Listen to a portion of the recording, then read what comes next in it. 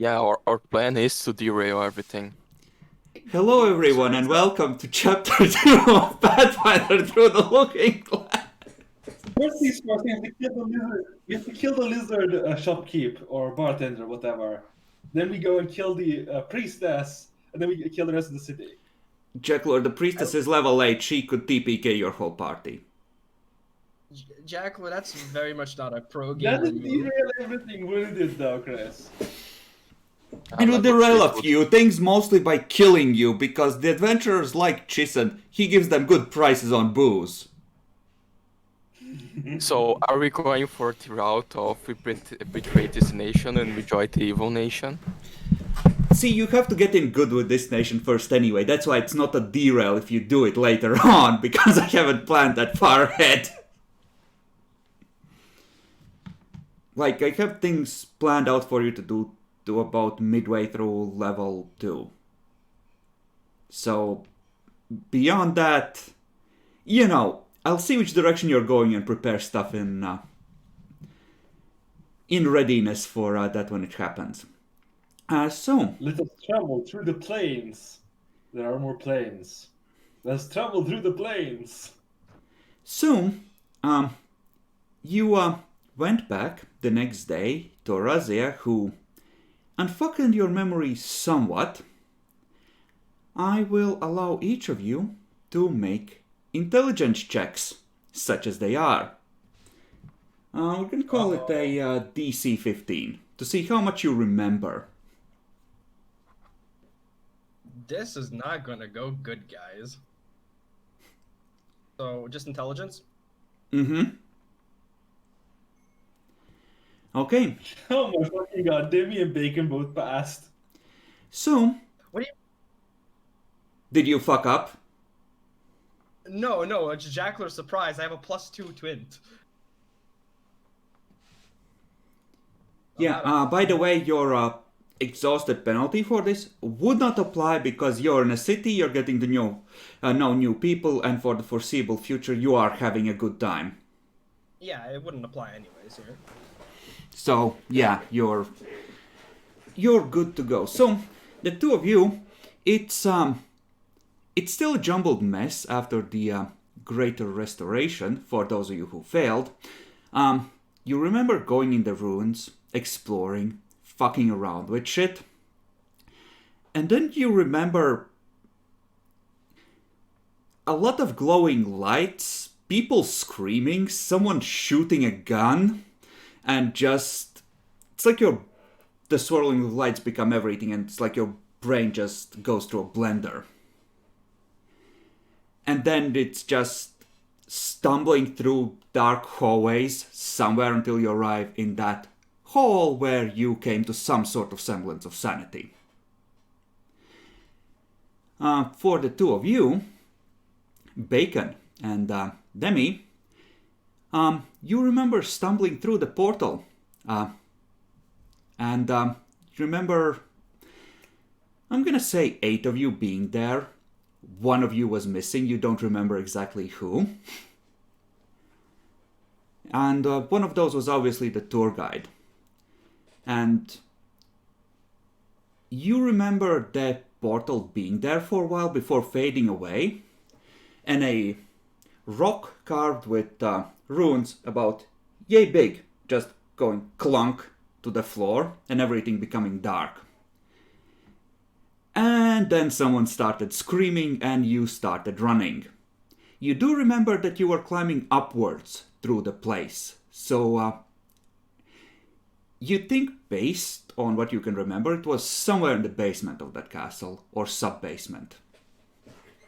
So, what I'm hearing is, if we just get some duct tape, put that thing that fell back where it is, everything will go back to what it was? It shut down, essentially.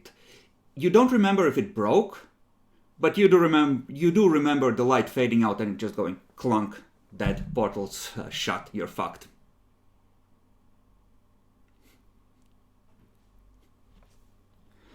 And yeah, in general terms, that's as much as you remember. And I have remembered the thing I sought to prepare. I will just search for the image I needed on the third monitor. But yeah, after you have gone through that, how much of that do you share with Arazia and anyone else that might be interested? I'd probably be up for sharing. Well, I mean, we already. I just think, we know about a portal that leads to our dimension. I watched that anime before, it didn't end up well. One side is going to invade the other. I keep quiet. And one side has artillery. Yep, one side has artillery. Problem is the other side has mind-compelling magics. And cat girls. And cat girls. So Japan The is other side instantly has- allied with them anyway. And Italy switches sides. About 5 times throughout all of this as new information comes to light, yes. France has surrendered. America invades at the prospect of oil. No, you are missing. The portal is on Cyprus, so Turkey is going to invade. Oh my fucking god, yeah, the portal is from fucking Cyprus as well! Imagine you from a fantasy world just go through a portal, and the first thing you hear is Assalamu alaikum. Fucking Turkey. Yeah, no, I think they're used to people going re in various languages, so they just,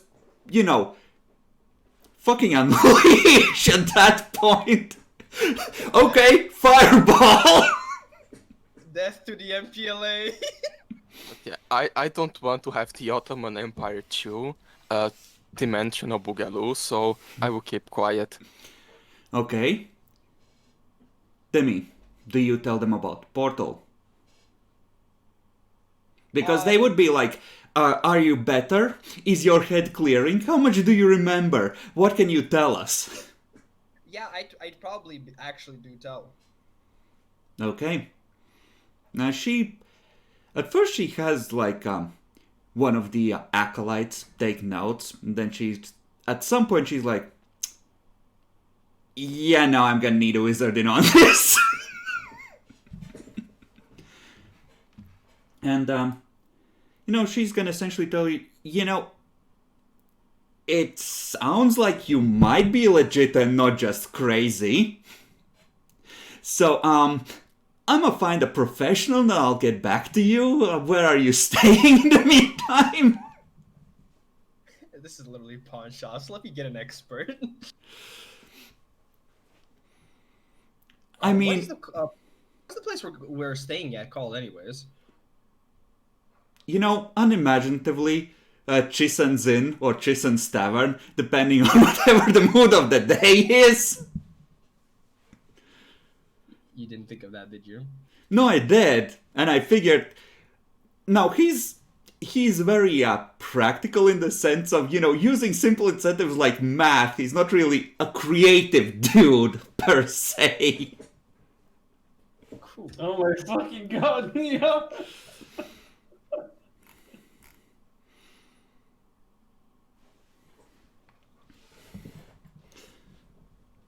I mean, you can call the snake's nest. Maybe it will stick.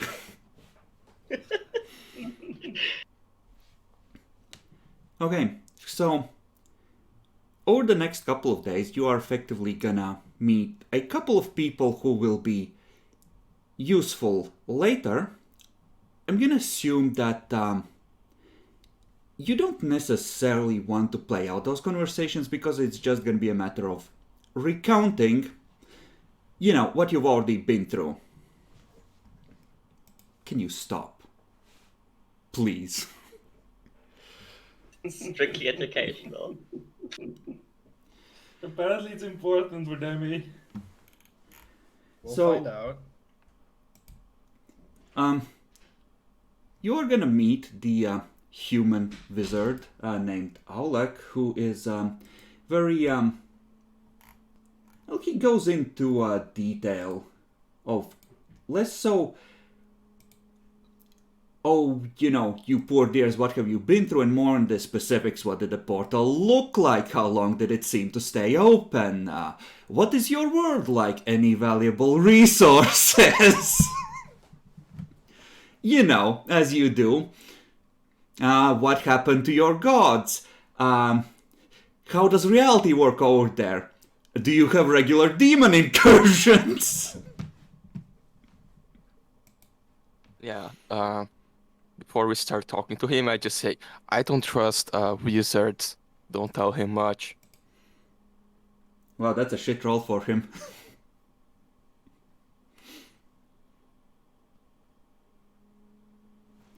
So, like, on that note, Ralph, do you want to mess with him?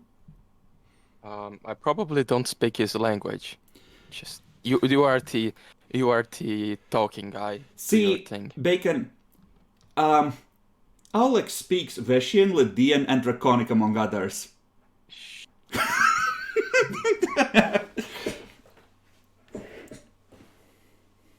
Like,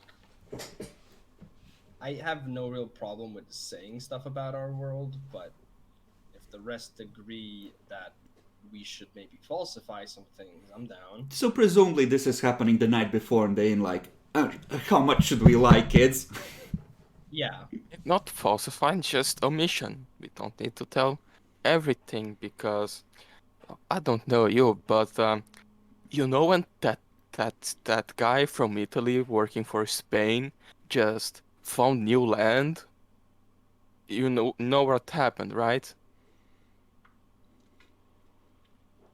Yes, but what I'm trying to ask is who'd be in danger? I don't know, that's what scares me. Fair. I guess we'll do that. We have to mess with him a little bit then. Like, there's gonna be questions where we're going to have to lie in some form of way. I trust you are capable of that. Yeah, I'll just improv something on the spot. So he's gonna ask all of you. So, we're gonna assume that Demi is taking the lead, but everyone is gonna do a deceive test as well. And if you get 10 or above, you're adding +2 to Demi's roll. You get less than that, you're subtracting 2. This is gonna go great. I believe it. It should be okay. Sorcerers have high charisma. Bacon doesn't have. You know, he has like a +0 at least. The Jackler that might sink you. It's only a -1. There's no deceive. You have to roll an 11. A 10 or above. There's no It's DC 10. skill. Well, yeah, but if Jackal has a -1 Bluff. to it. You roll bluff, Oh, bluff. Jackalor, or charisma if you don't have it. Oh, I mean it's the same roll anyway, Mm-hmm. since still a pass. So +2, +4, and well, it's a +2. Cool. Oh, bluff, and I add temp 2.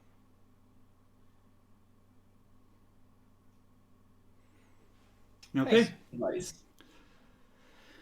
So yeah, he goes through all that, compares his notes, and tells you that he has no fucking clue what the fuck this shit is. Seems like it's a tad above his pay grade, and you know, based on what you were told, like he's not the least wizard in this city. He's, you know, like the temple, he was like the go-to expert. So he essentially tells that, you know, I'm gonna send this report off to the capital, but it sounds like you went through a malfunctioning portal and you're lucky you're not worse off like your friends. Ooh. Very lucky. So if we can know then, these portals, if ours was malfunctioning, what are these portals usually used for? Just from getting to one place to the other, or? Well, yes, that's what the portal does. Right. Fair.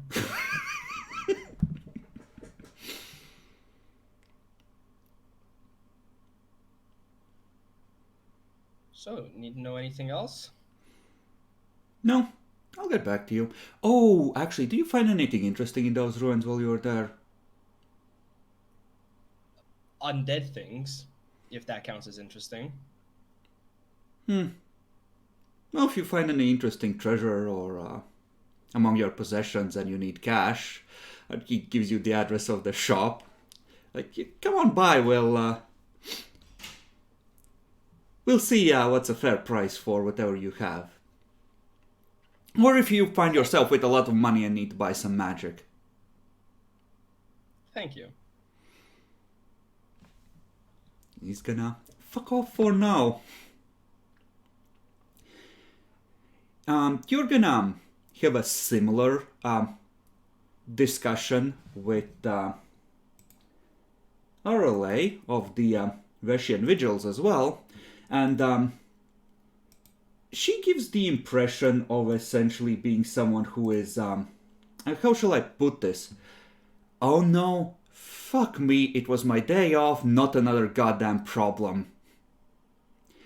And she's more interested in if there were any monsters, or bandits, or crazies, or raiders near the portal, if you think they might, stumble into it and open it, and if it looked like it was in good repair. Essentially, are we gonna have a fucking mega bandit camp there that we can't counterattack in that area now? Like, what's gonna, just interrogating you about what might come through and how problematic it could end up being.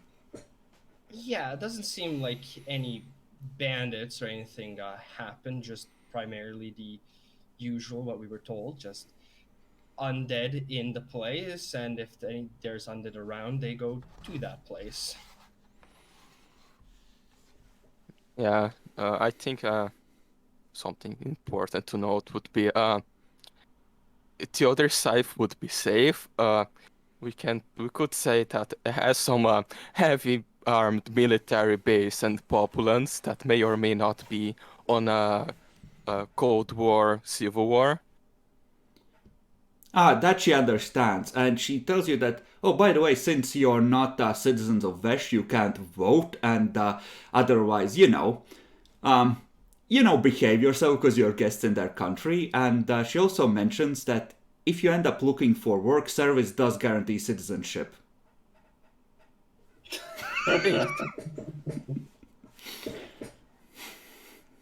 Question on that. Desire to know more intensifies.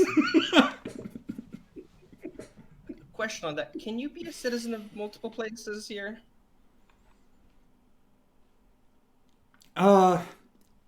It depends. You can't be an enemy of Vesh and be a citizen.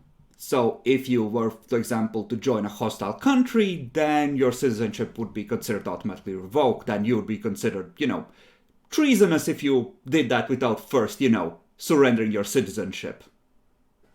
Perfectly understandable. You don't do double citizenship. It pisses people off. I am a double citizen. Yes, Not so loud, Demi! Not so loud! It's on English. Just tell that to the Serbians. They will for sure like it. So, the last person who invites you, a couple of days later after this initial flurry, is Cassis Asurus, who is essentially inviting you for lunch.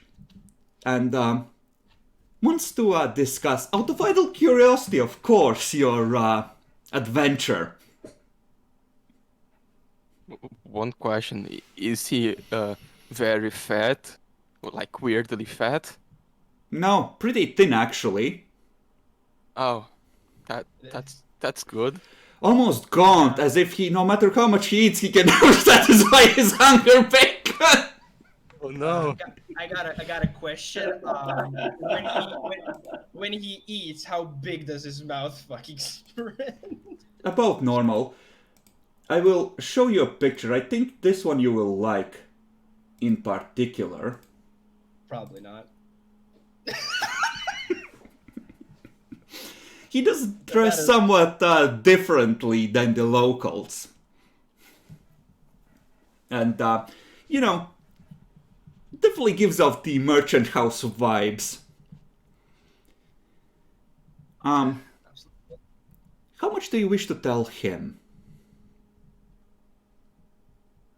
Fuck all. I mean, He looks stressful. Yeah, I openly don't trust him. He does give you the best booze you have tasted in this strange new land, though. I He's am just trying trusting to get him his even blood to tell less. him more. I'm going to, if asked or whatever, I think I'm going to go with the story that we've sort of said, to everybody essentially. Keep the story consistent with, the things that we omitted being omitted. Okay, Demi, since you're taking the lead in all these and you're the face, sense motive from you, please. Cool. I mean, he's a merchant. Like, no fucking shit. That was a 1! He's more better than 22, Jimmy. Oh my fucking god. I have a 20 still. Fuck you. So, this is going to be interesting because you just give them much the same spiel you give everyone, right? After the fact, I want everyone to roll assists as you discuss what happened. So, sense motives from everyone, 10 or above.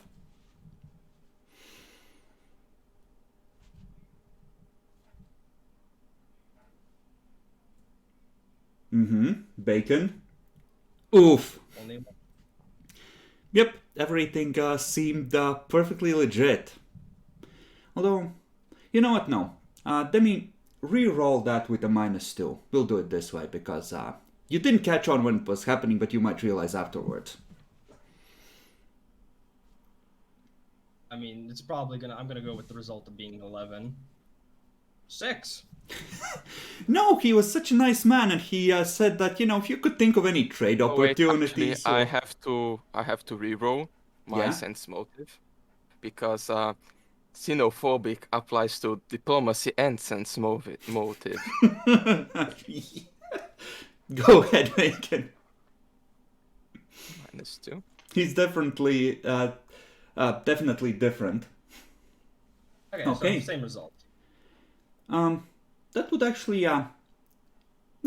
actually, let you boost the first roll. So you would match his defense. So I'm gonna give it to you. So more or less as you're walking out, you're trying to, discussing the conversation, you realize he just talked about your adventure and what happened. He never mentioned what had happened to you until you yourself told him, and you're starting to realize he didn't fucking know. You just told him. He just knew that something was up with you. I mean, fair, but people are asking anyways. Mm-hmm. We've already told multiple people, so inquisitive type. I mean, he's a merchant. He's so going to screw us over if he gets anything more. I'm sure he's That's something fine. good. He's just a man trying to be an entrepreneur in a world that hates people who create wealth. I have no problem. I have no problem with merchants. You have to understand that they're a type of people. No, they're not. So you had a visit to the less wholesome part of town near the docks, where Hosasuras is doing their business, and where the ships dock to unload their cargoes and transfer them to the barges traveling up and down the river. Chison's Tavern creatively... Can you not? Chison's Tavern is conveniently located. It's kind of like on the edge of the blue-collar part of town, shall we say. Near the, wealthy part of town. Kind of on the edge, where it's good. Like, the dock workers can go like, no, that's the posh people. That's where the posh cunts are. And the actual, decent citizens can go, nah, that's the bad part of town. As you do. So, what do you do in other than these various meetings and interrogations during the first week of staying in the city or so? Do you have anything in particular you would like to do, or Uh, a particular set way of doing things, like where do you hang out, what do you do?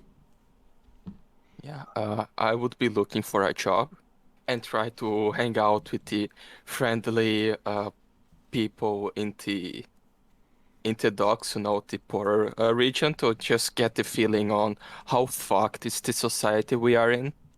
Okay, you get in two fist fights. Oh, yeah, a wonderful kind of society. I approve. um, Jackalor, what about you? I look for non-humans because humans seem boring. You do find a sort of a section of houses that house the local dwarven community, all 50 or so of them. They keep throwing you dirty looks when looking at your beard. And,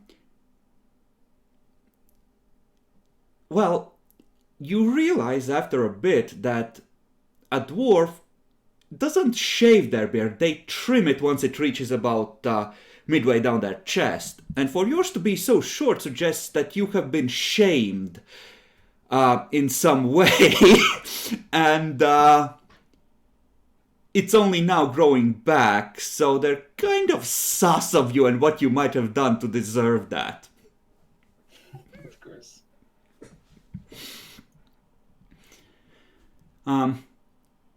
Don't really beat the ever-loving fuck out of you, but you know, there's a certain implication of you have a lot of atoning still to do. Mm-hmm.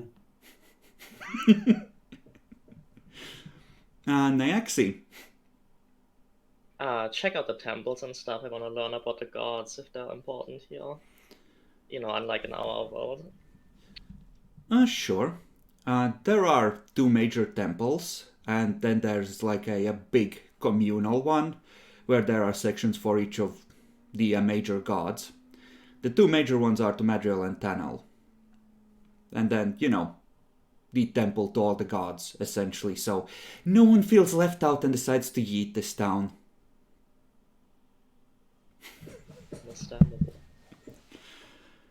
And, you know, don't see a lot of it, but probably get the feeling that, especially if you use detect magic once or twice, that clerics here, they kind of have at least the silent approval of their gods, because, you know, they can actually do stuff, and presumably those who can't are quickly filtered out of the clergy or sent on to some monasteries to atone or something, because it's clear the gods don't approve of them.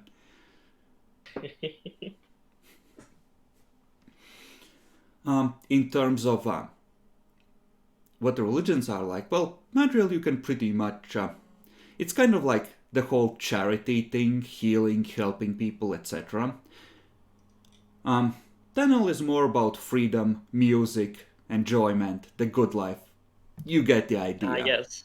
The Americans. Well, You know, the prayers do have a certain sing-song component, yes. Actually see a fair few people in brightly colored capes in the temple on occasion, as you might expect. And Demi, what about you? Something similar to Nyaxi, but I don't think I would necessarily try and visit the temples first. I want to sort of learn as much more about this world in general besides the gods. So I want to see if I can find anybody who seems to be more of the teacher profession and maybe pay for, like, you know, learning essentially, actually have classes. Okay, classes on what?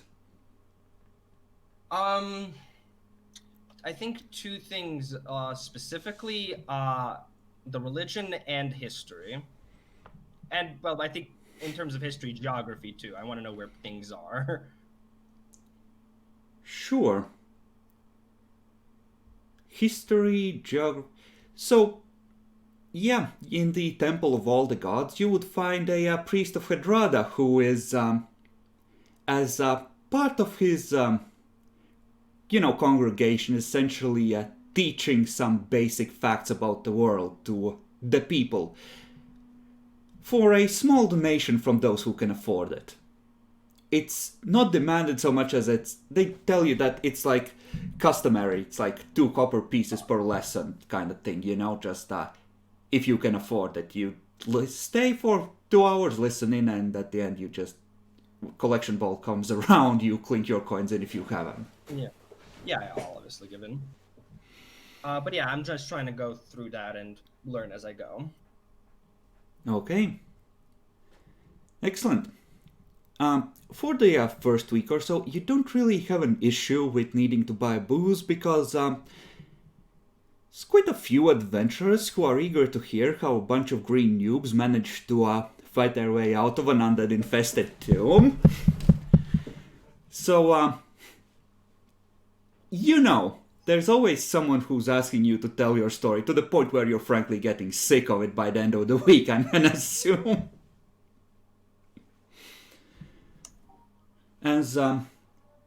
As far as what you hear in the bar, well, it's this is kind of a frontier city in that it's at the outer limits of Vesh, and it's kind of their effort to chop a window to the Blood Sea, as it were, to, benefit from all that goes with it, and also secure the river from corruption flowing up it, as you do.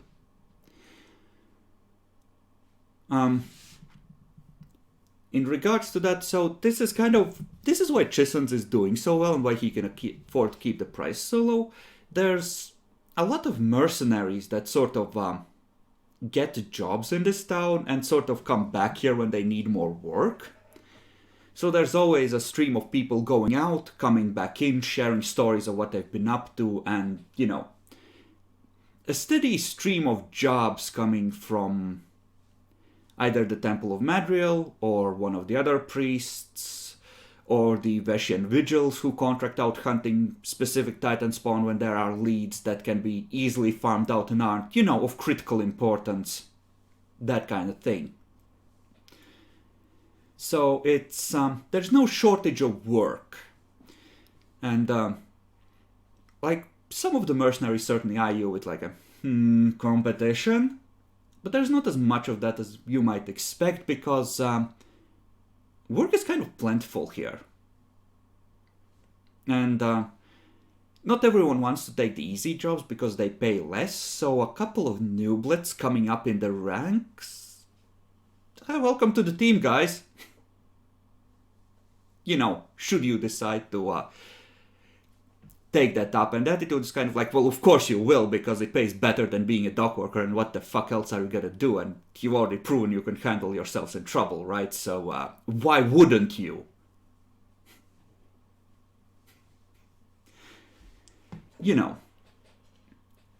In that regard. Other than that, well, due to how I want to arrange this, I think we'll actually make Jackalor go last because reasons. Let's see. Demi has turned off his camera, which means that he's either stepped away or is stuffing his face. Doing laundry. Ah, excellent. So among the 3 of you, why don't we roll a 1d20 to see which of you gets to meet someone first. So, highest wins. Oh, well, pathetic rolls all around. Yes. 10 is not pathetic. Let's see. So, Lily. It is the night of a party about a week since you arrived in this town.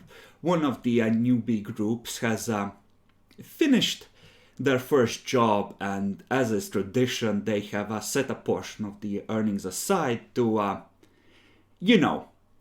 pay Chissen to roast a pig or to broach a fresh keg, and, just have a night to really celebrate the A occasion. night to remember. I'm gonna assume that you are presumably not getting as shit-faced drunk as everyone else as quickly. Probably not. So, you're the last one up, and at this point, it's kind of rounding midnight when you realize that there's someone who's been throwing glances in your direction the entire night, who's sort of drawn low over her face, and just, she isn't drinking much either. I know, this sounds kind of suspicious.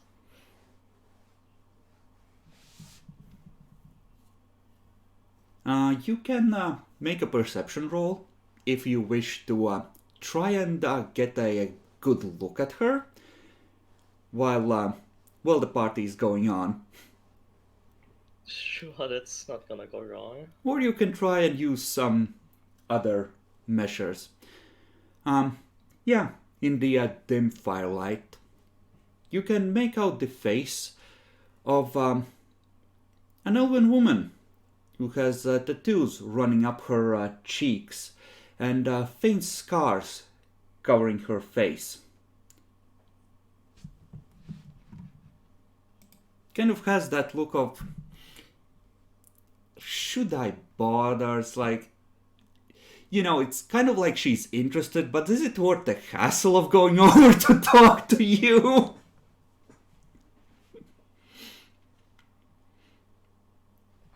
Huh.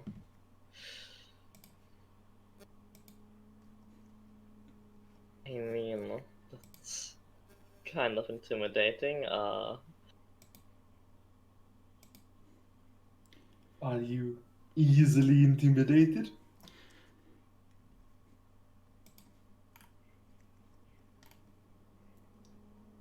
When she notices that you are also looking in her direction, you actually see her face sort of have that moment of, fuck, it might as well. And you actually see her lips move, and you hear almost as if someone is whispering into your ear, "Meet me outside. I think it's best if we talk away from the noise." Sure, I hope this is not a red flag for me of being about to be killed. Generally speaking, as long as you stay in the firelight spilling from the inn's windows and door, you're gonna be fine, because right now there's like two dudes out there puking their guts out, and Chison's Tavern is kind of considered a neutral ground, and bodily assault upon someone, or, burning their face with acid or things like that, is kind of considered a no-no, because that's like 10 years of hard labor, and the vigils aren't fucking around when it comes to the mercenaries in town. Okay, then it's reasonably safe, I suppose. Like, the worst, the most they kind of tend to ignore or let off with a fine is like the occasional drunken fist fight. Weapons or magic comes out. "Oh, you're going to the colony, buddy."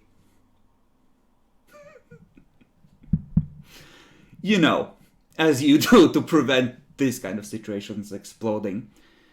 So, she goes out first, and when you come out, she's sort of leaning against the door frame. Looking closer, you can see that, I'm gonna show this to players. You can see that the scars on her face, they don't appear to be made by any blade or implement. It's more like bad acne that has healed, or something from a disease that has, healed not completely cleanly.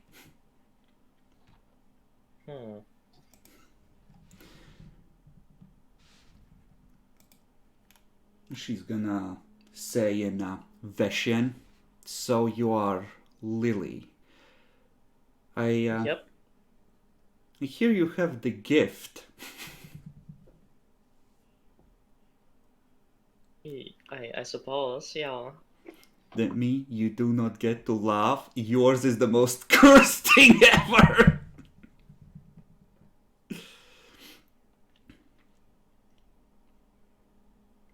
Do you have any idea where it comes from?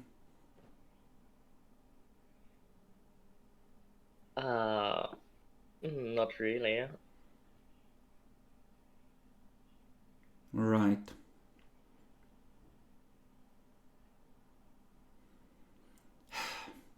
Well.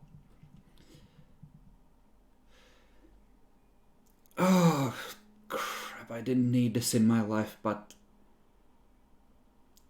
someone should probably show you how not to burn the tavern down. I would be very grateful for that. Okay, well, I have a job that I'm heading out for in like 2 days, so tomorrow before noon, try and crawl out of bed and we'll go outside the city where we won't hurt anyone and you can show me what you can already do. Okay.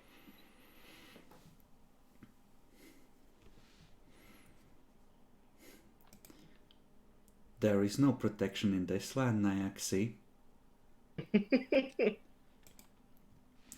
I mean, it's probably fine, right? So, she's gonna take you outside town and there's like an area where some scraggly trees growing, some rocks have been piled, etc. Where a lot of the trees show signs from abuse, as you would get from axes or dulled swords or whatever, and she kind of tells you that the ground's kind of marshy here, and if fires won't spread, this is kind of like the place everyone uses to practice. It's on the other side of the river for extra safety for the town. I mean, that's reasonable, right? It's not too far. It's like once you leave the slums, it's like a 5 minutes walk past the city limits. You know, it's a random beggar throws a look at you. It's like kind of like, should I knife them? Daryl just, casually summons some lights in her hands. Just slowly shakes her head while making eye contact.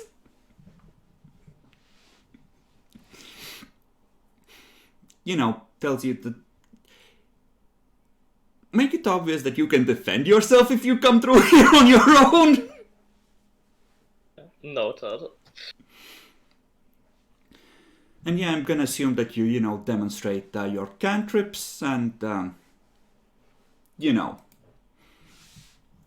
in general, show what you're capable of. And she's gonna start explaining some of the practical basics of using magic. And, she's gonna demonstrate, like, 2 actual spells, let's say. Burning Hands and Magic Missile, because the kids like things that blow things up. So it's almost like a pale, ghostly, bluish, green-tinged, transparent flame that erupts from her hands and sort of wraps itself around everything in its path, and one of the trees just sort of crackles and burns before the leaves are gone, and it's just slightly charred trunk and branches left. And then with the magic missile, she summons... it's almost like 2 ripples in the air that slam into a rock. One of them cracks it, and the second one, breaks it in 2.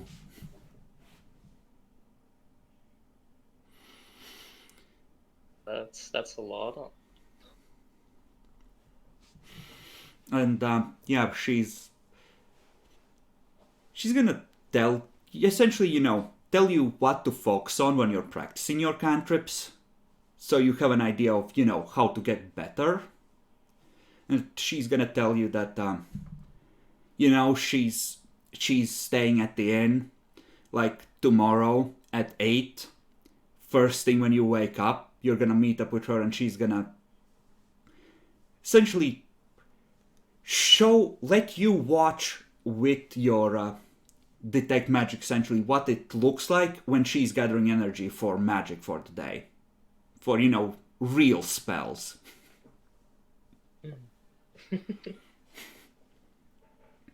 Sounds good. I would like to be able to do that.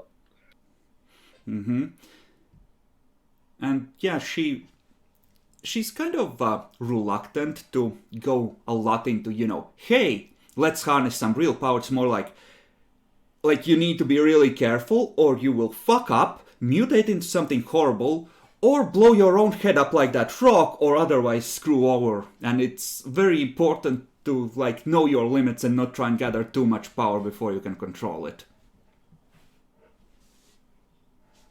I'll try to take them to heart. Okay. Who was next? Demi. Truly cursed.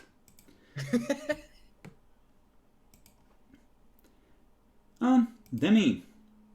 While Yes. Lily is out and while you are learning, when you come back that day, you see that there's actually another catfolk laying into the ale she has in front of her.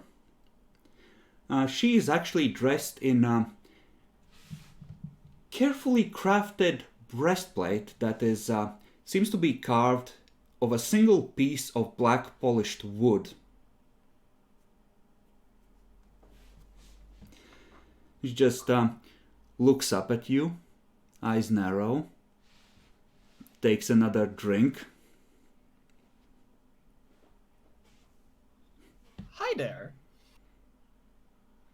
Hello. Fancy meeting, somebody else like this. Can I have for a drink? At Okay. least another. I do go get one more drink. I'll get one for myself. You see as you're coming back, glug glug glug glug glug, finishing the current one. Understandably so. There you go. Clunk. Pulls it in.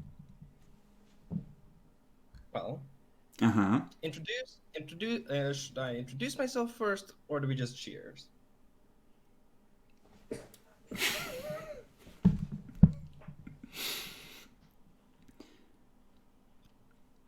I'm Demi. Nice to meet you.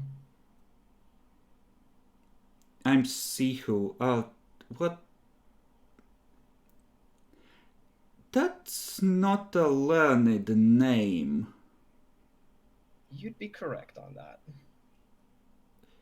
Oh, were you raised by the humans?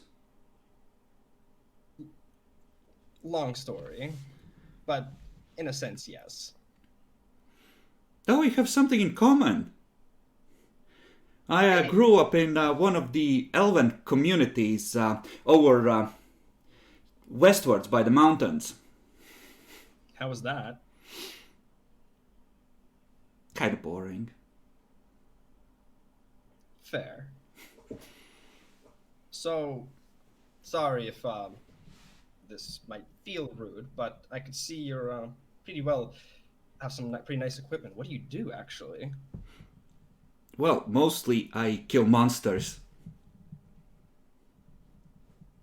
Yeah, that'd make a lot of sense now, wouldn't it?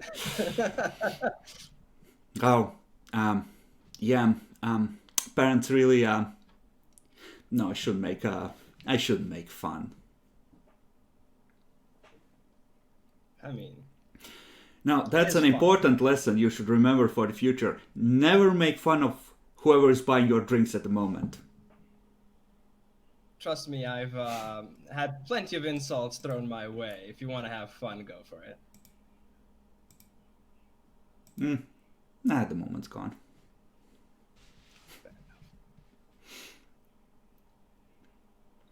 So what do you do? So, well, right now, I suppose I'm taking a break. I'm not sure. This might feel a bit pompous of me, I suppose, but mostly, I seems like word's going out that I've, you know, escaped the undead tomb. So, which is true. Oh, So I'm now which undead ready. tomb? Are you talking about the one to the south? Over in the swamps? Or, I think they found a new one a little ways to the east by the lake on this side of the river, but I think they already cleared that one out. So, was that you? I do think I do. Remember a name? I think we heard the name of Yeah, the you place. heard the name, but keep in mind, that's like 300 miles from here, and you get the feeling undead dooms might not be so uncommon that when you say the undead doom, she would immediately go to the one that's a country over. Fair enough. Well, how should I say this? Kind of got. It's a ways off. It's going there, lake, desert. There's a well there, and it's about a week or so travel. Probably, I think even more was even the case. Away. Wow. I have no idea what you're talking about. Trust me, neither do I at times. But hey, important parts that we're alive, right? Sure. So, what about you and the slaying of monsters? What's interesting? Well, it's obviously interesting, but anything interesting on your part then? Well, so have you ever heard of a carrion hound? And she's gonna enthusiastically launch into describing essentially what is a maggot hydra with razor sharp piranha teeth and a dog's body. And how ferocious and horrible they are, and how it tried to latch on to one of her companions, and she only barely managed to save their life. And how? Damn. And how common are these things? Well, don't go into the swamps. Fair enough. Go Just to the swamps. just in case, because I have a strange feeling that one day I probably will for some reason or the other. Any tips? Swing hard to cut through the hide. Yeah, that usually works, huh?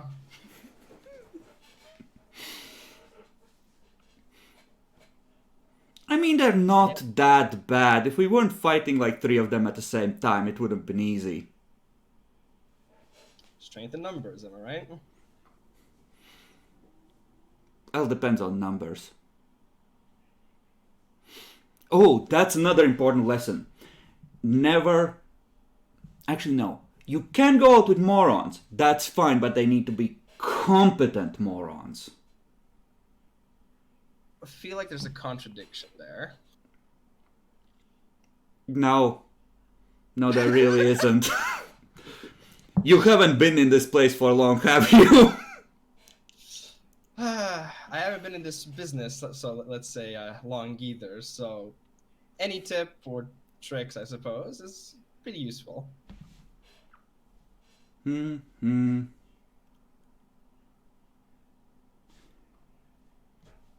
Oh.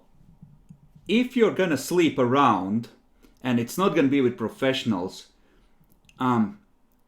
get a contraception ring from Temple of Madriel. That is a very interesting tip to give. Well, I knew a guy, and now he has a family. Not a family girl yourself? Oh, no, definitely not.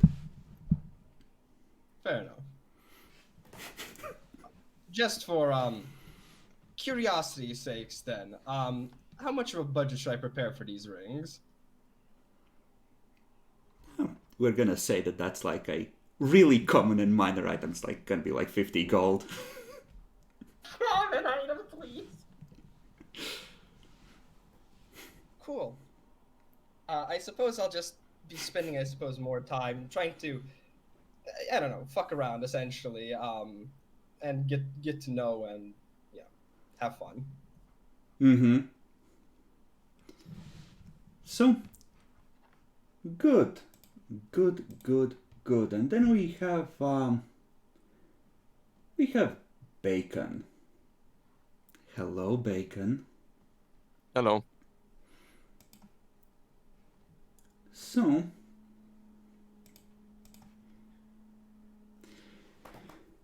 it's gonna say that this is another while later where you actually managed to due to the blacksmith that telling you that he doesn't need another apprentice just yet, wake up in the common room in a puddle of spilled beer when someone just sort of grabs hold of your shoulder and yanks you upright.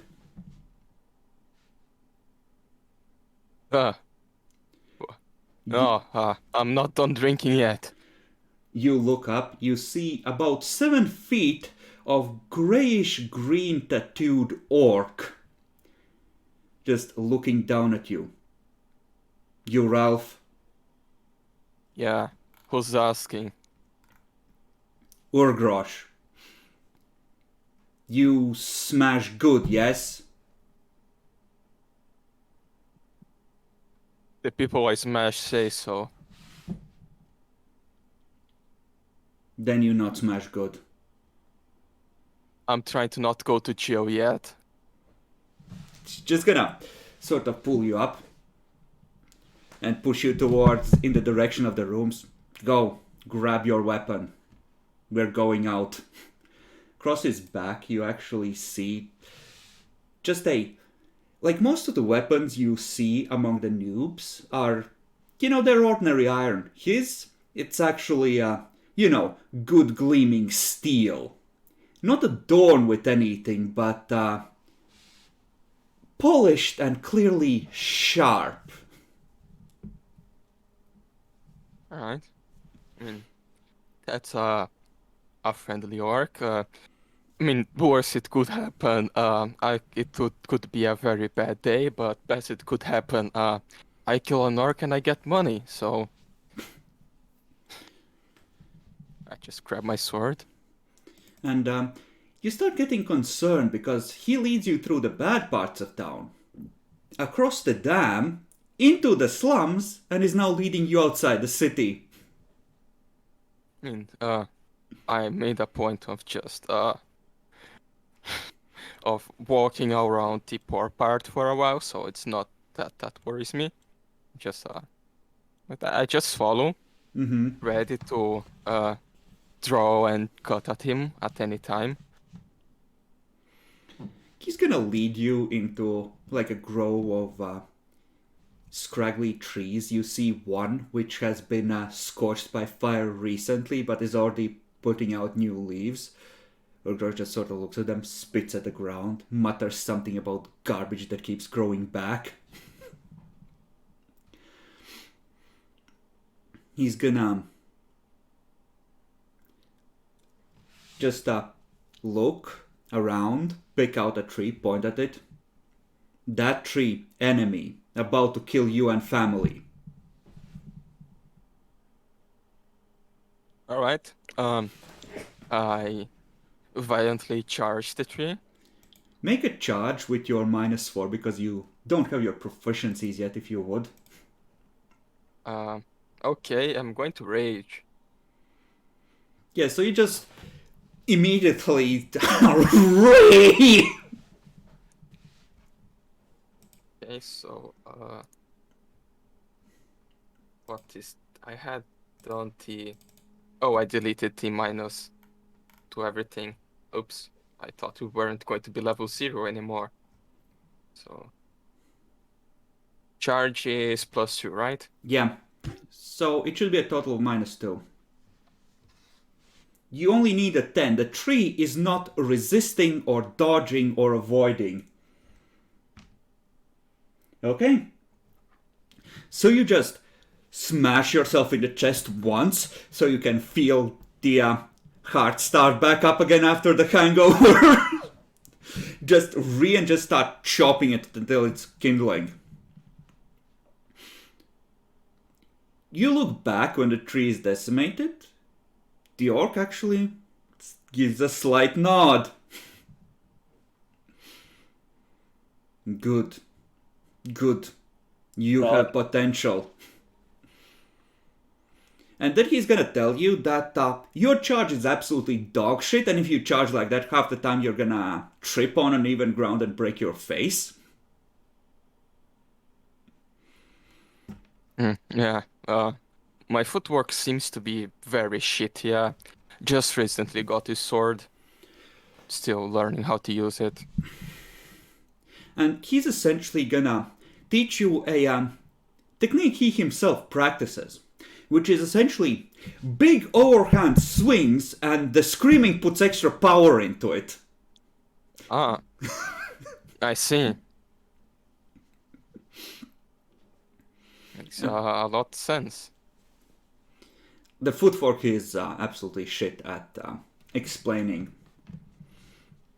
But he essentially, you spend the next 2 or 3 hours just having a workout, and you're definitely feeling the calluses on the hands from swinging the sword for that long. I would also ask, when you get very angry and charge things, your fingers also grow big claws or something, like it's starting to be big claws. Like my nails grows a lot. You still need to work on that, Bacon, but he's gonna tell you that, it's, how do I explain this? It's like he's gonna tell you that, you might have special talents from whatever is giving you that rage. And it's kind of like, it's less about screaming externally so much as screaming at yourself internally to make that manifest. Interesting. So you do both at the same time. I would then screaming externally helps internally a lot, right? Or I have to do this two screams like equal. It's or one the outside scream, but scream? it happens in both places. I see. Oh my fucking god! Problem, Jackalhor?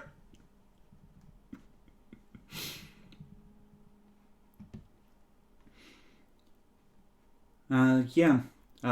It's after that he's gonna take you to the temple and show you the best god ever if you're gonna be doing this. Vangal the Reaver, who is the god of slaughter and battle, among other things. And if you want battles to go your way, it's dedicate your kills to Vangal, and he will guard you in battle, so you can keep killing. Yeah, makes a lot of sense. He seems like a very cool guy. The scenes in his area of the temple are kind of muted, but that's mostly because you figured the ruling religions of this land don't approve, and they're still pretty gruesome. I just nod at him. And he just claps you on the shoulder again, looks at the sun. Afternoon, time to drink. Come. Yes, I agree. And then we go on to Jackalor, whose friends have abandoned him to have their own lives, and the dwarves will not accept him as their own because he has been shamed by his lack of facial hair.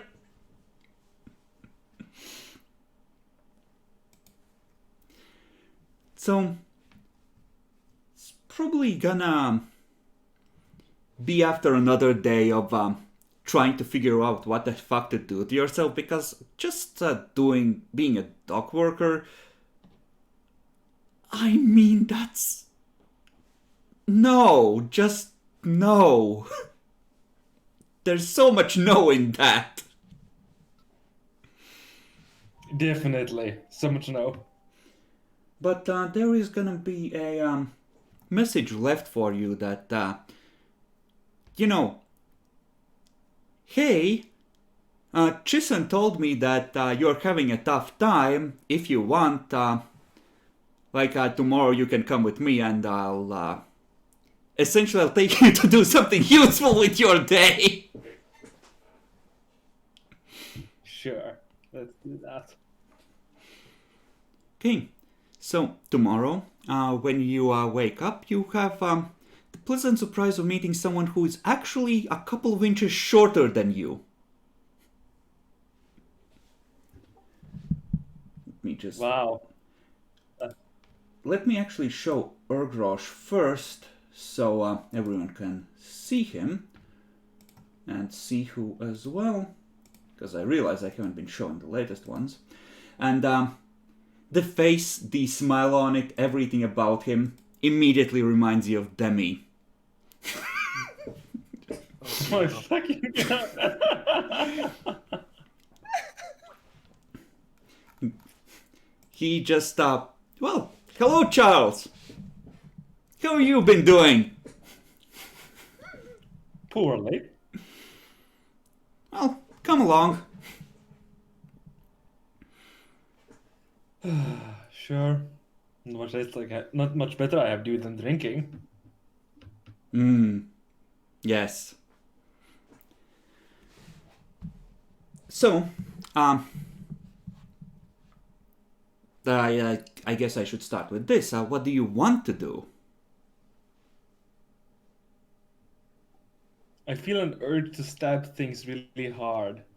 Oh no, we won't be What's doing that that? today. Aw.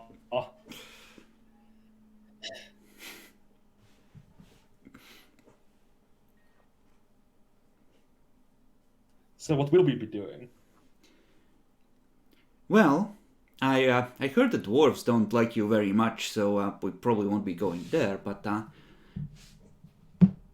hear that you've been trying to get to know people, and I thought I'd take you along.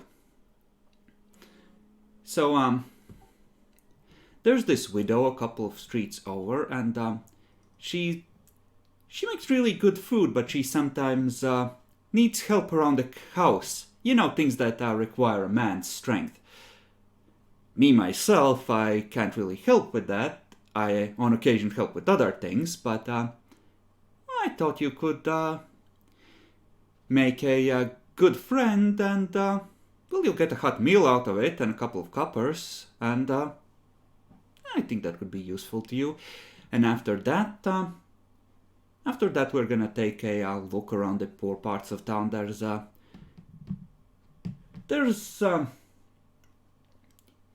people are willing to make donations, occasion for people doing good work, and on the other hand, there's a lot of good work that needs doing because, well, sometimes it's a long wait for the city authorities to make repairs in those areas, and it all kind of evens out. As long as people trust you, and, having you along, I think that could be useful. You seem strong, and, well, if you're with me, they'll trust you, so that works out great.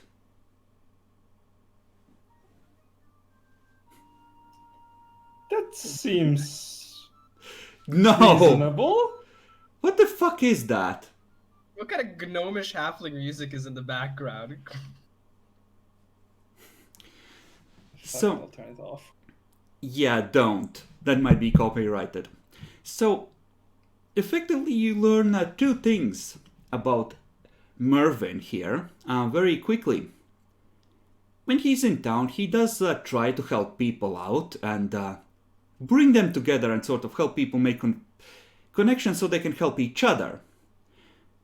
And the other is that he seems to have a lover in virtually every neighborhood. Obviously. So, every half hour or so, you stop for 5 minutes and he's chatting up with someone, and you know how Demi talks with people and makes innuendos? He does the same thing.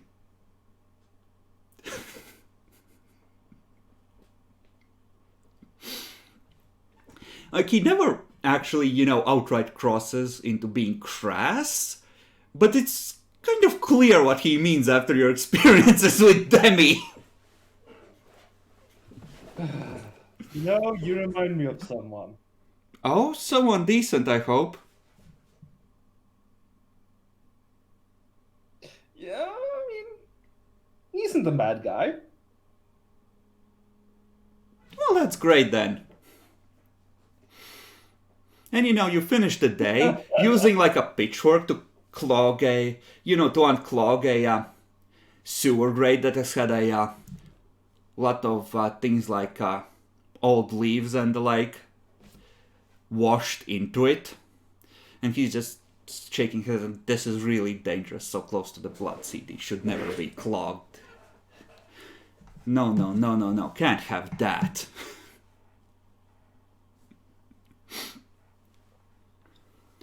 So, you're not making more money than a dock worker. But at least you're doing good work. Yeah. It's nice. And after, meeting this initial batch of quote-unquote, how shall we put this, helpful wildlife. You may discuss how things have been going among yourselves if you wish. I think I just have.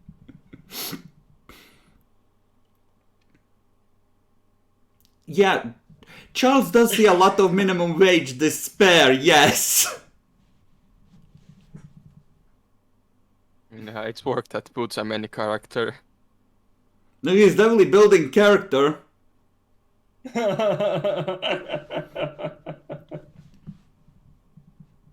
So, have you guys been what have you guys been up to? I was kidnapped by a big orc. Oh yeah, he's been back several times to take you training. Mostly he doesn't teach you much technique, you just smash things. I think he wants me to be his pet or apprentice. He also has been speaking a lot about his Vango god. Do you guys know anything about it? His temple looks very intimidating, to say. I've been going on classes, and yes, I have heard of that. Can't tell you more about it though.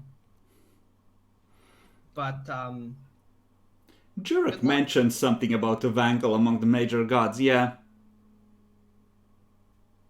And he said that it helps on battle. I hope it's just a battle god, not the god of destruction. With a name like Vangal the Reaver Bacon.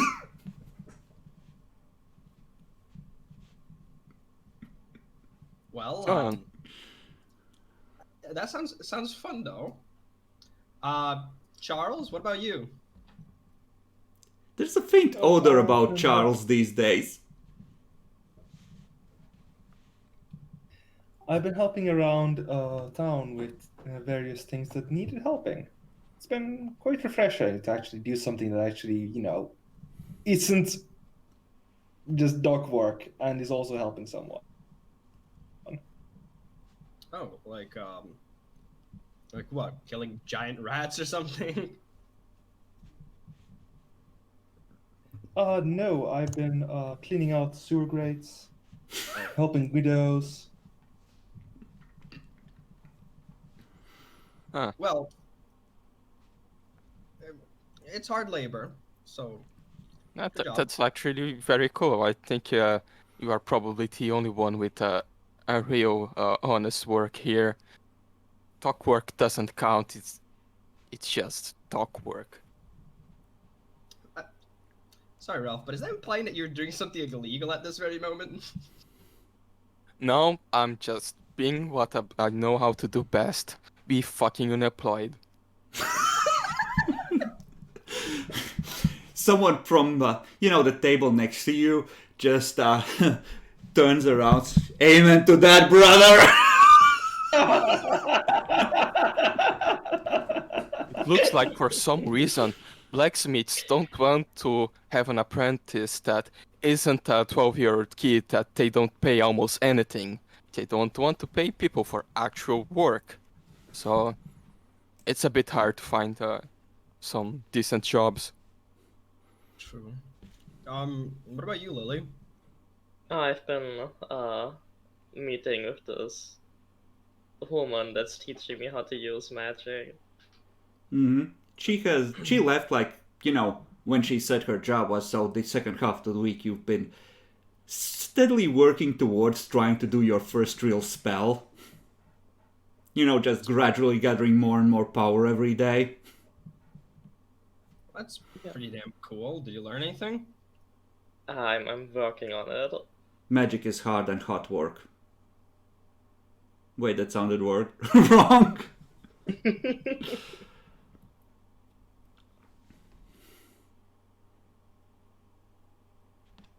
Well, I've been primarily going on classes, to learn stuff. Like geography and history. It's kind of boring, but also interesting. Yeah, Sihu has tried to explain to you which plants are edible and which are not, that sort of thing. But I'm not sure how well that sticks with Demi. But some of those other subjects she does know a little bit about. She's not stupid, she's just... I think Demi is used to this because he's like that too, but she's less adorable about it. She makes really inappropriate jokes at times, and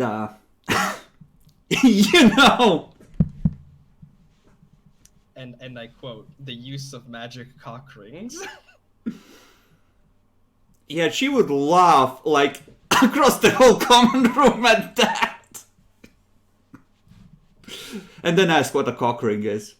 But it sounds interesting. I'll describe it. Oh yeah, the rest of you have probably seen him one of the nights just chatting about one of the catfolk mercenaries. She has that laugh where she sort of just slaps the table, leans forward, and just exposes all of her sharp teeth, just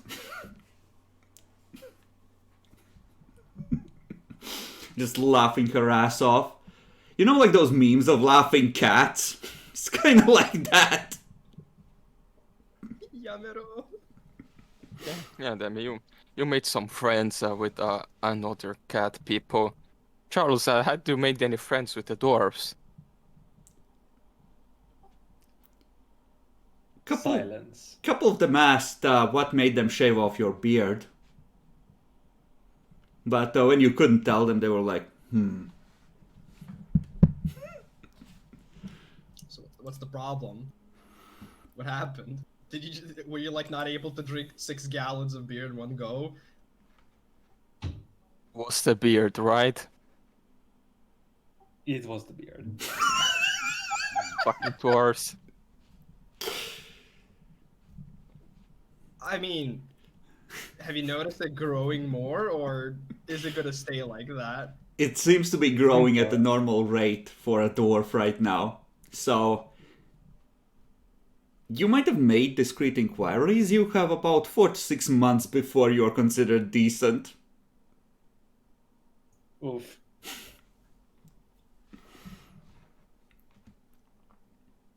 Don't worry, we won't leave you, and we will support you. If any dwarves try to say bad things about you, we'll say that you suffered a lot, and it's not your fault that someone took your beard away. No. I don't think it's gonna make it better. They don't come after him. They just sort of shun him like he almost doesn't exist for them. That's it. Hear me out. Something ingenious. You know, okay, remember the Matrix movie? Cool. Just say that you were avoiding some slashes and one of them just like perfectly got your beard, and that's why it's like that. That's not any better. Yeah, At least, a at least you dwarf lost would the protect battle. his beard more than his life.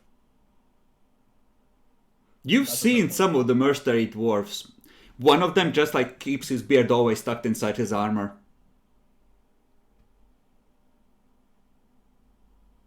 Don't worry, Charles.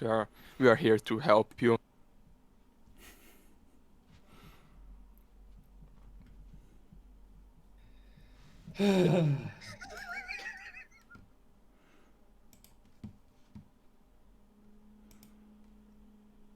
Uh, you know what I miss? I miss cola. I'm gonna be real with you guys. Beer's good, but cola I miss. At least there's coffee in this world. It's just expensive. I actually don't miss it. It's one of the few things that I actually don't care about. And the sugar withdrawal has gone away at this point, so. Yeah, still miss it though. But you know, it's just that fizziness, you know. You could probably Here. make it. Demi Yeah, I likes just having something fizzy in his mouth. Oh my fucking god! yeah, rather than smooth and fucking sticky. Oh my fucking god! So, but that actually is a point. Does this world have a concept near like mineral or carbonated water? Mineral water is probably common, like well, water in some places is mineral water, but carbonated probably not, but we can make it. I mean, it isn't that hard. We just need to get some like pressurized CO2 and put in the drink. I actually don't know. It should be easy, right? I don't know how to do that. I'm gonna be real with you. I mean, we just need to freeze it. Lily, can you do ice spells? Not currently. If we Cast freeze it, ice storm on on the carbon. Didn't think that would work. Besides, I think I don't know how expensive sugar is. Probably expensive. probably It's is. pretty expensive. Yeah. Uh, I mean, it's not necessarily that cheap, and a lot of the farmlands that are used for, expensive shit are used to make, you know, ingredients for magic or alchemy, but it's not outside your price range, it's just that you have to buy it sparingly. Given that, you have enough money to operate in gold pieces in theory. Yeah, but I had a plan. I mean, I'm not getting any job offers as a smith because fuck them. So I was thinking, we need to make our own company. We need to buy like some land up the river where is there enough strength, and we set up like some water wheeled power bellows so we can make some like very high quality crucible steel. And it set up this very big company. I was thinking of the name Lockheed Martin, you know? cool. Fuck I off. I you do that, Ralph. I think I want to live the adventuring life for just a little bit more before I settle down. Mm, the adventuring life, you mean drinking every day? But you've been doing the same. Yeah, so we can drink every day, but when we have money from our company. Oh, I mean, that's why I'm slowly learning to actually do something to, kill monsters and get money. It's a pretty Oh, simple business. it just feels weird, this concept of just killing things and making money. Like, it's not like we're going to be fur trappers. Like, do we Actually, that would concept we? isn't really new to you, Bacon. You've played the not D&D equivalent of... But that was a game like in real life, just doing it. Like, is there any license we need to hunt monsters for money? No, but you do need to register with the vigils and pay taxes. Also, Fucking taxes. Death Ah, and fucking taxes. I okay. would also note the concept of killing for money is an age-old tradition. It's called being a soldier. And no, it's just different. Like hunting monsters for money. It's I mean, better, weird. better hunting monsters for money than other people, right? Yeah, that's a good point, but still feels odd to me. Just the concept of fighting very weird creatures and killing them for money. Like, how do we even know if a monster is actually valuable? Like, do they use the leather is better? What is the chance of that versus money Oh, generally, from what coefficient? you've heard, is that well, depending on who sends you out for, but generally you get hired to do a thing. If it's being hunted for ingredients, like usually Alec, since he runs the magic shop, will tell you, hey, go kill one of these, harvest this part like this. I'll pay you this much. If it's hunted because it's a threat to others, it's bring proof that it's dead, get paid. That kind of thing. But in general, I suppose we're going to learn most of that as we go. But two things I think that are very common: the bigger they are, the pricier they are, and the rarer they are, the pricier they are. So combine those two, and I think we have something. But, we could do that. That weird orc is kind of training me, I guess. It's mostly just telling me how to scream. But I'm afraid to say no to him. He's like huge. Okay, hear me out.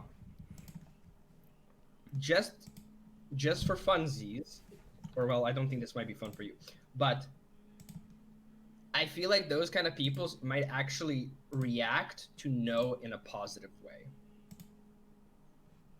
Because it's like standing up for yourself. You get me? Mhm.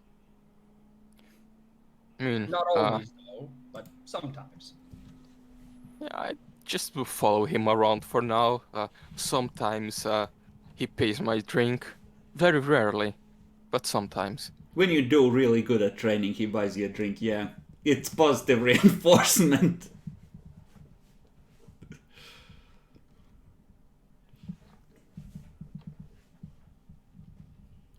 Okay, then, this time around, I think we'll begin with Jackalor. Merwin is actually gonna tell you that, he's gonna be heading out, and, you're gonna be, normally you would be on your own, but you're still kind of new to this whole business, and you did say that, well, he can tell that your heart isn't really in this, and you might like, the swing axe really hard life, so, a friend of his should be back tomorrow before he leaves, so, you'll have someone to talk to, and maybe they can help you with that part. All time, I really appreciated you giving me something to do, though. It was liberating. You're a good kid, slaps on back. Thanks.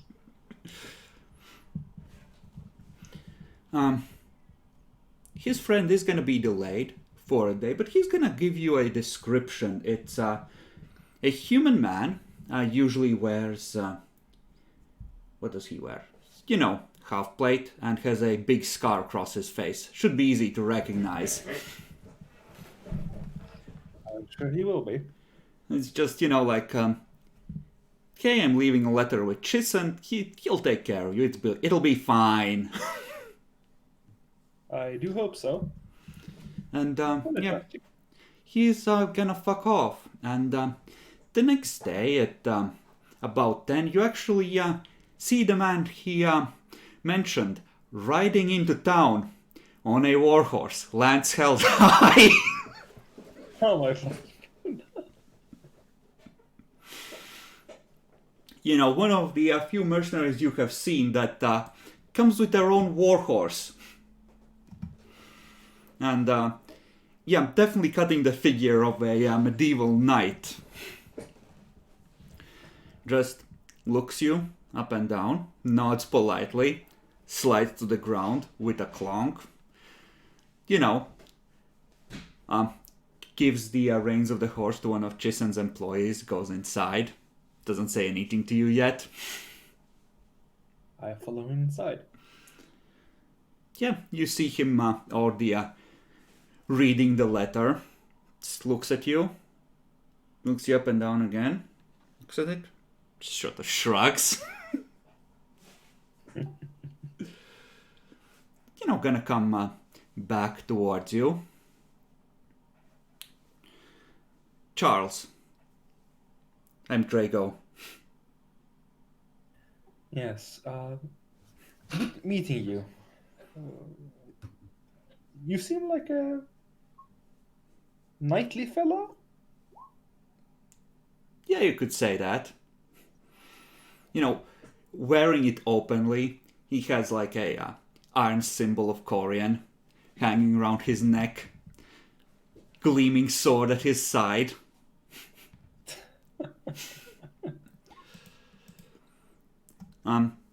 So Merwin says that you want some lessons. So okay, here's what I'll do, right? I have some people to check in on, some rounds to make. So how about this afternoon you meet me outside town? Do you know the place where everyone goes to train? Yeah, I've heard about it. I have some friends that go there. Yeah, bring a weapon. If you don't have one, there are some dulled blades that you can borrow from Chison. If you need one, and we'll see if you have potential, okay? Sure will. See you there. Okay. Do you go out on your own to quote-unquote help the people? I'll try. Yeah, you actually run into him there doing much the same thing. Yay. He sort of, he's willing for you to, link up, go together, kind of chat, and, he's gonna sort of gently start poking at you, see if you're willing to fight the good fight to fix this fucked up world, and if you're willing to devote yourself to a greater cause. Oh, you overestimate how much construction there is there, Nyaxi, by the way. Sorry, Jacklor, you were saying. I mean, I'm interested. I'm definitely interested. The idea seems like a good thing to do. Have do something that actually matters for everyone. There you go. Mervyn said you were a good egg. Claps on back. It's kind of awkward because of the height difference. He bends over. It's sort of like, yeah, he has to sort of lean down a bit, and it's sort of an underhanded thing a bit.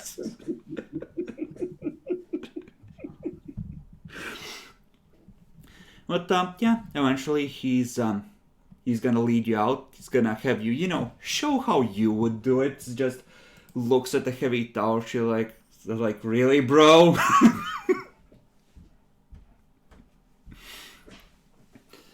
But, okay, sure. And gonna do it this way. We're gonna compare essentially weapon skill. I think your armor might be about the same. Yours is slightly better. especially with the tower shield. What do you have, 22? 21, but -1 from the level 0 thing.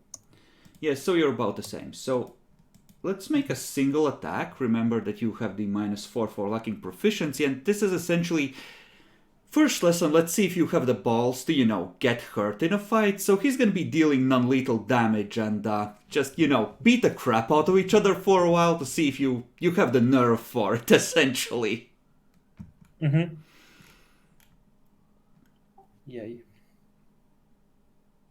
So... Oh, that's garbage. Oh my god, I actually hit. No, I don't think I hit. It's to see who is doing better, so you wail on each other for a while.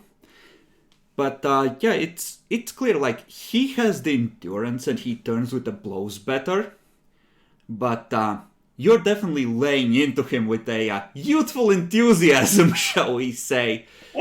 And, he's actually nods, kind of impressed at the end of it, like, okay, not bad. Not bad.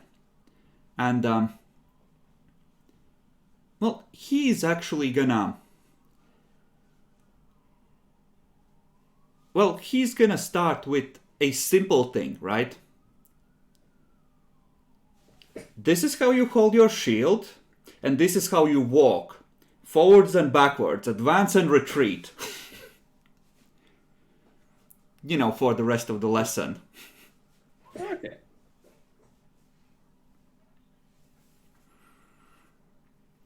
And just, sort of drilling you in the basics. He doesn't really teach you, many moves over the next couple of weeks as he's in and out from among various jobs. It's more like, you're new? No. No. What you need is like 3 ways of hacking at the enemy and to know how to move your feet and hold your shield. Right? The rest you'll sort of add as you get better.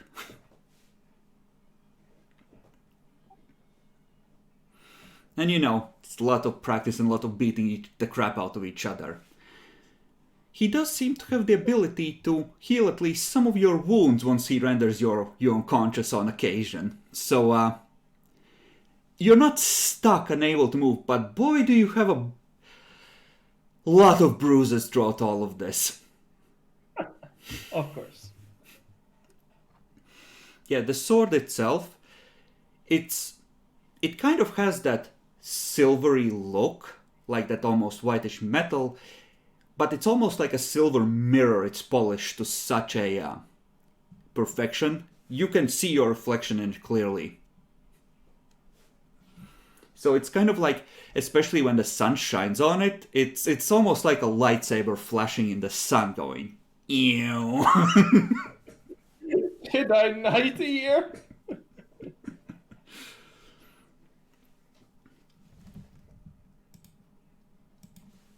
Okay.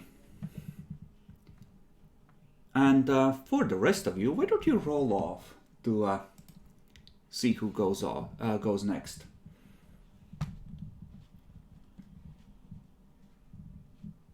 Okay. Congratulations, Nyaxi.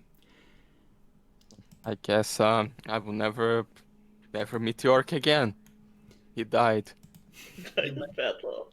He left to get some booze and never came back. He went out for some pipe weed. Never came home.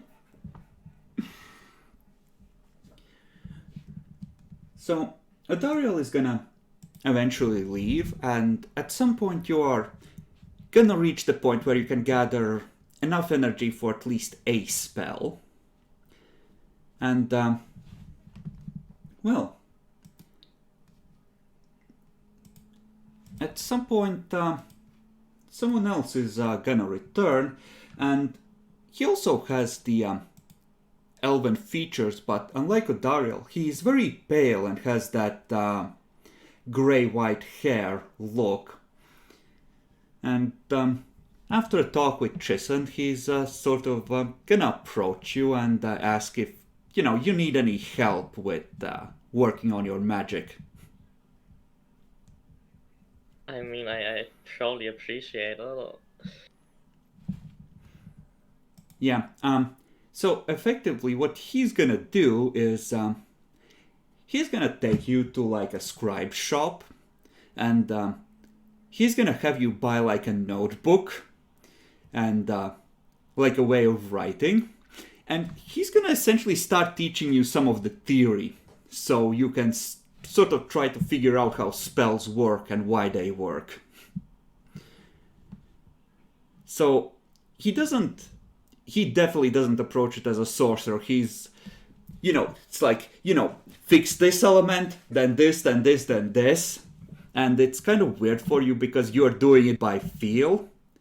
But did you take any points in Spellcraft or Knowledge Arcane? I think you must Yeah, have. I did. So yeah, you're slowly figuring out how that corresponds with what you're feeling and how it actually works. And he sort of explains helpful. that, there's like a difference between someone whose magic comes naturally, because you're kind of also dependent on the gift you have, and that sort of affects what abilities you develop, even though you can sort of affect it with your mind. He can use virtually any kind of magic, but it's a pain in the ass because he has to solely gather the power from nature around him, pull it in from the ether instead of naturally generating, as it were, and just storing it up. I'll nod as if I understand or something. I mean, you play D&D, it sounds like he's a fucking wizard. Or, well, something close to D&D. You can understand the concept of spontaneous versus, prepared casters, that he's definitely a prepared caster. Okay, yeah, that makes sense.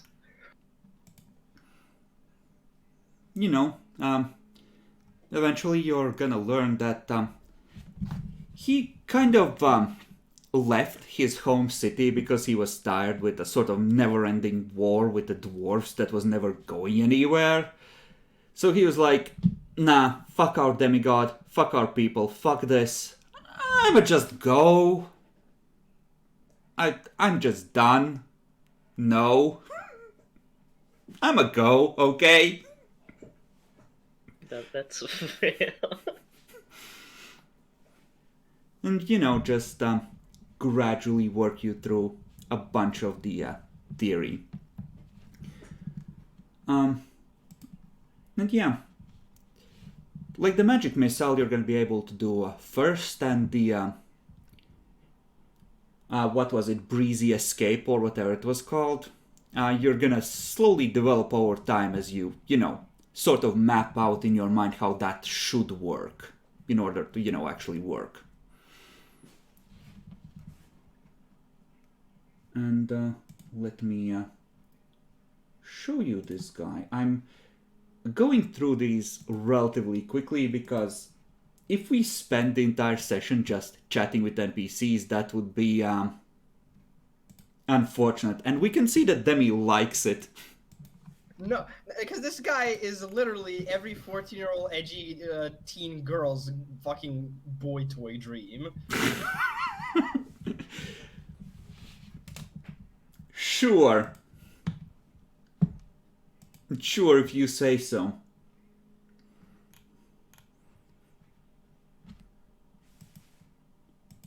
Okay, then. At this point, Demi, you have been drinking with Sihu for about, I'm gonna say 3 weeks. When Understand. she's gonna tell you that, she's been chatting around, and, an old work colleague of hers, she thinks she could show you a few things because, you're not the kind of whack on things until they die. You're whack them in the back of the head sort of type, as you said. So, that might work for you.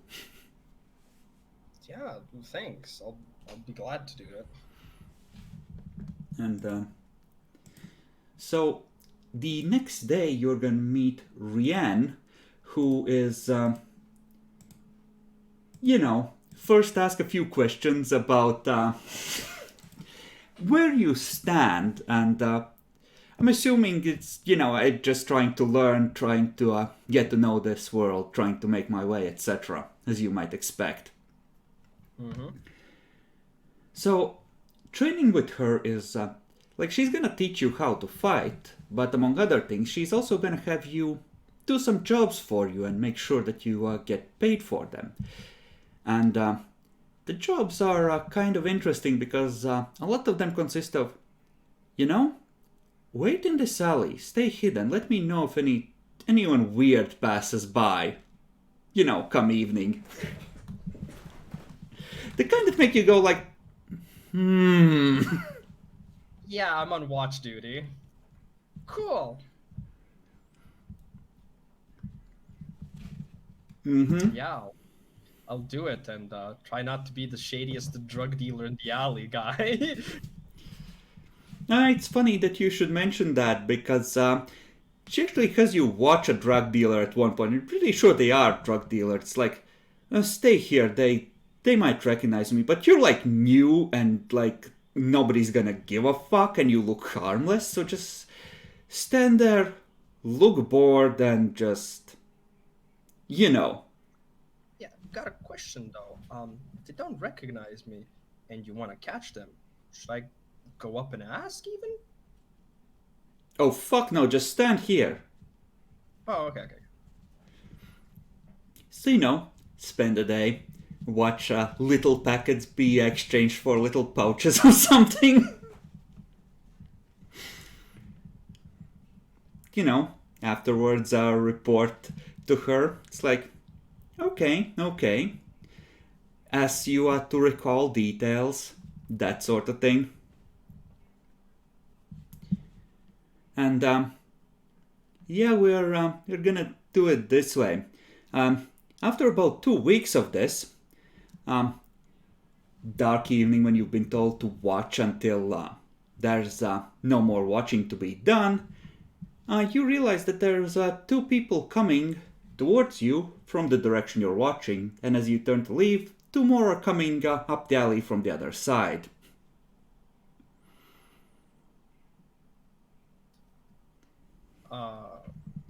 Evening. They just draw clubs. Cool. Just look at them. Literally, just look at them. Cool. Here's what I learned, and I'm gonna try and fucking climb out of this place if I can. This is an alley. Can I get up on something? Yeah, you try to escape using your skills. Unfortunately, you won't be able to, but I will have you roll a perception check. Okay. Perception. There it is. Nice. Yeah, the DC was 15. You realize pretty quickly, these ain't normal thugs. They're acting a bit too professional and skilled in how they run up to you and yank you down by your feet and proceed to lay into you. Not the face. You cover your face, they dutifully stay away from it and crack you in the ribs repeatedly until you pass out. Yep. When you wake up, you are smelling the inside of a bag which smells like either meat has gotten spoiled or it has been used as a sick bag at some point. And you feel like you're tied to a chair with your hands behind your back. Ow, my ribs. You say that, you just feel a sploosh as something is thrown at the bag on your face. And you are spluttering for breath. Yeah, probably with that react. Go. You have the cat sound though. You just hiss in pure frustration by instinct. At that point, you hear a distorted voice ask, "Who are you working for, spy?" I'm not working for anybody. You feel something about a fist size driving to your midsection. Ow. I'm being honest here, you know.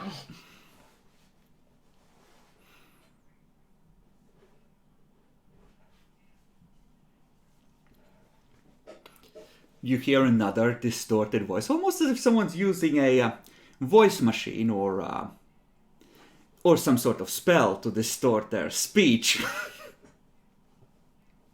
This is literally CIA interrogation going on. I know what's happening.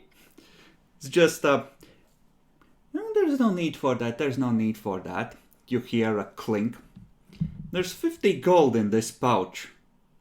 You haven't seen our faces. Tell us who you're working for. You get to walk out of here with your life and a lot richer. I mean, I have a bag over. I don't see you anyways, but I swear I'm not actually working for anybody. I'm just waiting for my girl. She lives nearby and she can't be seen by her dad. Make a deception check. Okay, yeah, minus. Any negative modifiers on this, or? No, just a straight bluff.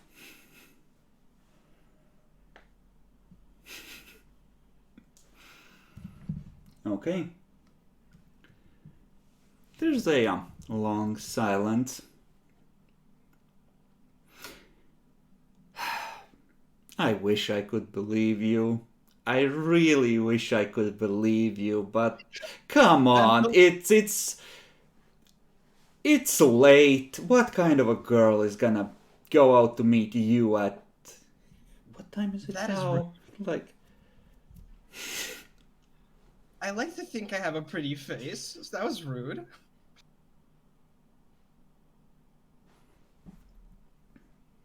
And yes, if that wasn't apparent, I'm using grim optimism on myself to not be scared. Are you sure that is your final answer? I mean, what do you want me to say? I'm telling you the truth.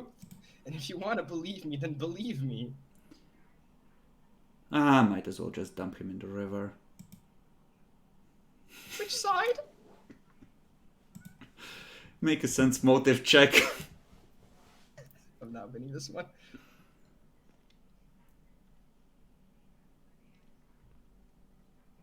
Nope.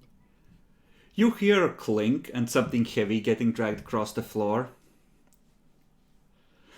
You actually feel someone next to your leg clamping something around your ankle. You're sure you're not gonna change your mind? I told you already, I don't know what you want from me. I told you what I know. Okay, at that point, someone is gonna step up behind you and twack you across the head again. Cursed. And you're gonna wake up in an alleyway next to Chison's Tavern in the morning with a splitting headache and bruises everywhere. Hey, I'm not sleeping with the fishies. Kind of surprising given when you search yourself, you realize that there's a bit of paper sticking out of one of your pockets. Rubbing my head, I try to open it with one hand. It says in Vestian once the blurring in your eyes clears. Congratulations, you've passed the test. If you would like to work for us, and, place to contact them. Yeah, thought this would have happened.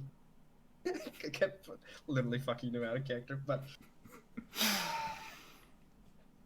Well, I'm gonna go first get a drink and clean myself up to be presentable before I go. Mm-hmm. Yeah. Eventually, you go there. It ends up being kind of a drop location, and after exchanging a couple of letters, seeing if you would follow instructions and whether you would do things that would be, outrightly treasonous, shall we say, to the city or not.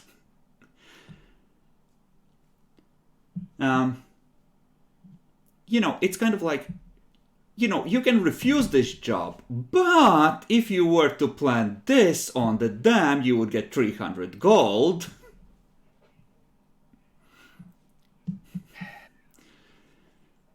I mean, I can't see, like it's just a package. I can't see what's inside, right? Yep, it's sealed. Also has a few faintly glowing runes on it, like best not tamper.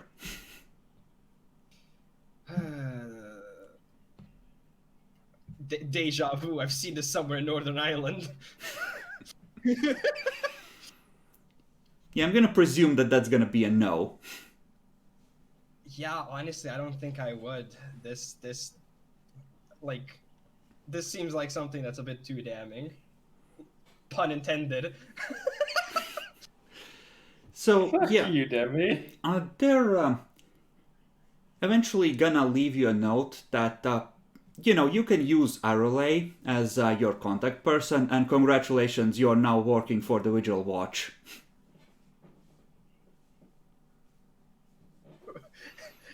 Right back. Who this? New world, do this. But yeah, I guess I'll go to the contact then and try and actually learn and find out. Yeah, like for now, she's just gonna tell you to, hone your skills, see if any of the adventurers are doing anything sus, etc. We'll let you know, but you did good, kid. We were right about you. Thanks. Were you at the interrogation? No. Right. Can I? Just for your reference, good job, but you could just, after the whole spiel, just tell me you passed rather than knocking me the fuck out and leaving me in front of a tavern. Just saying. No, but then we wouldn't know if you would actually sabotage the dam for money. That's a fair point. Well, thanks, I suppose. You wanted this, Demi. I know. But yeah, over the next couple of months, you're gonna pick up all of your basic skills and knowledges. They're gonna drop off at the dead drop. Materials for you to study, briefings, etc. The basic shit you're supposed to know. Yeah. Okay, and Bacon isn't back yet. Presumably. He went to eat. Cursed. Okay. Do we... Yeah, let me just... Let's get rid of the PNG. I'm sorry, Demi. That would require work. I'll do it. But yeah, does anyone need a break here? Like 5-10 minutes? Nope. Because I do have an idea of what I want your first quest to be, but I would like Bacon. Back in like an hour for like 5 minutes, but that's at most. I mean, yeah, well, Bacon's went away for a while ago, so we might as well take a break. Make sure we're all good to continue. Okay. In the meantime, put out our sponsors. Which ones? Pathfinder Beyond. Shut the fuck up.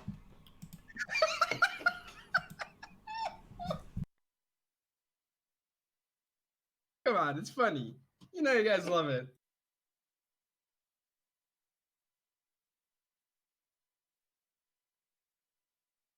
My class isn't clown for no reason, Jackalore.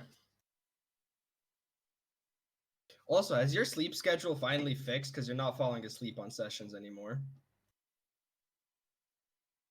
Maybe. Generally, it's mostly because I drink a lot of cola during the session, so I don't fall asleep due to caffeine. Jackalore, have you gone to a doctor?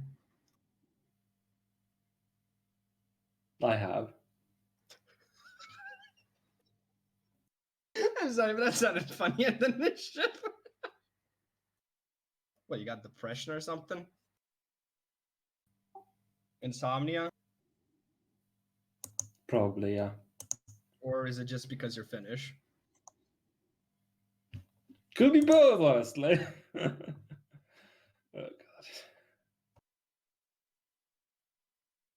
This campaign is cursed already.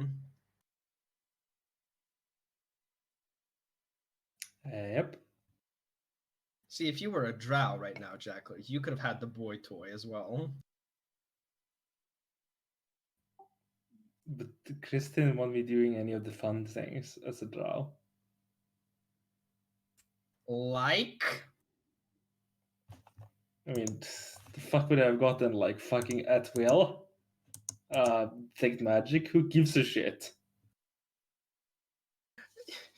Bruh, you just wanted the fucking spell resistance fucking 21. Actually, how Would high have been could it nice too, yeah. I think you could have gotten up to what, 30, It's 11 plus your level, so 31. up to 31. Assuming we get to level 20. Yeah, that's cursed. What are you talking about, Jackalor? 31 spell We're talking about this draw spell resistance and why, you didn't allow it. Because it's cursed. It is. Like, you just getting like a basic one, which is like 5 plus your level or something, like something that's not Something like that. idiotically cursed, that's okay, but the ones that buff it, oh, fuck no.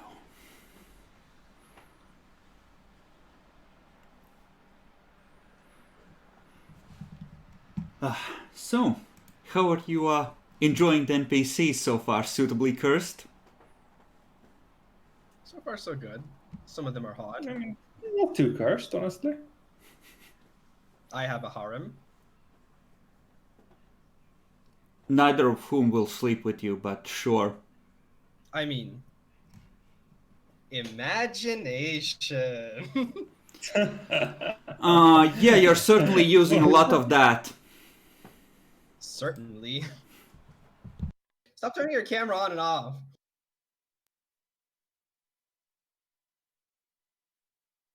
Jack, who do you find hot? What is your taste? What is your type of women? Well, he likes Delvin Wizard, obviously. Yeah, the boy toy. No. Why not? Yeah, why not? I made him for you originally. I'm not into guys. Okay, but what about elven guys? They're practically Still not. they're practically female Yeah, they're like female with No. extra bits. and less tits.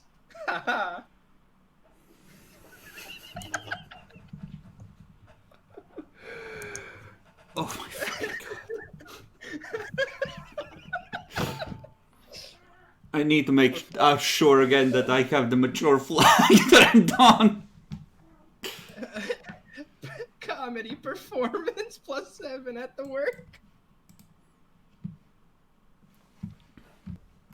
Sure. I do actually have that as a skill. Thank you.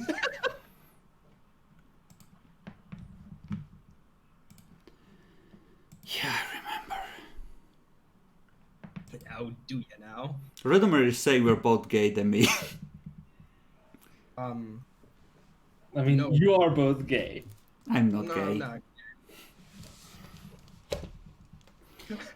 1 in 3 people are Nine gay. people. Or I'm not gay. Are you gay, Chris? I'm not gay.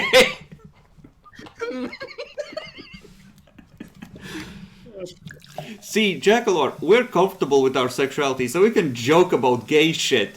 You, on the other hand, seem to be repressing something.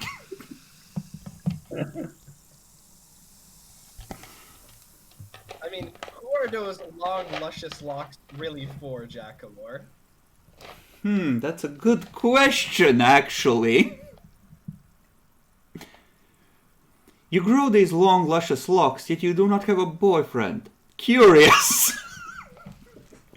What?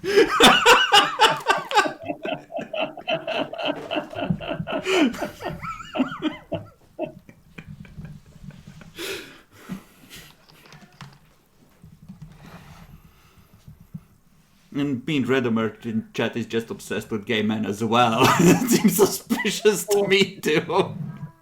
Yes. I mean, that's fair. I'm pretty sure he is gay. See, isn't there that saying like you know your enemy the best? So Redimer knows Gay is the best. Oh no. He's saying we've betrayed him. I thought we betrayed him like a year ago. You betrayed him when you invited him to your campaign, Demi. Wait, don't you have? Oh yeah, you had a campaign. You did have one campaign. Yeah, right now. Oh, kitty. Wait a second. What color is that cat? Is it brown or black? Black. Though technically no cats are black, they're just a very dark brown. He's brown with stripes of lighter coloring. And he also really wants attention and won't fuck off. It's my seat, you piece of shit. That kind of gives me deja vu right now. Somebody who doesn't want to fuck off and wants attention.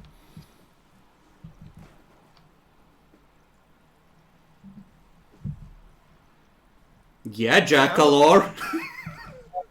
I was about to say I'm looking at you, Nyaxi. What do you mean? When did I want attention and still someone see it? Yeah, Demi. Yeah, Chris. Like That doesn't work like that for me. Have you all noticed that he's talking the most during our campaigns? It's not Yeah, fair. it's weird. It's like I'm talking almost as much as all the rest of you put together. It's so not fair. He's taking up all the screen time. See, Demi, I would recommend that you run your own campaign, but you didn't let me eat Francine, so fuck you!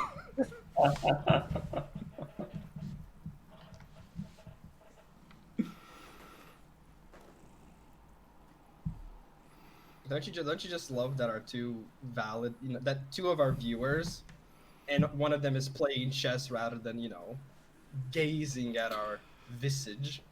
I mean, yeah, it's like so many meme games. At some point he's gonna reach a halfway decent elo and the games might be worth watching, but so far it's all just memes. You know, Queen goes yeet across the board kind of memes. And then you and me play and we get like 13 to 15 blunders. I blame you. I blame you. Wow. Rude. So I do have a question though, and while we're waiting anyways. The contraception rings, where do you put them? On one of your fingers. It takes a hand slot, Demi. Do I have to attune to it? That's not a Pathfinder thing, you just put it on the slot. Yeah, because I was memeing with Yaxi. If you do use it as a cock ring, right? Then technically the storyteller is telling us we have one more slot to put magic items at. No, Demi. Okay, Chris. Okay. So, would you like to hear about the quest I have tentatively prepared for your last tutorial section? Sure. Level 0. No, you will be level 1 for this. So, at some point, a couple months down the line, where your shit be working, yo, and we'll circle back to Bacon getting introduced to his second friend at some point, and the NPCs the others have met, you've probably at this point met them at least in passing. All of them, each of you. You just have, people you work with more and less with. They've kind of adopted you as the new kids. It's like, none of them are that experienced themselves, but it's like, oh, like a year or two ago, I was in your shoes, you precious thing! Well, some of them. So, somewhere down the line, You are gonna be invited to meet with Tarolay because, well, as far as she knows, all of you have been working hard to do the mercenary life, and as it happens, an easy job has come up that, you know, could let you start building street cred with the people who are willing to offer jobs as, you know, people who can be trusted to get shit done. It's kind of like, you know, the jobs, they're not really posted for everyone so much as you need to have a reputation that you're not gonna fuck everything up. Sending people to their deaths isn't very popular, turns out. I mean, no, if you engage in unjustified use of force, you go to jail and to the mines. And if she says that to us, thanks, I suppose, considering we're newbies. Mm-hmm. So she's gonna proceed to explain, sort of laying it out as points of evidence. There's a couple of dock workers down at the bars who, according to House of Swords records, make, you know, a typical dock worker wage. Witness statements detailing several times where they were, you know, spending gold pieces worth of money in a single night in a bar, presumably boasting, telling stories about how they've figured it all out, how they're gonna get rich, and most damning of all, the gold coins they were paying on, and she's gonna put 3 of them on the table, which they have recovered, old Lydian coins. Suspicious in the extreme, since they are not often used. And by all accounts, when they were paying in gold, they were always using this old coinage. The question being, where the fuck did they get it, and for what? And your job is to ask around and try and figure that out. Maybe get close to them since you're, you know, harmless. Or so you appear. You've been around the poor parts of town. No one's going to be suspicious if you faff around there. And you know, it's going to offer you like a modest sum of 50 gold, since this is potentially dangerous work, since they might try to jump you, etc. And, you know, you have like a writ that's, you know, allows you to question people and gather information. Like, you're not supposed to show to people, it's a formality so that your evidence is essentially admissible in court.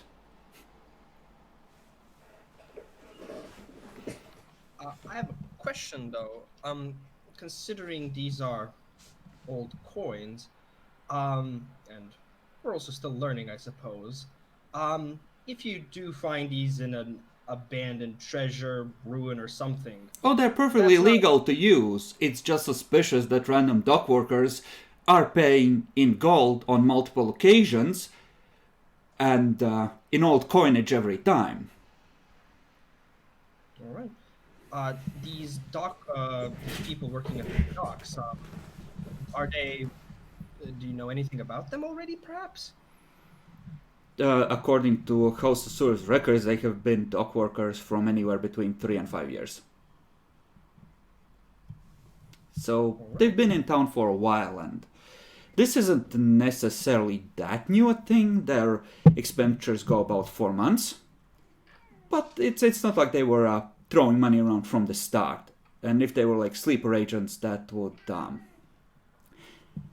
that doesn't fucking track. That it like something is sus as fuck there, but it shouldn't be anything too dangerous. Anything dangerous would be smarter than this.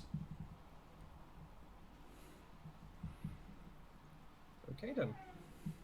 Seems pretty simple. Just look out and gather evidence.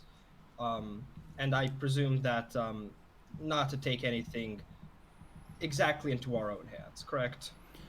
Not unless you're attacked and subdue rather than kill, and I do hope that I don't have to say this, but obviously, just in case, I want to make it clear. Of course. Obviously, accidents do on occasion happen, and if it's you or them, by all means, defend yourselves. But again, I want to make it clear that at that point there would be an investigation into your actions, and a court called with appropriate investigations the actions of mercenaries who seem to overextend their authority are very carefully investigated for obvious reasons. I have one last thing to add, or ask rather. Considering all things, there's going to be some people know people. You wouldn't happen to know anybody who is actually loyal that we could possibly, get assistance from, right? Assistance in what way? You're going to be operating within the damned city. You can show the writ to the city guard to let them know that you're about official business, and otherwise the city should be safe. No. It's more of the case of people know people. Every faction, if you want to say, has their own people everywhere, right? So more asking, do you have for any chance anybody at the docks? Is my question.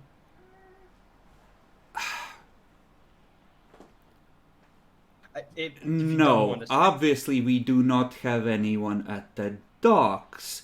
Why would we watch the docks or place any sort of agents there? Fair, but you're sending us. But I understand. We'll do it.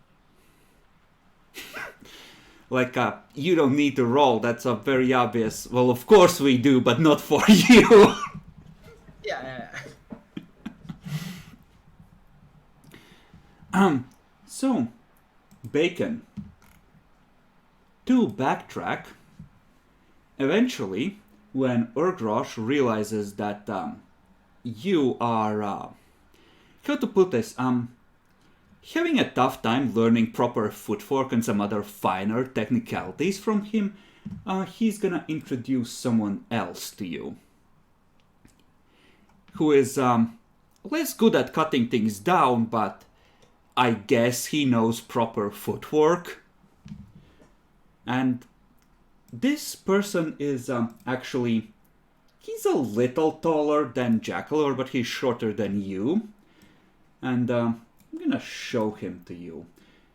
I shit you not, when you first see him, it is a Skaven in full armor. Okay. I wasn't expecting it, but my kidnapper slash master is a huge orc that worships some kind of very bloody god, so I have not a lot of issue with that, just a little bit. And yeah, he's gonna essentially ask you what you've learned so far, and what are you even trying to do? I will look at him with the most poker face possible. I learned how to internally and externally shout to channel my power. Yeah, it's a bit awkward because you have to do the Lydian to Veshian thing, and he gives you like a look, and then he just does a weird chittering sort of laugh. It's like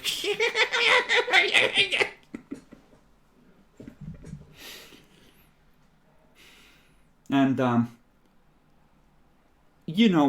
Urgrosh is gonna be kind of grumbling all throughout the first lesson as he's sort of you're just using a stick to whack on your legs every time you don't stand properly. He's gonna teach you to actually slash at things without reeing madly first, trying to correct the bad habits you've started to form. It's like, thwack, no, bad!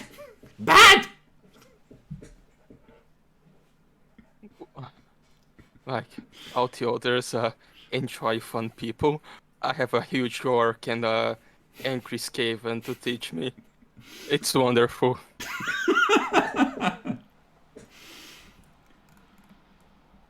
Yeah, and he's essentially gonna drill you on that, and then he's gonna spar with you as well. But it's or on occasion, as when Urgrosh is available, he's gonna spar with Urgrosh, and he's definitely not as good as at just straight up chopping things down. Not the least of the reason being that he actually uses a shield and a longsword instead of a great weapon. But he's kind of as tanky as your dwarf friend. So it's very hard to get through his defenses. Like, perfect footwork, always keeps his shield at the ready. Just, very good at positioning himself as he should in order not to get sliced to ribbons. Yeah, it seems to be a pattern with smaller creatures. Well, he's not using a tower shield, but then again, he's also taller than your dwarf friend. Makes sense. I wonder when I meet a hobbit. Your friends have met some hobbits. They seem to be quick little shits who like to stab things from behind. Maybe there's a threshold where this now goes to a lot of armor to backstabbing. I have to study this more. And it seems to be about an inch lower than Jacklor's height. Or Charles' height. If you had to guess. But it might also relate to total mass, so... Yeah, I have to do more study. I guess that my 3-person sample isn't enough. Okay, why don't you give me a weapon skill roll, Bacon? See how well you do versus Lashkim. And With level 0? you can remove the debuff at this point, I'm gonna say. Okay. So yeah, as it's proper training, I won't be raging. Mm-hmm.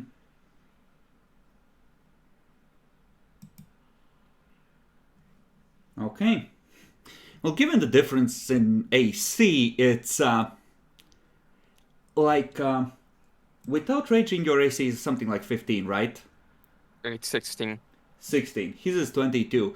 So, yeah, you are definitely, getting a couple of hits in, but it's kind of obvious that, he has the advantage.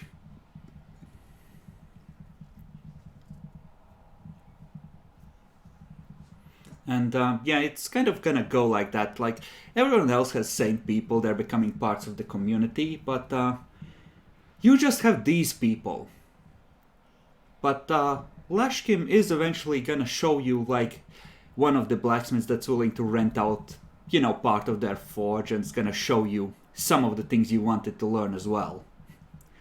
It's just like, it turns out that he was like a blacksmith's apprentice at one point, but he liked that, prancing around in armor and swinging the sword more than actually blacksmithing, so eventually he went to do that. I would ask him, what god does he recommend? I point at Urgosh and say, he said me to dedicate everything out the fight to Vanguard. What I dedicate Well, he's to just crafting gonna to. shake his head immediately. No, bad. And he's gonna explain that his people were lost until they found the divine victors, and now they're devoted to Hedrada, the god of civilization and knowledge. Seems a bit better than whatever that guy is. It's like, yeah, no, it's you don't focus. He's gonna explain that you don't fight for the sake of fighting. You fight for something. I agree. I look at the orc. Just don't tell him I agree.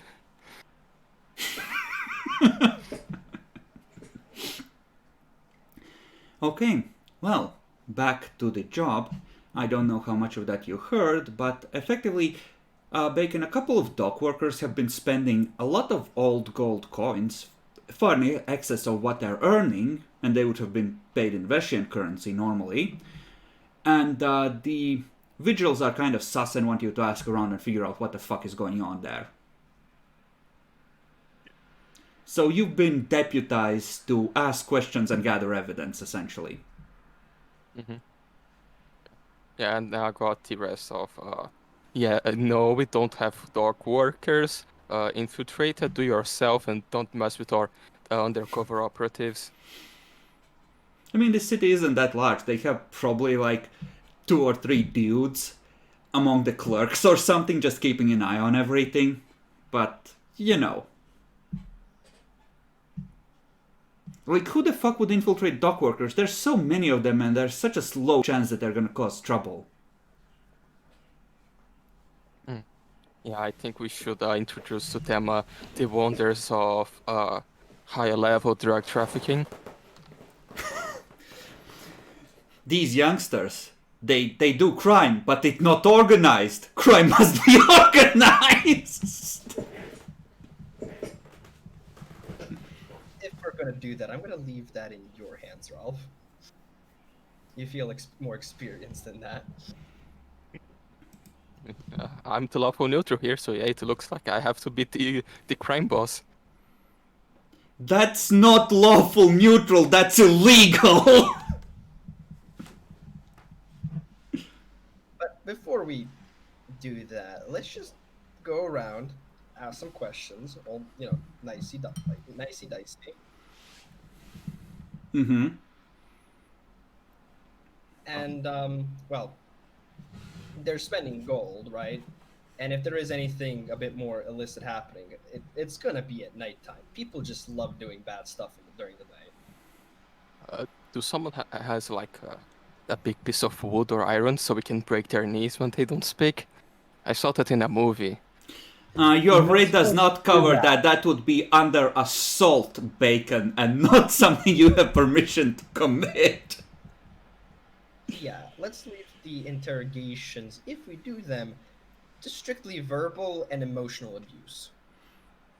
Well, Lily, at this point, you have a grip on your magic and you have your full set of spells ready, and I don't know how Lily feels, but there is that tingle of power, and it sure would be interesting to see what a magic missile does to human flesh. It's illegal. Well, maybe something will happen at self-defense. A happy accident! Just everyone takes out clubs, tries to subdue them. The sorcerer is like, finally my chance! Hands glow with eldritch power! Time to obliterate a fool!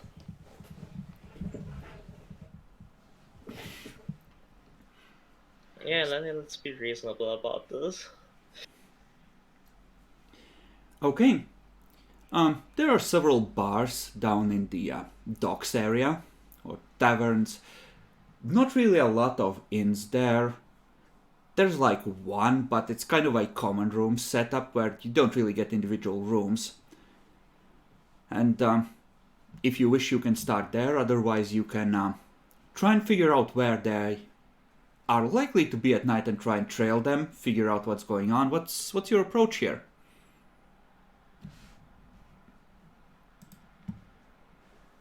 Well, since it's daytime, I think the best thing is asking around, and then at night we can do the more fun stuff. We could always try just listening to conversations, what the rumors are, just from buy a drink, sit down, and just listen in while others are talking. Less True. suspicious than asking questions. I do think we should split up then, because there's going to be a lot of bars we have to go through. And Sure. yeah. I'm gonna make the executive decision that your work order covers expenses up to 5 gold total for small bribes and buying drinks and the like.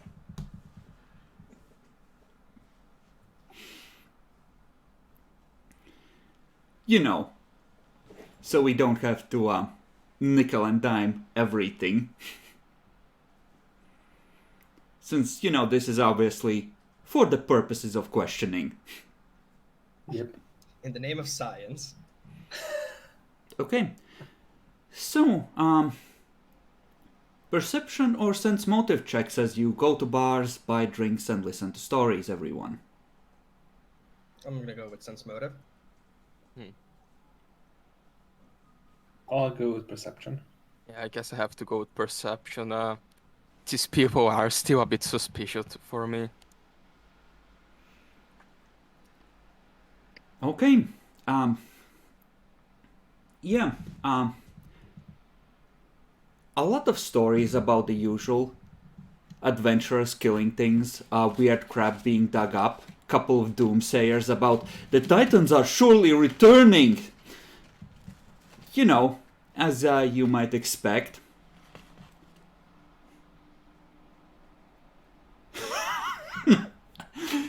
Just walks in, sparkling with magical energy. Out of my way, peasant! Bah!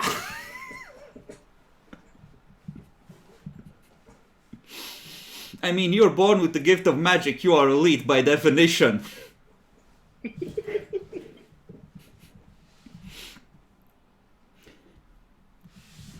Two of you, listening around, it's, these guys are definitely, they're kind of the talk of the docks area at the moment. It's kind of like people have noticed that they seem to be loaded, and they're like wondering, like, well, what happened? Did they find something? Did they get lucky? Did someone just give them a bunch of cash? Did a rich aunt die or something? Like, why are they suddenly, why do they suddenly have all this cash? And, it doesn't seem like the locals know much more than you, but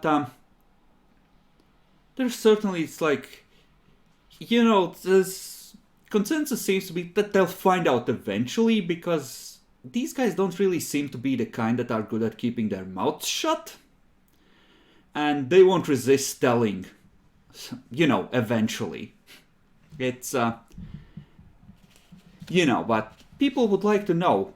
Not really out of curiosity so much as wanting to get some of the pie, and that's kind of like a lot of people are going into theories of, maybe it's this, or maybe we could get it out of them that way, that sort of thing. Are we able to find out any name, or like, if they're referring to somebody as that, him, like Henry found this or whatever? Yeah, you have a trio of unimportant names. It's Okay.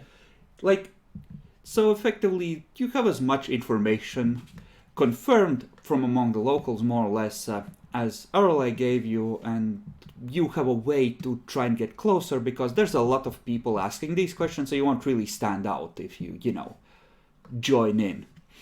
Besides, it's not like it's unknown that the cash you found will eventually run the fuck out, and you might want more, so... Oh, so there's only one way to approach this. It is going to their table and buying a round of the most expensive drink. So you On want to team? try and essentially check their watering holes when they should be coming off shift and try and find them. Yeah, I just find them in somewhere like a tavern or something, and just buy them some drink and drink them until they just are so drunk that they speak something. We could. I like the idea. But if I may put a proposition, just so we maybe seem a bit more, I don't know, professional, maybe trustworthy, and to explain why we have the money and why there's four of us. I mean, they're using old Lydian coins. I mean, there is some value to them, right? Why don't we try and make up a story that, our master, a noble of some sort, wants these coins to look luxurious, and we would buy them off by double the price just so he can brag off, and then we get them drunk and find out where they found it. Put out that kind of approach rather than just going to their table and buying them drinks. You get me? If you wanted to approach it like that, you could say that we also got richer recently, but our money is running out, and will share our way to get a lot of money if they share their way to get a lot of money. I like the idea of going in, like what we're gonna do. It's what do you guys think? What should our approach be? And you can always do both. Buy them Yeah. drinks and Like, sell you them a have to feel story. like the people. If you just say like, there's a noble interest in you, the common guy, he's going to feel threatened and angry because fuck the nobles, you know? That's the True. spirit of the poor guy. True, but here's the thing though.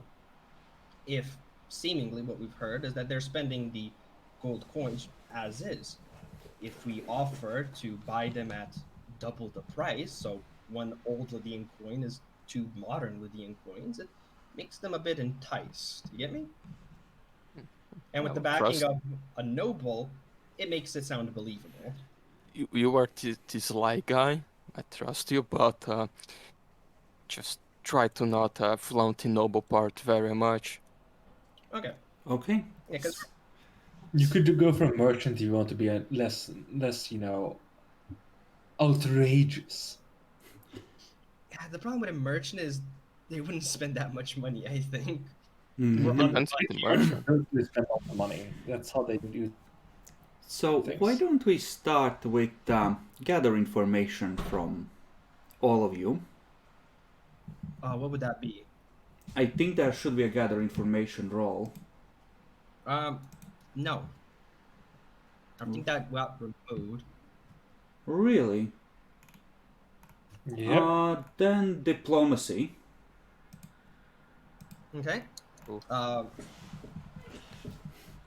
That Hey. me activate For my Bacon, for locals, like from the city, your -2 doesn't apply. You've been here for like 3 months. You've kind of gotten to know them. Okay, so yeah, good, my reasons doesn't work anymore. Okay. Well, Demi, that's a 29. So, you go to their usual table. There do happen to be 3 guys there, but when you offer them to buy drinks and start asking about them, they're like, at first they perk up and they're like, oh, you're looking for those guys. And, oh, buddy, you're late. It's the off season. They went out to one of the outlying villages to help with the harvest. They're gonna be out there for like a month. That is quite disappointing. How long will it take to travel to the village, if I may know? It's not that far. You can make it in a day. The road should be safe. It's just over yon, westwards, across the river. Just follow the main road and just give you rough directions. It's a real shame. It's a real shame.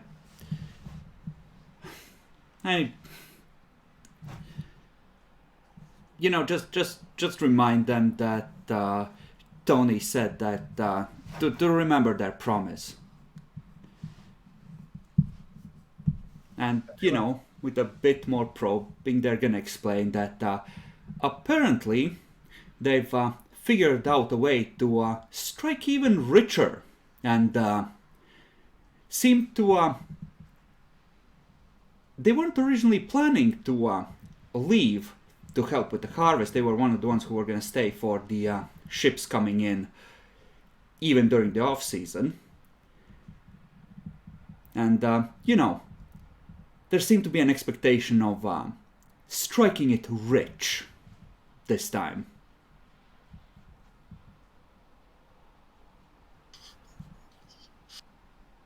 All right. It is indeed harvesting season, Jackalor. So, in essence, the 3 people that we're looking for are in the village a day out. Yeah, effectively, they left this morning and they were like, listen, bros, it's gonna be great. We're gonna get so fucking rich. See you later, peasants. All right then. And there's a there's a Tony in the midst. Hmm. It's Uh, something with the local mafia. You can, of course, try and figure out what might have prompted a change in their plans, because, like I said, they were originally gonna stick around. Because, well, right now you just know they'd be gone. Yeah, and the question is, will they is because it could very well just be an excuse that we went to the other village, but they continue on going elsewhere. So the question is, do we want to try and catch up, or do we do other investigation here? Your mission is technically to figure out what's sus with them, not to question them or arrest them. Yeah. We don't have a warrant for arrest yet. Yeah, you need probable cause before you can bring them in, essentially. Fair.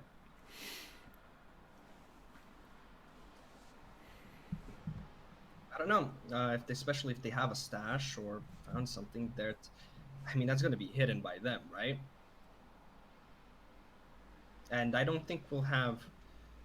We do have the writ, but I don't think we're going to have a lot of luck going through every little crater thing, whatever they might have packed stuff in. Mm-hmm. So I think it's the best idea to maybe go after them. You could also, before you leave, check their workplace. You do know that they're working in one of the Azura's warehouses, and there's going to be people who might know more there.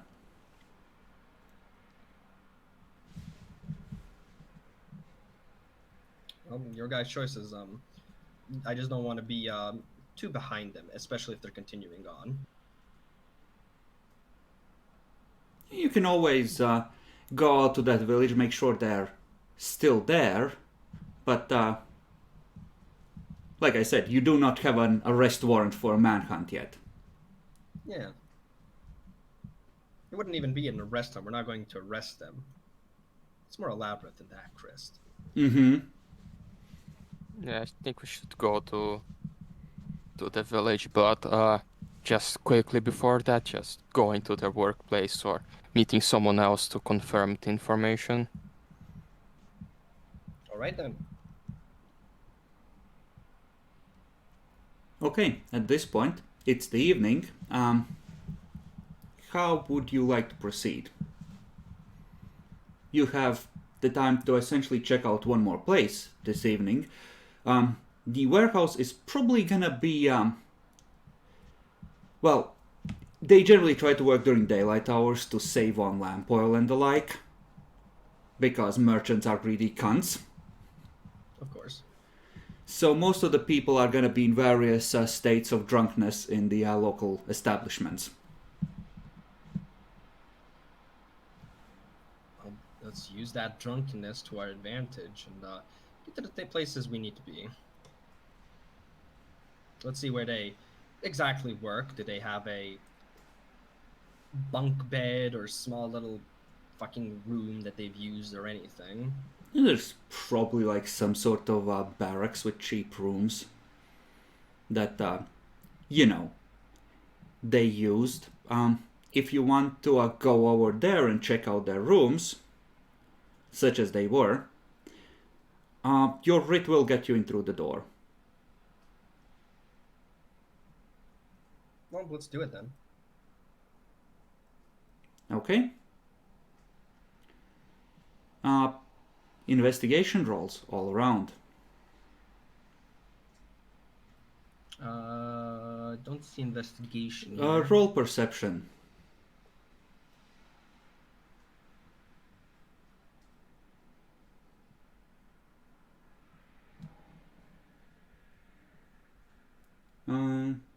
Jackalor, perception. So yeah.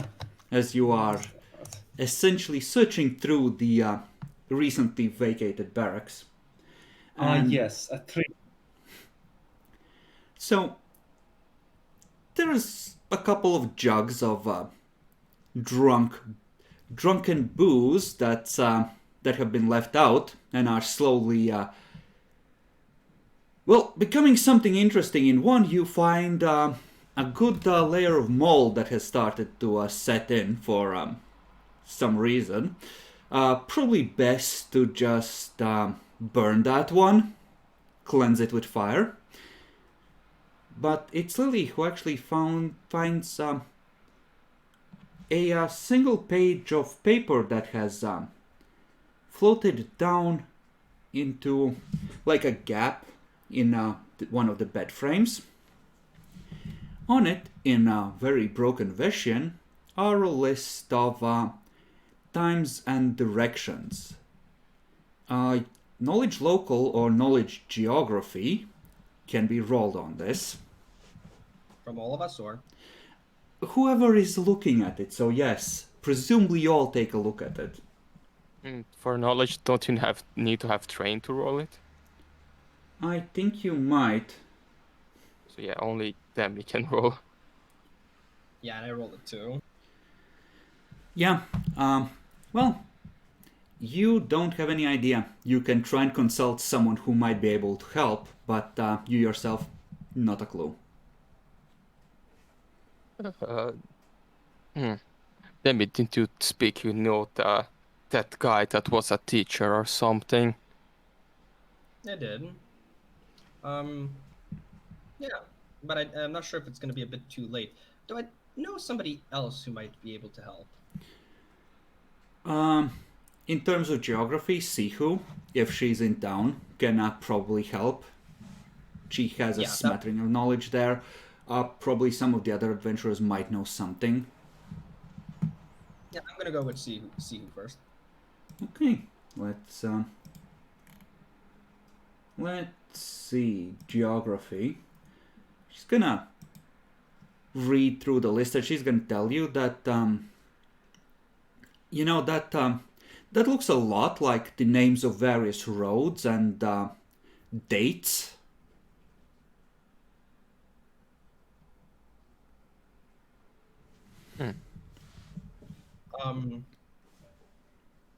And where are these roads actually? How far away are they from here? Oh, they're all local. These Oh. are like the major roads and, forks in those roads leading away from the city. She tells you that most of these are like commonly used merchant ways. Hmm. They're either pickpocketing or they're just stealing. Or smuggling. Or not. Well, We should. thanks, Ego. I'll buy her a drink because I know she likes to drink. And well, it's still nighttime. There's going to be people around. I suppose I can go and check if there have been any accidents recently with some caravans. Yeah, at this point it's pretty late. Most of the people who you could ask are gonna be so drunk that there's not much point asking. You'd have to leave that till morning. Okay.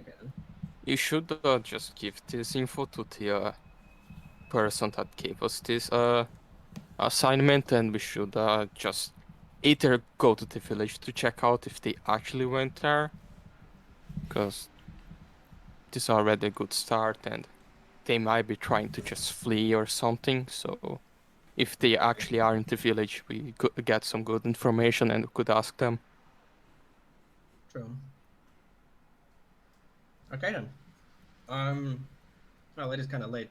Anybody want to come with me to Aurelia or Aureli? It's at this point something like 11, 12 p.m. So probably Okay, first thing okay. in the morning. Let's return to the snake's nest, guys. So Lily has been calling that for 2 months now, and a couple of people have joined in, but not that many. They think it's kind of rude towards Chissen for the most part.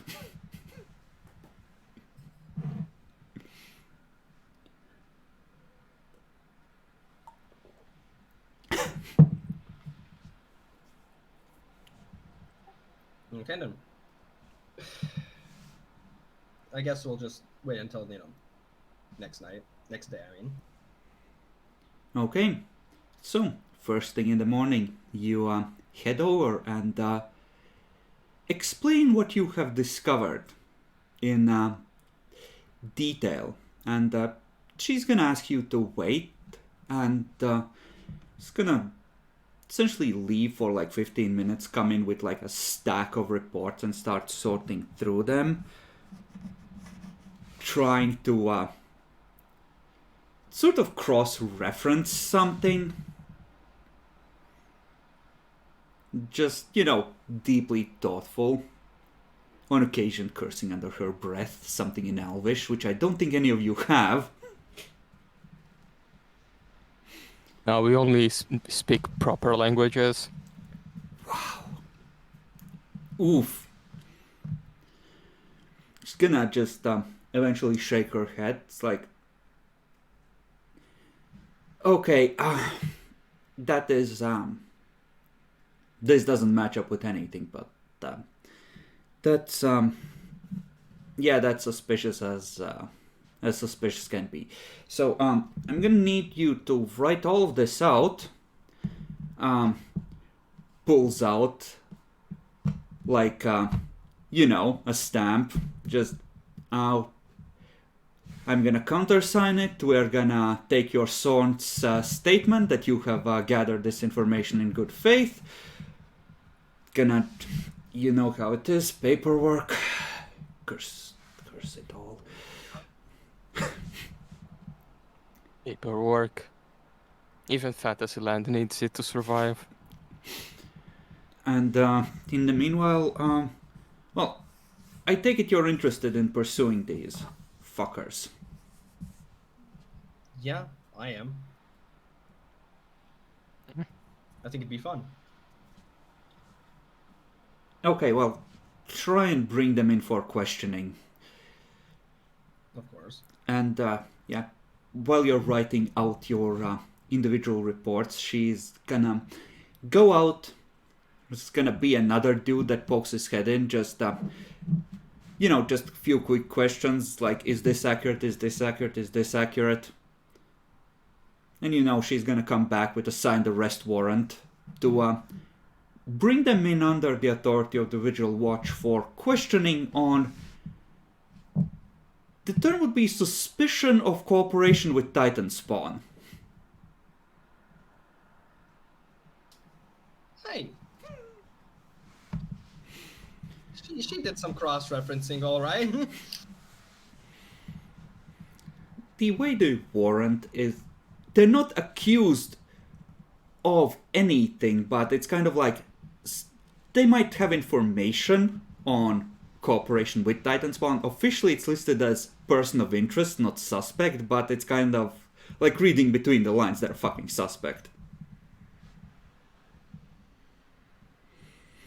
And effectively, it's like, your job is to talk them into coming with you, and you're allowed to use non-lethal force unless, they themselves escalate.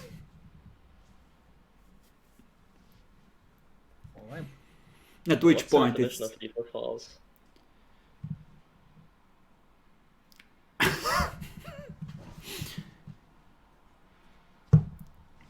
And she's gonna explain to you if they're doing things with the clear intent to try and kill or maim.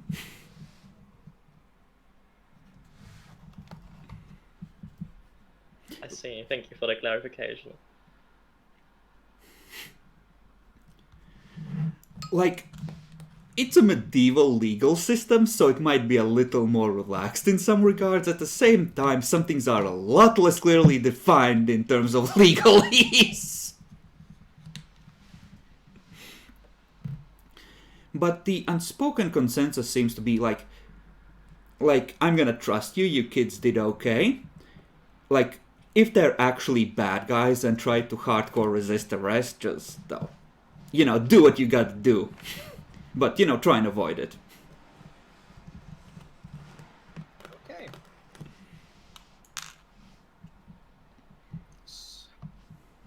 So, it's gonna take us about a day to get to there, so... Can we maybe should we guys maybe look for maybe caravan that might be going there for any chance, or do we get ourselves something? Because I think walking over there might be kind of tiresome. It's like a day's walk. You are at this point. Your legs aren't gonna fall off if you walk for a full day, unlike in the beginning. You've toughened up since you got here. It's still tiring. Nah, just man up and walk there. You should be used to by now. And I am. But By the way, the 50 gold for gathering evidence you can add to your group info.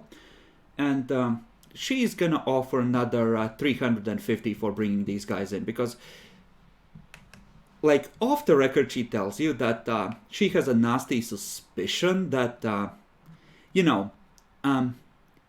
rats coming out of the swamp have been attacking merchants. And having a list of times and roads caravans might be taking is kind of like you kind of Wait, might explain things. We Ah, got that makes 50 sense. gold for doing some questions. Yes. Because it could Oh have my turned God. out that these fuckers tried to ambush you in an alley and stab you, yes. I love this country. Fuck the workers! Military's where it's at! I mean, another positive point to work on our project called Lockheed Martin. If you look in group stuffs, I already set out 7 steps for a good company.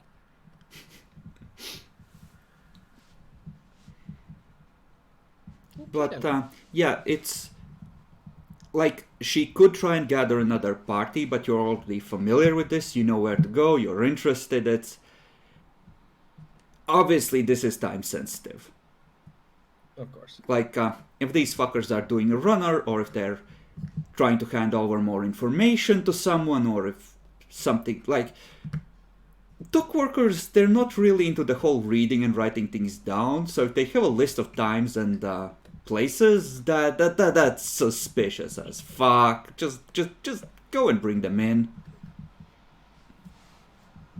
Totally up for that. For 350 gold, I would even do a lot more.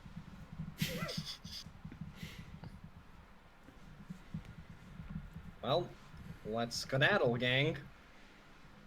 Okay, so take a walk to the next village over. Yeah, and I think we should procure some, ropes or manacles or something. Just in case. Like all the stuff that you started with, we're gonna assume that at this point you have ready. So I think one of you did have rope among this stuff. I think. Yeah, I have some hemp rope. But you do need enough to restrain 3 people and still have them be able to walk, presumably. So if you want to buy some manacles, you can look up how much they cost and buy 3 sets with no problem. Or more if you assume they might have friends. And Yeah, we and shouldn't carry proper them. restraints are 15 gold apiece. Jesus. But that's like, it's good strong iron. With a We proper just lock. need some rope. Rope, yeah, Just- rope is best. Buy some extra. Okay, so you buy 2 extra coils of rope for tying fuckers up. Yup. Alright. And yeah, head over to the village. Well, nothing tries to eat you on the way there, but I will require one of you to roll me 2d9. If you get the same number, re-roll one of them. Jackalor, you look bored and wanting to get people skilled. I already rolled, yeah. We'll go with Jackalors. So, yeah, Rien and Urgrosh are heading out in the same direction as you. They have a job as well, along with another couple of guys that you don't know as well.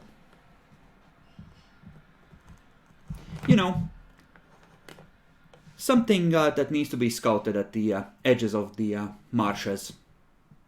So they're going to be continuing, they're going to go halfway with you and then turn south around midday.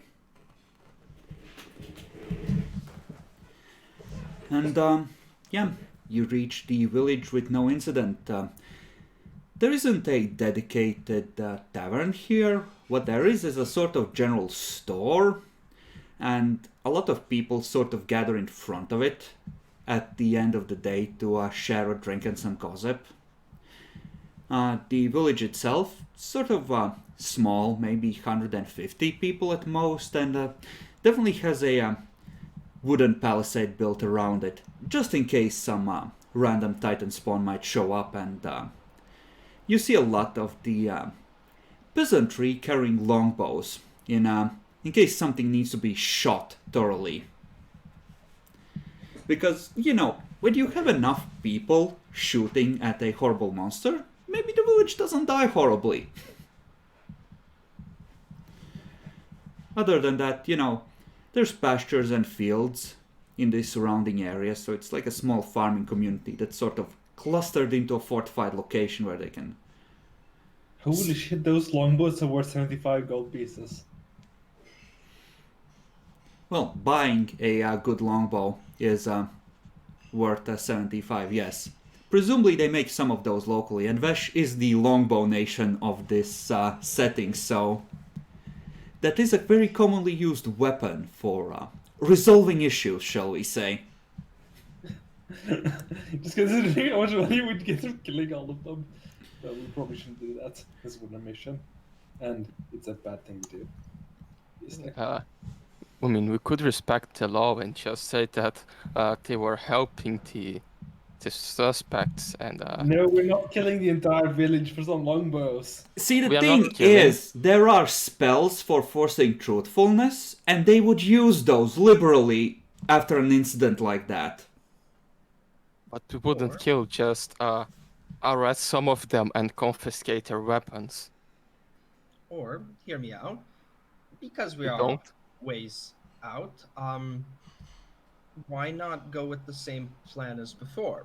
Try to lure them in back to the city. If we maybe sleep during the night or anything, we could just act then, catch them unsurprised.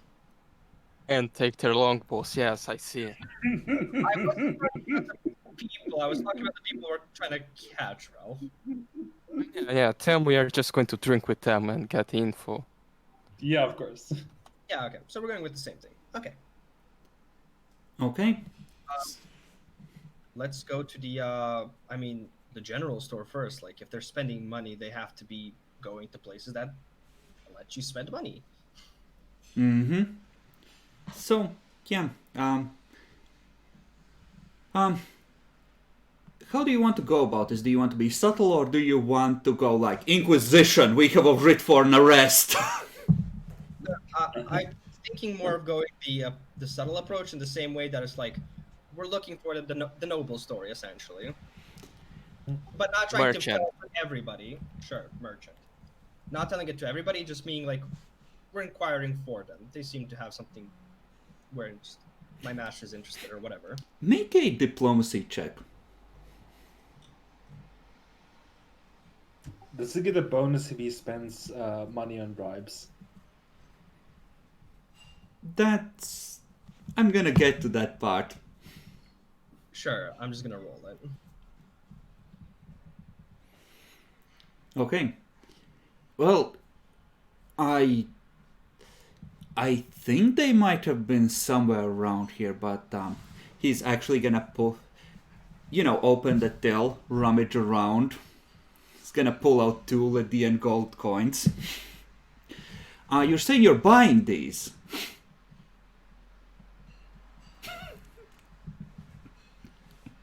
Yes, but of course, we are going to need to appraise them first.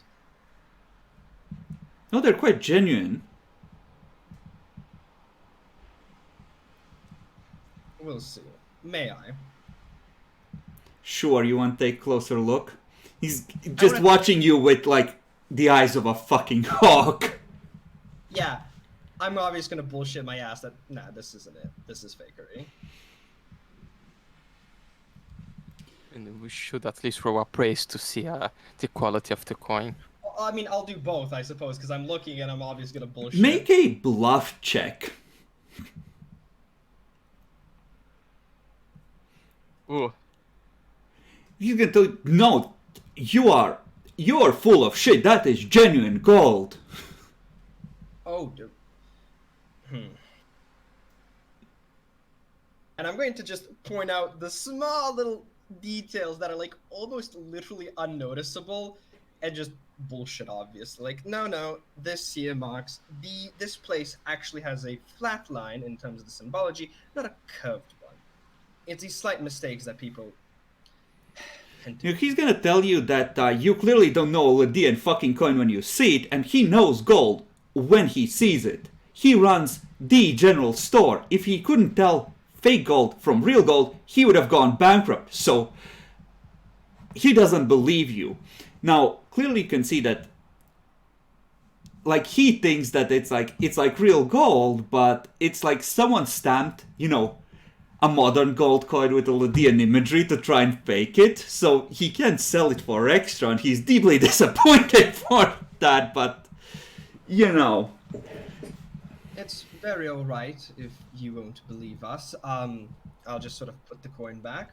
But of course, trust goes both ways. But thank you for the offer. Grumble, fucking cats. I just take some some spare silver coins. I just put on Tammy's friend. I just whisper,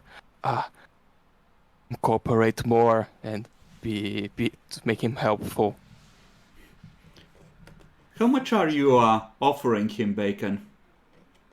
And at this point, you do need to start keeping careful track of your cash, as you would. Because, full-on mercenary jobs, considering how much they pay, like basic expenses like these, it's assumed that it's part of the reward. Unless there's like a big expense that's justified in some way. I'm back. I lost like the last 10 seconds. What happened? You were telling Demi to cooperate more and give him money. Yeah, I was asking them to bribe the guy and with like a few silver. And just keep track of how much you're expending at this point. Like any expenditures at that, because they're paying you hundreds of gold, it's assumed that expenses are part of that. Yeah, I gave him like 3 silver. Okay. So, you ask about these fuckers again? I suppose. Oh, he's gonna tell you that, yes, they're drunk the whole time. It just... You're wasting your time. Like, these coins he got from them. If they're shit, their coins are gonna be shit too. Like, there's no fucking point. That could be the case. Or they might be trying to conserve those same coins. Who knows?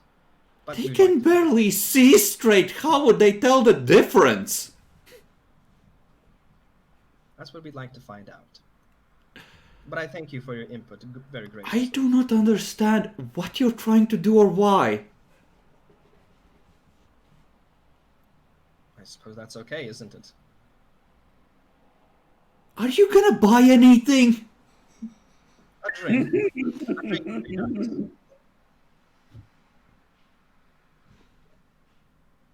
Oh my fuck. He's, gonna... Like, how much money would you like spend on a drink? It's like you can get a really crappy one for a couple of copper, or you can get something decent for more. I'll probably just out of my own. This is my own fucking expenses. I'm just gonna get a regular fucking drink, nothing overly cheap. And obviously, I've been to the city, so I'm gonna go with I'm presuming that it's regular price. I don't even recall how much regular drinks cost. No. Oh, like, really good bottles of wine were super fucking expensive, and by super fucking expensive, I think one bottle of wine was 10 gold pieces, but he wouldn't have that good. So, I'm not gonna go. I'm trying to go for the keg that isn't moldy and been there for like the last 2 years. I mean, thirsty good on service thing on the compendium. if you want something really good, I'm just gonna say you can get like a small keg for a silver piece. that's good by their standards, which is about the normal drink at Chison's Inn. No, fuck it.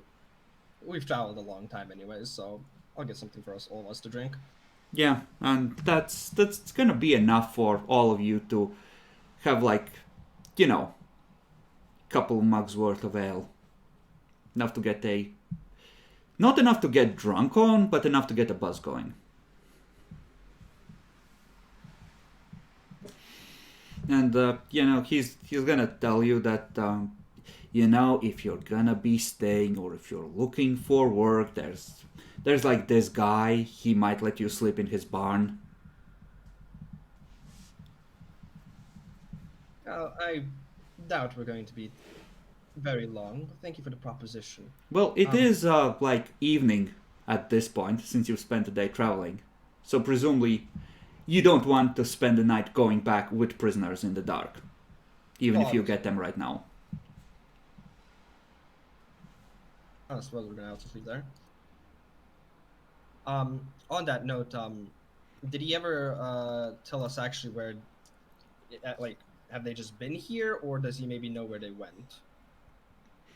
Oh yeah, when you ask him, it's just like face is completely sour. He tells, yeah, like one of the farmers at the edge of town there is sleeping in his barn. They're helping with the harvest. Thank you. And yeah, we'll drink. I won't bother him anymore. What do you want? Are you trying to piss this man off? He's been pissed the entire time. It's not so much he's pissed off, he's deeply disappointed in this whole interaction. Also, his life is miserable, Jackalor. Can't you see? Okay, so since we're nickel and diming, you may subtract a day's worth of rations for chomping on the way here, and otherwise consuming. Yeah, one ration thing is like 1 week, right? One ration 1 thing day. is a day.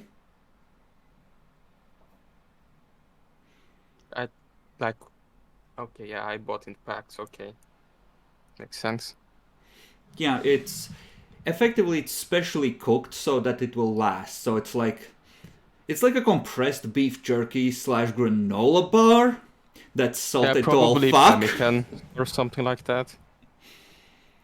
So, it's definitely not vegan, and it's not very tasty unless you take it with lots of water or lots of booze to sort of dilute the salt, but it lasts.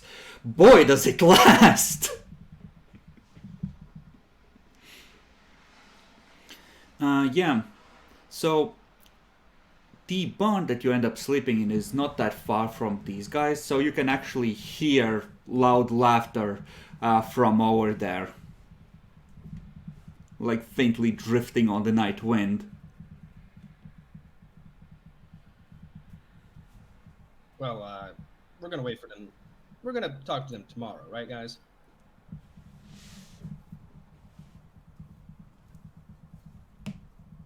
Or do you want now? Why not now? If they hear rumors that someone's looking for them this night, they may flee or something, I don't know. Fair. All right then. Let's go introduce ourselves nicely, shall we? The magic leaps to the tips of your fingers, almost eager to be used, Lily. You've been waiting for it. It's like that back of your mind, just this demand that you're always keeping in check. Set the target, unleash the power. Maybe they won't resist it best. You approach the barn, you see a faint sliver of firelight coming from below the double doors. And inside you hear someone say something. It's mumbled by the wall, and just another roar of laughter.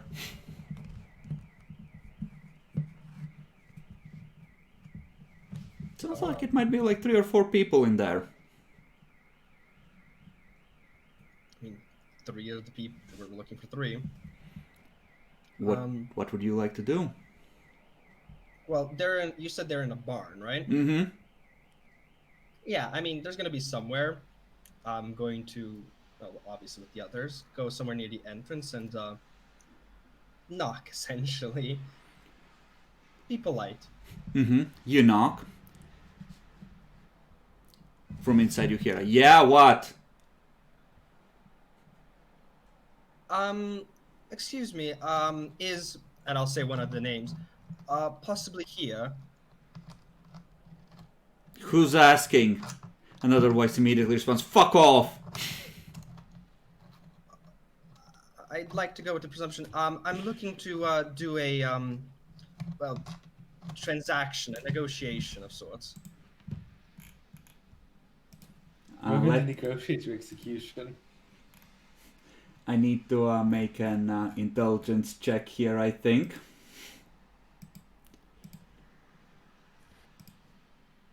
They don't know what transaction means.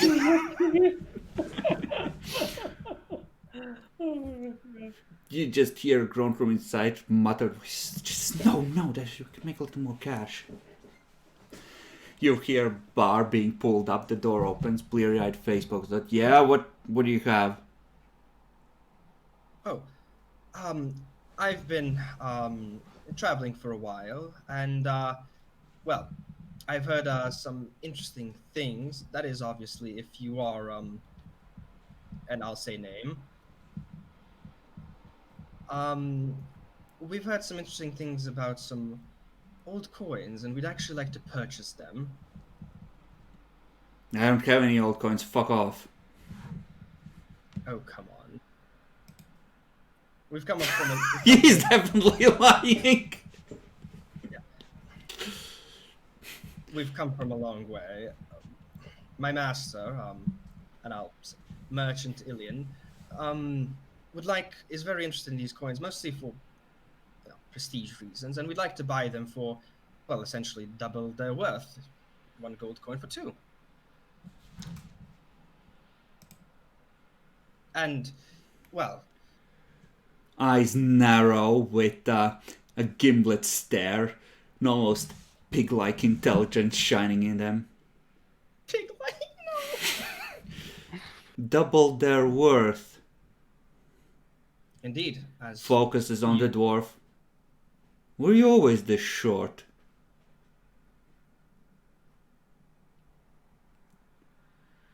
Shakes his head, blinks a couple of times, trying to focus.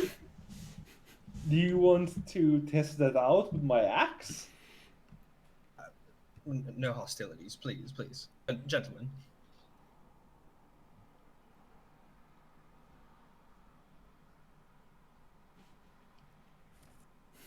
Show me your money first. We've brought some, of course, but we don't know how much amount you have. So any kind of additional preparations or money would need to be done, but we do have. And so essentially we have a pouch, show that we have some money. Okay, so he's essentially gonna want you to actually, show that you have gold on you in the firelight. Do you show him? Yeah, we have gold, but So said, just show the reward for snitching on them, essentially. Yep, a bag with 25 gold. I have more. Actually, no, it's 50 gold. Yeah, 50 gold. Yeah, you show it to him. He just tries to count. So 1, 2, 1. How much is in there?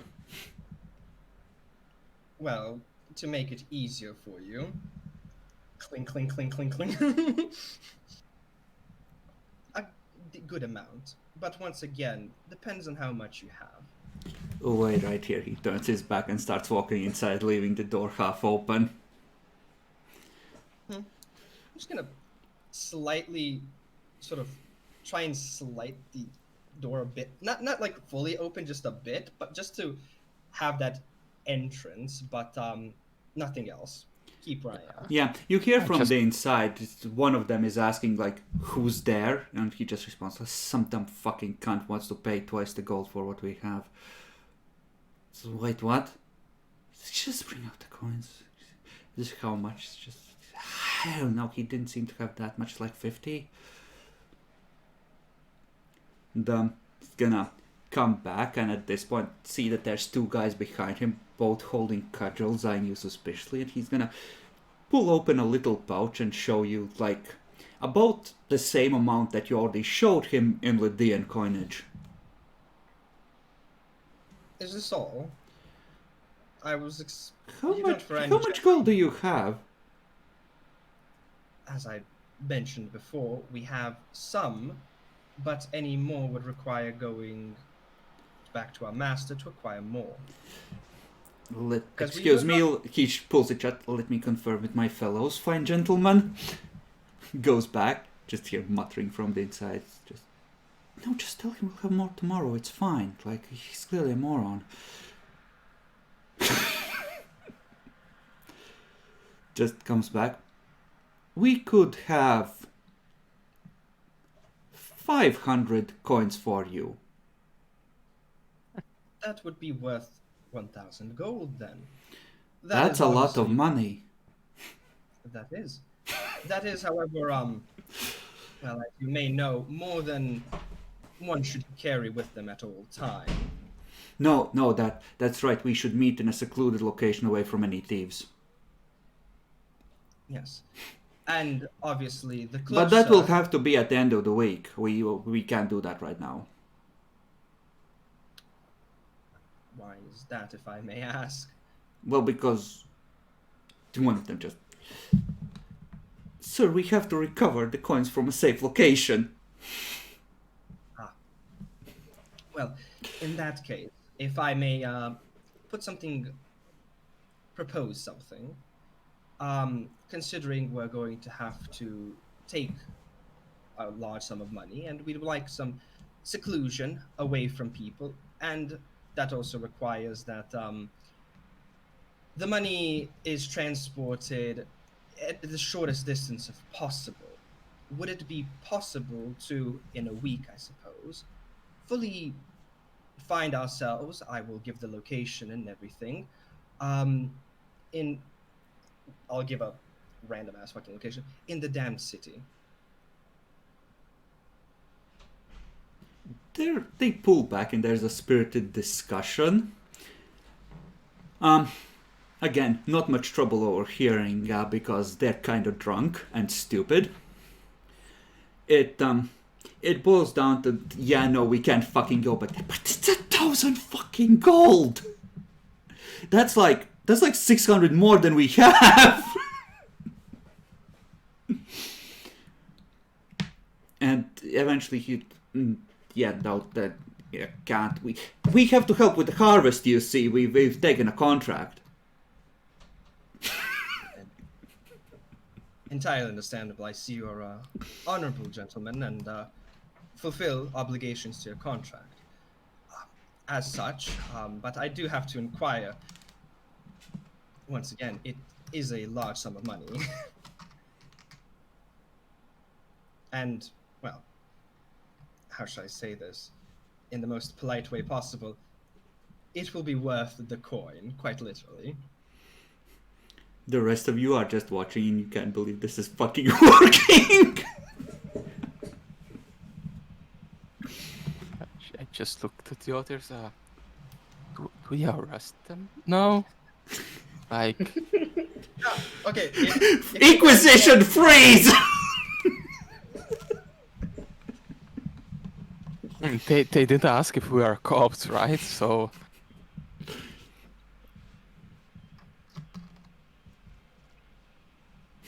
So anyway, I started blasting.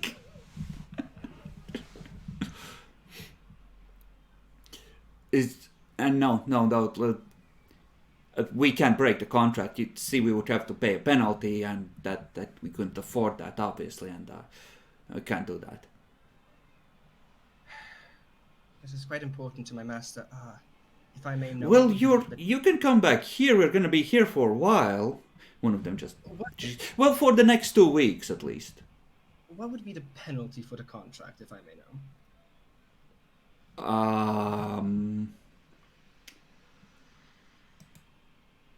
2,000 gold!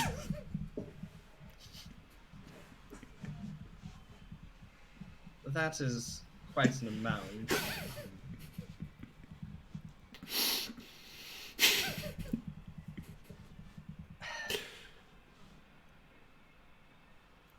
Well, that would be way over, obviously. And I don't want to be aggressive in any sense, but that does seem to be a lot more than what these are worth. So, if I may offer another proposition, considering you'll be spending this time in the barns, I will be able to accommodate specifically. If we're able to meet in a week in the damn city, I can offer equally a week of splendor and galore and the best drinks and the food that can be found in the damn city, and obviously more luxurious beddings, and of course to truly enjoy yourselves. I'm trying to put as much on the plate, obviously, but I can't overfill it. Okay, we need to confer. They're gonna go away. And they're actually keeping their voices low this time. Everyone make perception checks.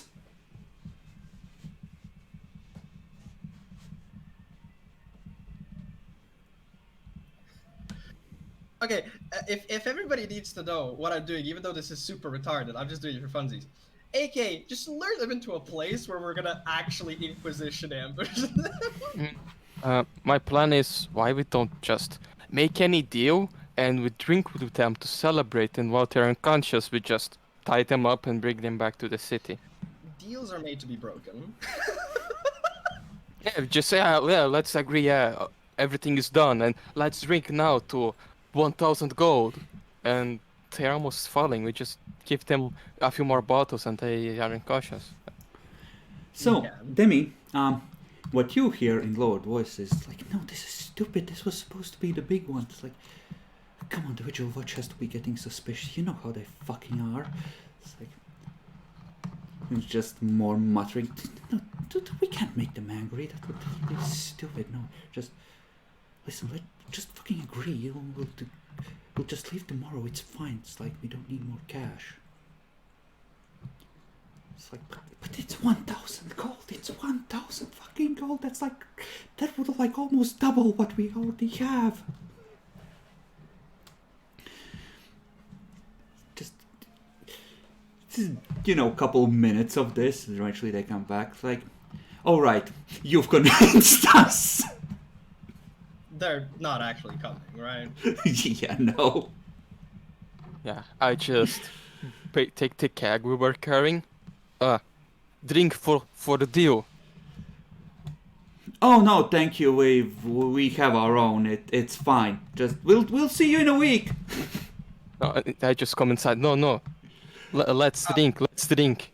I just open, put an entire mug for me, give to them. I just down the mug. Okay, Bacon, I'm gonna need a strength check to try and push past them, because they're sort of blocking the doorway.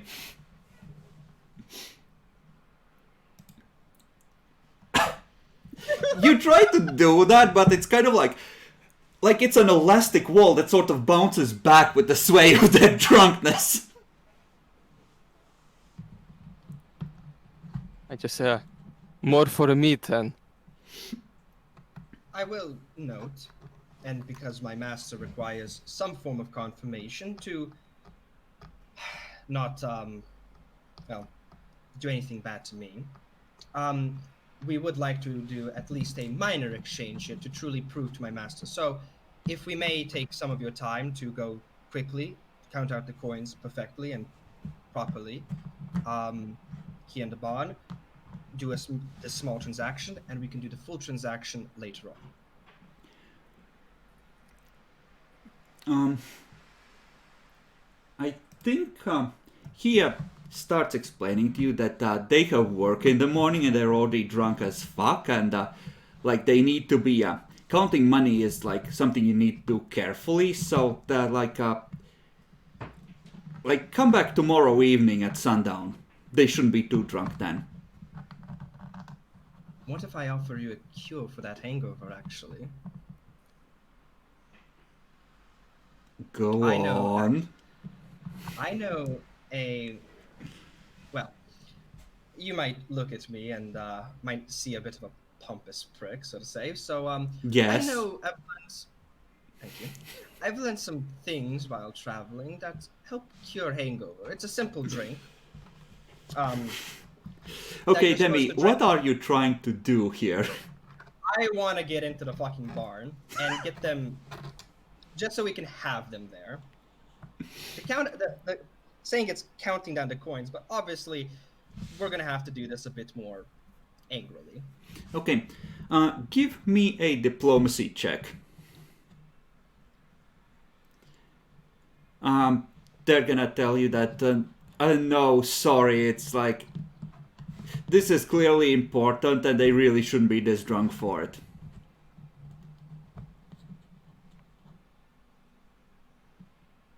Can we arrest him now? Do you want to say that out loud? I'm speaking in English. I already made them Okay, see so that Bacon I'm... says that in English. All of you understand him. These fuckers presumably don't. Yeah. Well, I tried. Ralph, if you would. All right. He just does a little bit of stretching. He rages. Yeah, just everyone roll initiative. Cursed. I need to place a token in the map for it, right? Yes. Or it does... Yeah, it needs a token. I forgot to select the token first, but I got a 7. Where the fuck was the initiative on this? There we go. Under HP. Bruh. Bruh. What the fuck? They got so many 20s. And I got so many 1s. Okay, so presumably, like, you're all clustered near the door, so you can be within melee range, but, well, the doors sort of, Yeah, and I think are I was, like this. So, you can push them open wider, or they can let them open, but, right now, it's like only one guy at the front. Yeah, I think I was here because Bacon tried to push in closer. Yeah. Yeah, I think this is how it would end up being. Keep Do we in- get a surprise round for just random kick in the door? Not really, because they're kind of expecting sudden inevitable betrayal. And I'm missing Demi on the initiative. Yeah, I rolled 7, but it didn't click the try. Should I re-roll again then? Yes, We because roll you again fucked and it change up. the number on your thing. You can change it. Cursed. Or not. Okay. Well, dice go to the player, so... He says that in English you see the dockworker stance, then you see just the decision to start moving forward, and it's like a switch is flipped. It's like these people are English, right? When they're drunk, they're ready to rumble at any sign of danger. You just see the club come out, and Jackalor. Axes up! So, just shield goes down. Go ahead and roll. If you're doing non-lethal, it's -4, by the way. Okay. If you want to use non-lethal, it's entirely optional to you, Jack Lord. Is it? Technically, it would be illegal because they haven't escalated to lethal yet. It's kind of like, did you feel like your life was in danger, Mr. Officer? -4? You see, they were carrying something big. I thought it was a firearm, so I just shoot them from a few meters away preemptively.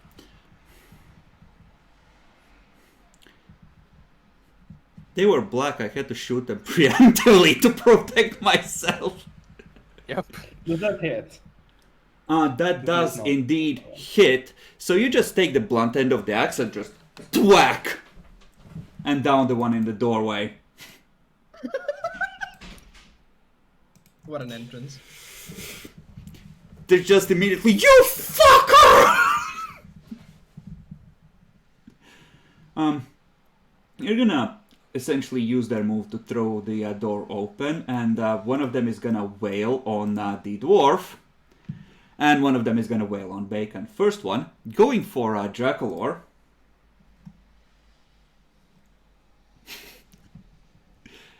Like, they're not taking care not to kill you, they're just going, you know, Bacon. Does that hit? No. For some reason it doesn't.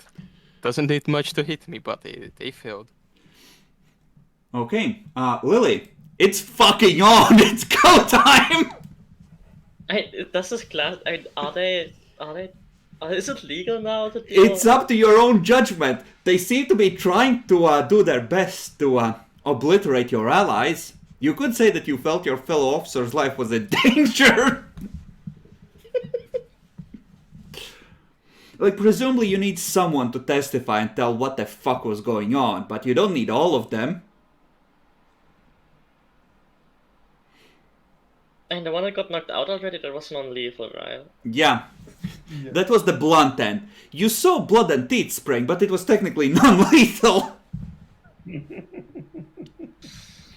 probably shouldn't kill someone in our first mission. I mean, they might have enough health to survive a magic missile or two. You could split up the magic missiles. Oh. Lily only has one, level 1. Oh, fair. Fair. I mean, I could always use something a little less strong. Or you could just not waste the spell slots. Yeah, just horrible acid burns. Just don't you have anything to make them blind? You Do you overestimate the options available to level 1 sorcerer so much. Yeah, I don't know the cantrips, so Like, blindness is like level And 2. I could like Yeah, blindness is retype. level 2 spell. I could retype acid to electricity, but I don't know if that's better. Oh, that just gives them a heart attack. And electricity them. burns. No, as much as it takes restraint, it looks like my fellow officers have this under control. So, what do you wish to do? Crossword him non-lethally. Just watch. Okay, so keep a lookout. Roll perception check. I will do. Yeah, you're pretty sure you hear someone running from the palisade in this direction. I mean, we have a writ of arrest or something, so it's probably fine, right? Mm-hmm. Ralph. all right. I'm raging, but I still know in my mind that I have just to lightly hit them in a non. I mean, you have the claws, so you could try and disable them with pain. No, I just give them a little tap with the flat side of my sword, like just. Sure, go ahead and roll. It's how much for Minus non-lethal? 4. -4. All right.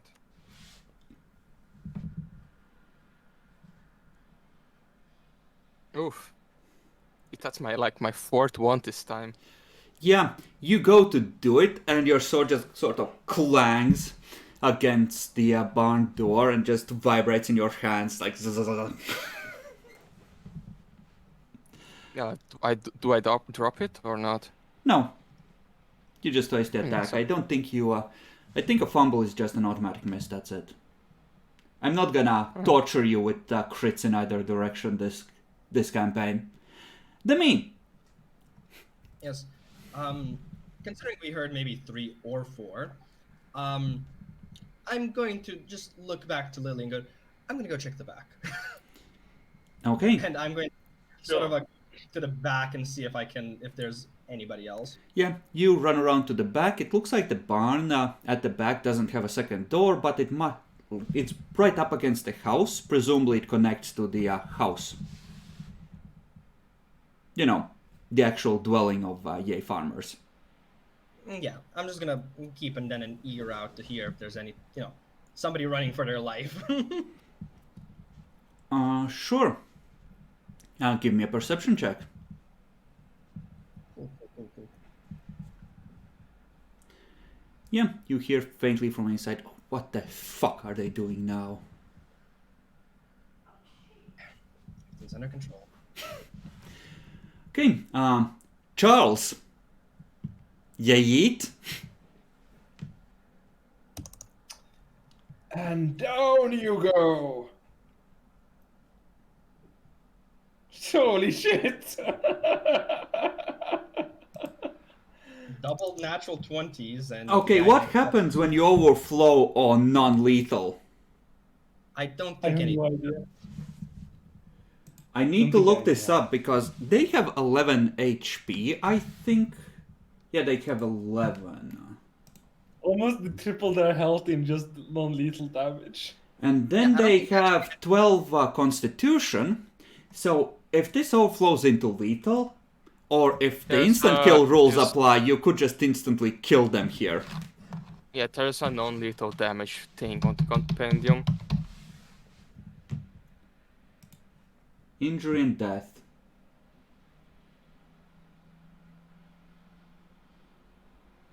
Uh, Yeah, just fall unconscious. Just it. Yeah, that shouldn't kill them. okay, so you lay them out, and it's like they're on the ground just twitching. Never mess with a dwarf. I think you just axed somebody into the balls.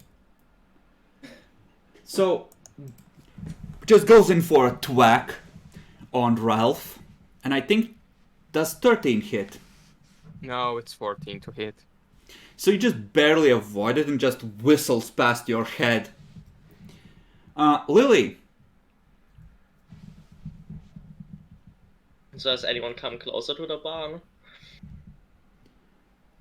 you see someone around the corner with a longbow out.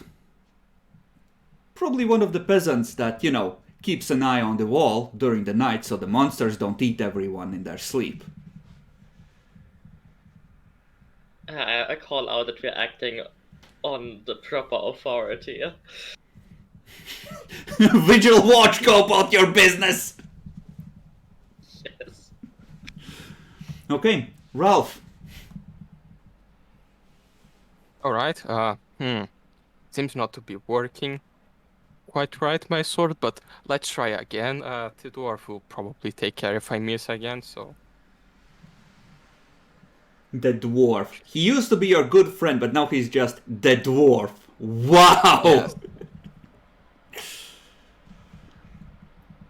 Well, I hate to say this, but you just thwack in the middle of their gut and just sort of half lift them off their feet, and there goes out, and they just collapse, curled into the fetal position.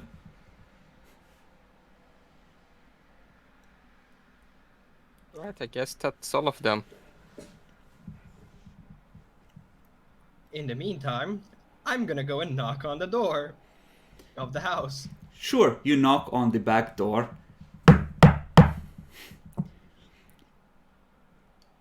Just, it takes like a minute. Just hear from outside, who the fuck is it? Sorry for your disturbance. You might have heard a commotion in the barn. Know that was essentially the authority taking captivity of some criminals. And What don't- the fuck are you? Hold the fuck up! So, another little while is gonna pass, and the rest of you are gonna see a bleary-eyed dude who's clearly dressed in a hurry just poke his head in. It's like, what the fuck is going on here?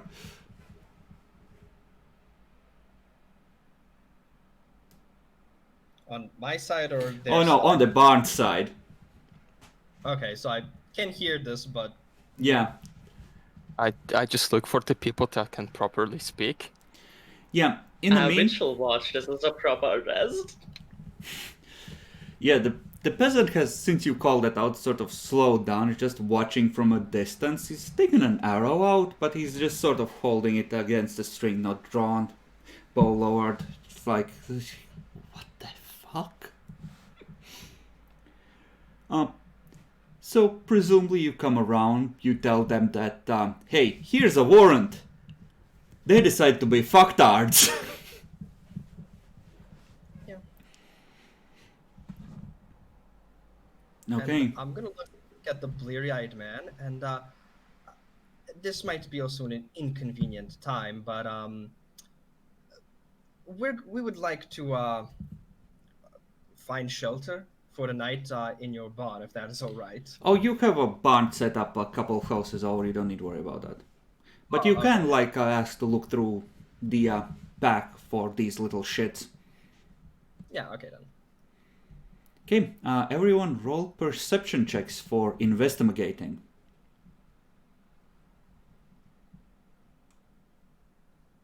Wow. Investigating.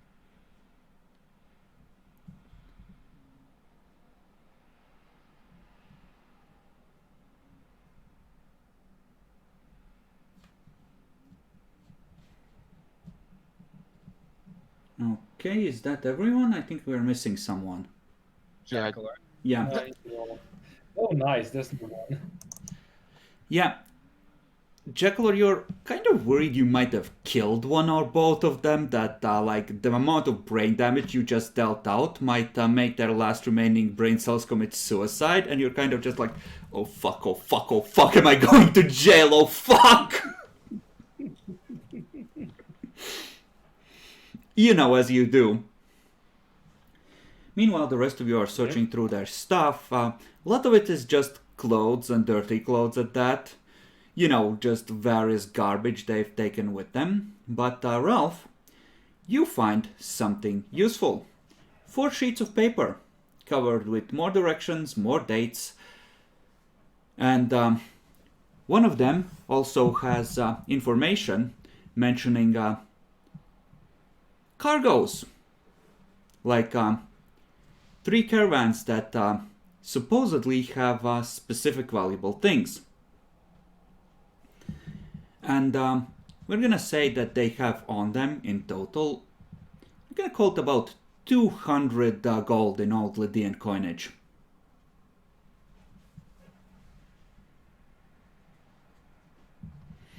And it was a 14, yeah.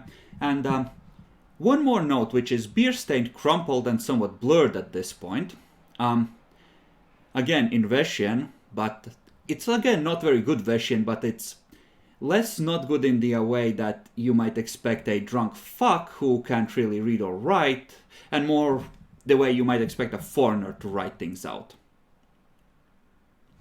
And it's a location and time, which is noon tomorrow, maybe an hour south of this village.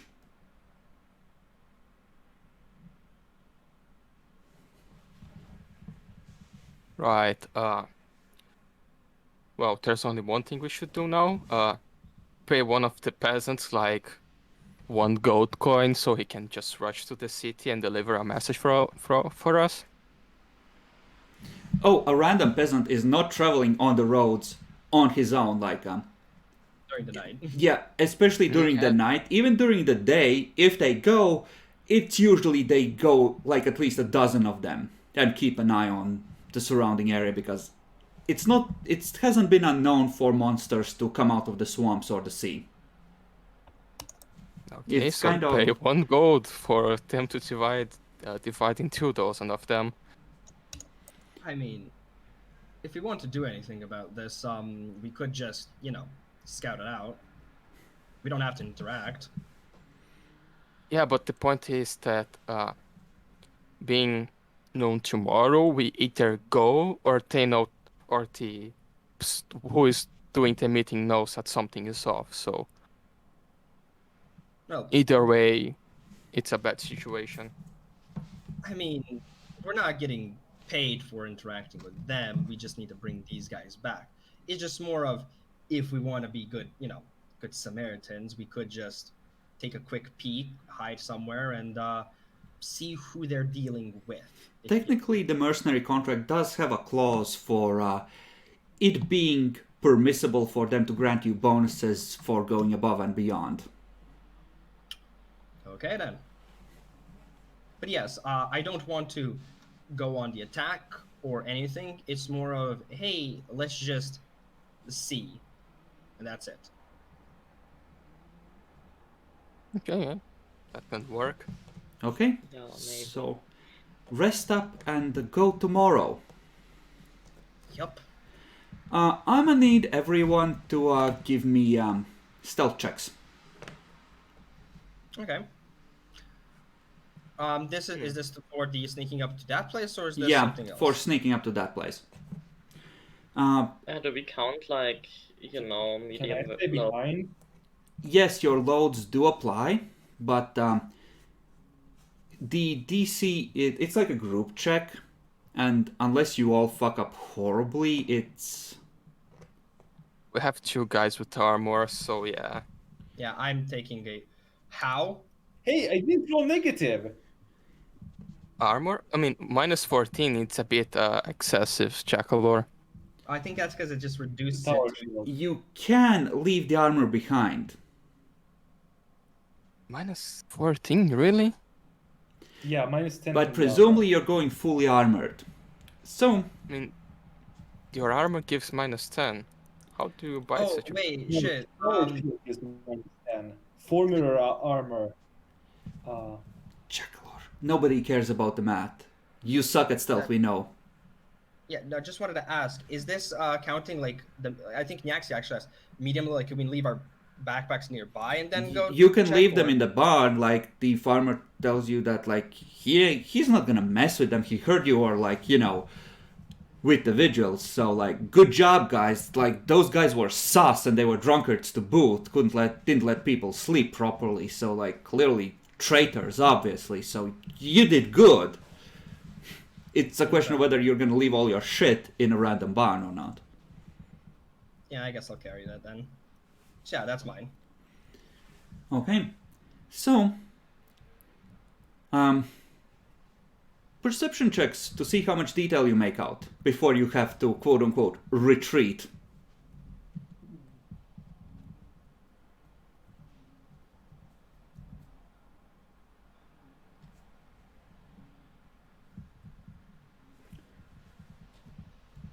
Okay.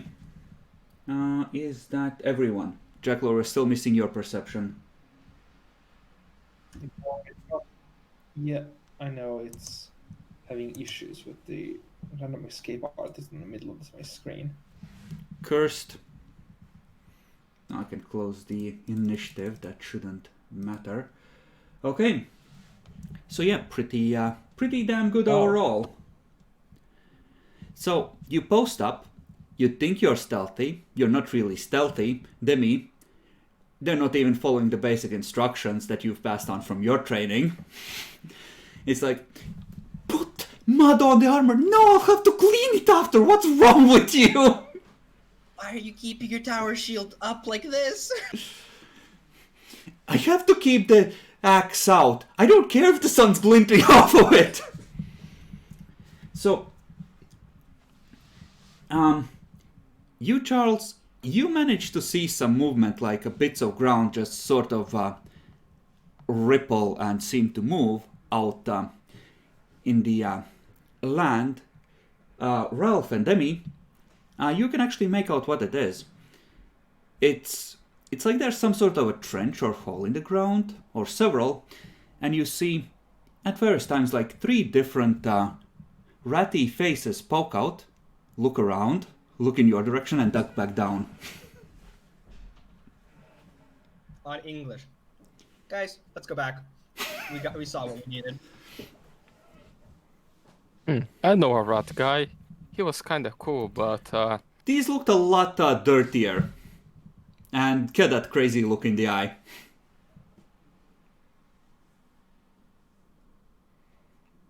I can't make any puns with suspicious and rat. I tried, but I can't. Yeah, let's go back. Okay. You tried. You head back. Keeping an eye out with those perception checks, you occasionally glimpse the rats following you at a distance among the trees, keeping low and just watching carefully. They don't approach, they don't try to attack, but they've definitely made you and are making sure that you're fucking off and logging this event for future. And yeah, you're able to make it back to the village with no issue. Well, we have our prisoner train. Oh yeah, did you leave those tied up in the barn? We probably would have asked a nice Samaritan, maybe probably two, to just keep a watch. Yeah, but I already tied them up. Yeah, they're still tied up, obviously. Mm-hmm. So, one of them, it's like, when you come back, it's like hands behind his back immediately. Kind of looking at it, Bacon. It looks like the knots on his feet are kind of loosened. Weird how that happened. Yeah, still don't know how to properly tie these things. I just try again to. Yeah, when you do, he just kind of like a random rock tries to thwack you in the head. You just stumble back. He can't really do anything. His feet are still tied. I'm just gonna look at them and it's like, wow, you guys really want to have a bad time, huh? Take out the mace! I just grab my sword, just use like a golf bat, and I try to hit him. Yeah, you can knock him out. The other two are still out cold. It's just that they're gonna have a hard time walking if they're all out. You know. Yeah. Because, like, most of them you overkilled pretty thoroughly, I think. Hold that, Ralph. Are you gonna, here's the thing. You're going back no matter what. So the question now is, do you want to walk the entire day under the sun with no water? Or do you want to be a good little boy and, walk normally? Tied up. Make an intimidation check, Demi. I think I'm good at intimidating. Actually, actually just have purely from charisma. Yeah, they can agree to behave themselves, and you can sort of tie them all together. How much overkill was it on the last one? Yeah, only one of them is currently awake. You think one of them is gonna wake up eventually, but they're not back yet. And the one Jackalor laid out with the crit, and he stopped twitching and foaming at the mouth, and he's still breathing. Charles, you carried that guy. Oh, so I'm a pack mule now? You can just make the other Yes. two carry the third one if you really want to be dicks. Don't have the prisoners carry the other. It's going to slow us down. But yes, you are a pack mule. Before we go, though, I'm gonna go and actually check just in case we might be lucky. It could be a caravan or villagers traveling, so we could just make our life entirely easier. There is gonna be one towards the end of the week, but that's like 4 days away. Okay, never mind then. I was checking for today. Like, there is the harvest, and they do bring a lot of produce to the city, but, you know. They had how many old coins? Was 300 or 4? 200. But those would presumably go in the evidence. Yeah, I'm just writing onto party loot, and like mule, you also have to carry 200 gold coins. It's just 4 pounds of gold. You're the dwarf, you carry the gold. You should enjoy this. Yeah, I just enjoy carrying gold while I'm raging. So, if you set out now, it's gonna be dark when you get back, but you have enough time to make it to the city this evening. Yeah, let's just go. All right. Then let me delete this. And as you're traveling, I'm going to want another set of perception checks. Yep, they're gonna follow us, aren't they?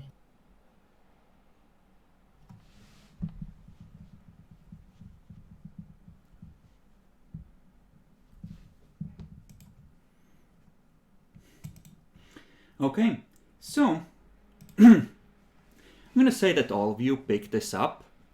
You can't necessarily all make out what is being screamed at the top of someone's lungs, but you definitely hear this as you're traveling, approaching a place where it's a more slightly wooded area and a road that takes a bend. You hear a faint voice being carried on the breeze. Let's see who got the most. Jackler, you can roll. Oh yeah, you did for perception. Do we roll my perception again? Yes, perception is important in this game. Okay, yeah. There's definitely the clang of steel and well, it sounds like a whooshing sound of some kind. And definitely sounds like a lot of cursing.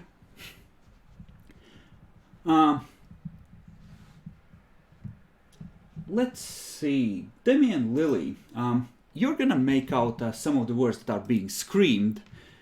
And it's not a language either you recognize unless you speak Orc, but there's a repeated calls to something known as Vangal. As there is some kind of battle happening up ahead.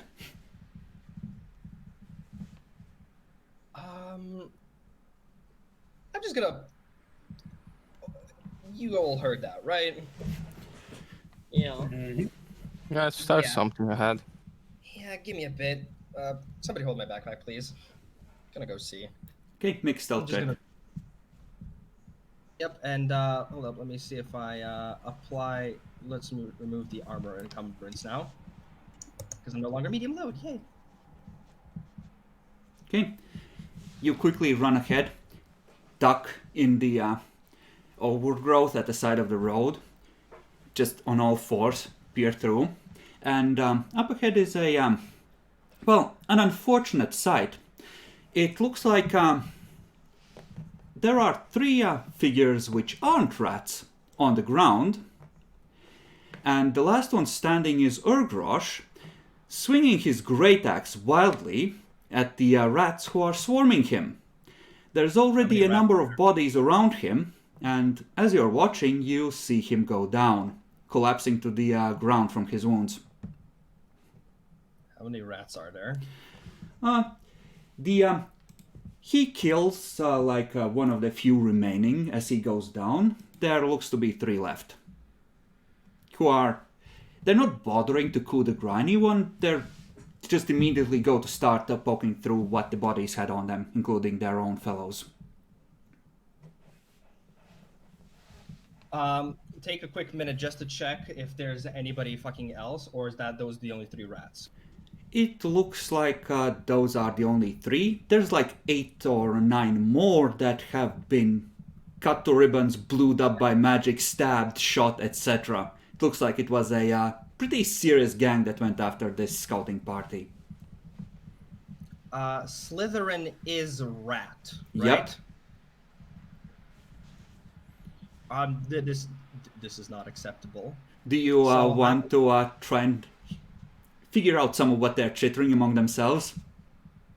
No. Seeing that they're poking, prodding, just in case, because I don't want people to bleed out as well. I need to be fast on this.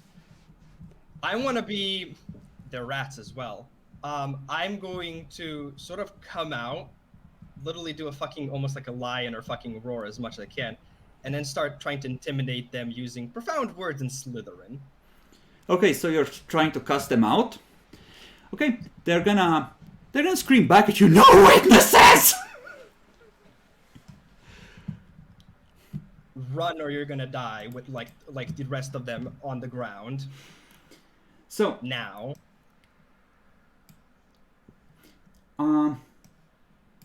let me just make sure we have the situation visualized. This is gonna be a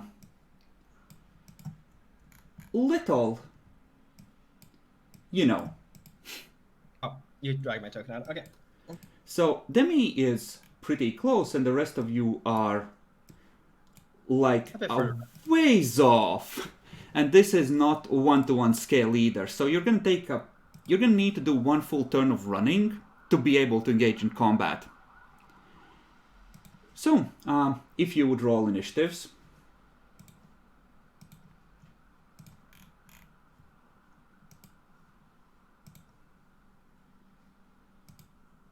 Did I roll? You know, Oh, Demi, when I planned this encounter, I did expect you to sneak ahead. I did not expect you to reveal yourself to them. They're literally going through people we know stuff. Yeah, they are. So, is that everyone on there? Now it is. So, you hear Demi screaming in that catty voice from over there, Jackalor. And, Demi, you're up first in the initiative. What do? The rats clearly face you with hostile intent. As I said, I'm not sure how long this is gonna. I'm gonna try and be as scary as possible, but also is there anything like a dodge action or anything to make them have difficulty hitting me, or? I think there was. But that's a feat. I think you can I'm fight not sure. defensively. Because I can see that this is one. Yeah, towards fight three. defensively. Yeah. This is 1 versus 3, and I'm screaming. So my goal right now is just to be as scary as possible, but just be on the avoidance if they try anything. Like I think throw you take anything. -2 to attack and +2 to AC, but I'm not sure. I'll go with that then, in case. But yeah, I'm just trying to be scary for the time being, intimidate. Okay. So, Charles, there seems to be an. Oh, actually, Demi, do you move in to engage, or are you just like trying to do the intimidation? I'm doing intimidation. I'm keeping my distance because I don't want to be right in their fucking face. Okay, so it's gonna be harder for them to surround you. Charles, Demi is screaming bloody murder in a language you don't know.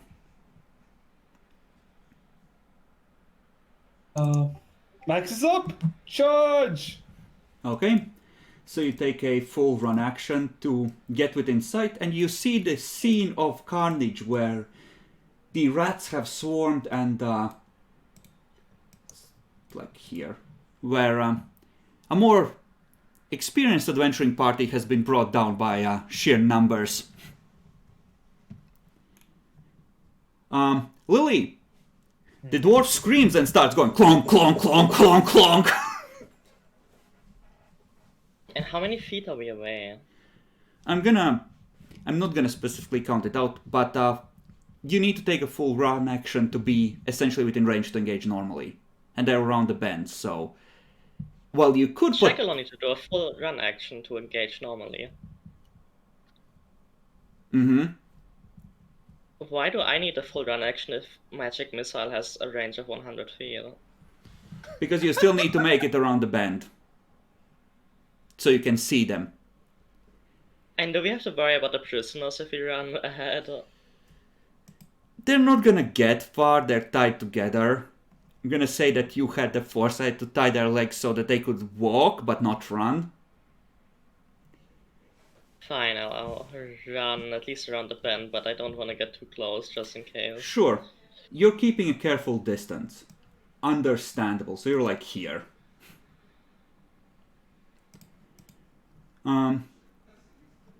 Did the Ratfolk Warrior not roll? What the fuck? Oh, there we go. Demi would be getting stabbed. You did actually roll from before, initiative 7, it just not wasn't in turn order. Yeah, I was wondering, what the fuck? There we go. So there at the end. Ralph, everyone's charging. I just will take some time to try to intimidate the prisoner. Say, fuck, I can't speak properly. If I back and you're not here, you die with this, and I point to my sword. Okay, so you say that as you take off running. Yes, do I need to roll to intimidate?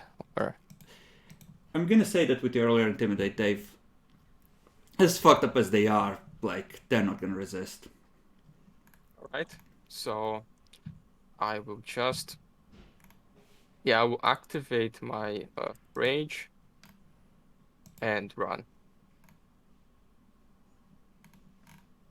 Alright. Excellent. Then, well, this is interesting. So, this is starting to look, how shall we put this? Oof-worthy? Did I make sure to put this in? Yes, I did. Jacklor, what's your touch AC? 11. They a 11, yeah, but are they a Titan spawn? Does that apply to touch AC as well? Yes. Okay. It's a dodge bonus, right? Alright. So it should. Yep. So one of the rats, dressed slightly differently than the others, just goes and rushes towards you. As you see his hands just go bzzzt. And the +4 negates the +4 he would get to attacking your touch AC because you're wearing a shit ton of iron.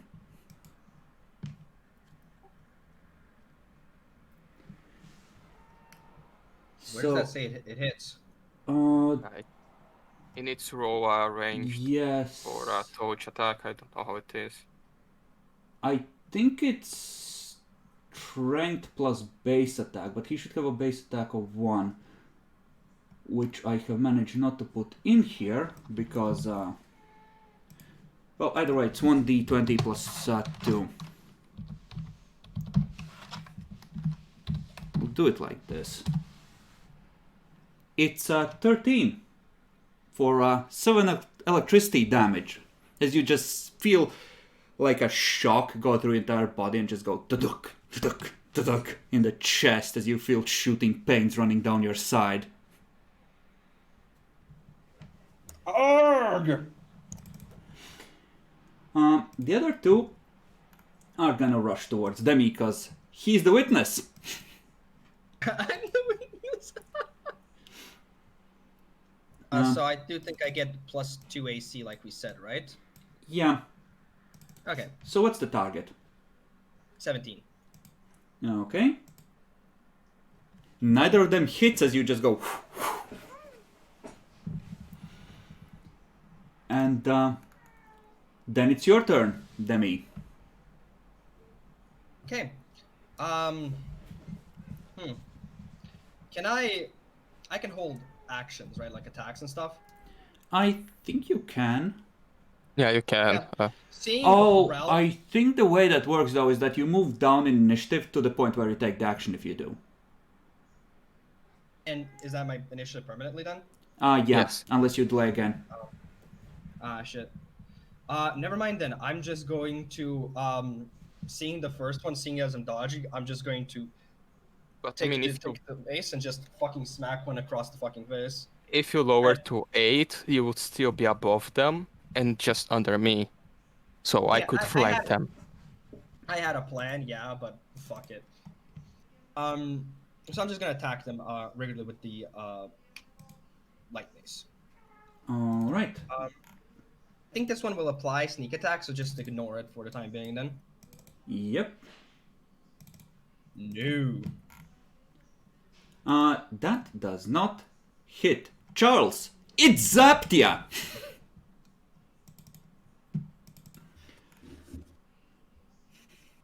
I'll show you. Did it count as a Titan spawn? Yeah, it counts as Titan spawn. Oh wait, Yeah, +1 mutant hatred. I don't think that hits. Yeah, it I need doesn't. to actually re-roll that. Sorry, because I get a -2 for the +2 AC. I think you said. But do you continue to fight defensively? Hell yeah, I'm getting fucking swarmed. All right. I think this applies now. Did it apply to -2? Yes, it did. Okay. One bad. Now, what was the Red Folk Warriors? You did 1/16 of its health. Hey. Okay, so that was a non-hit. Lily, you're pretty sure that it's okay to blast these ones. And then let's do that. Magic Let's see missile. here. Yeah. I'm just debating if I should prioritize the people swarming Demi or if I should go after the magic using dude.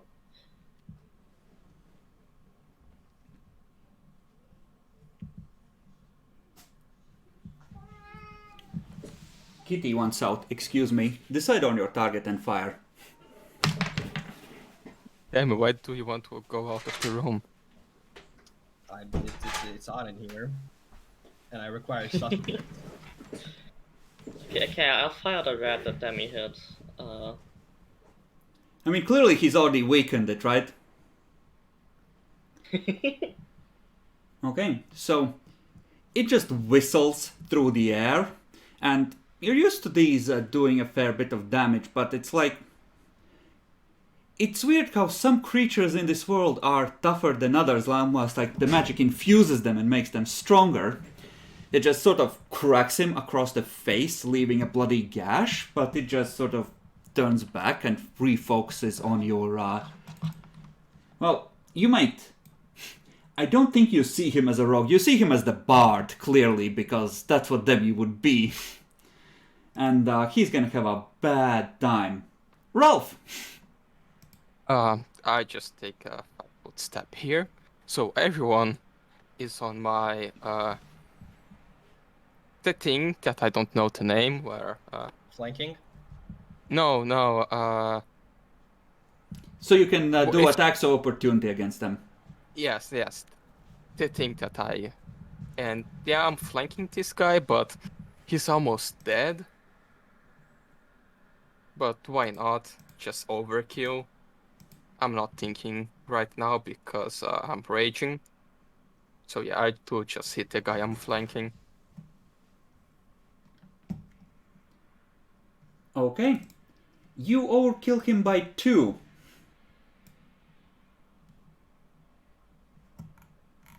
So, he is at -2 and dying.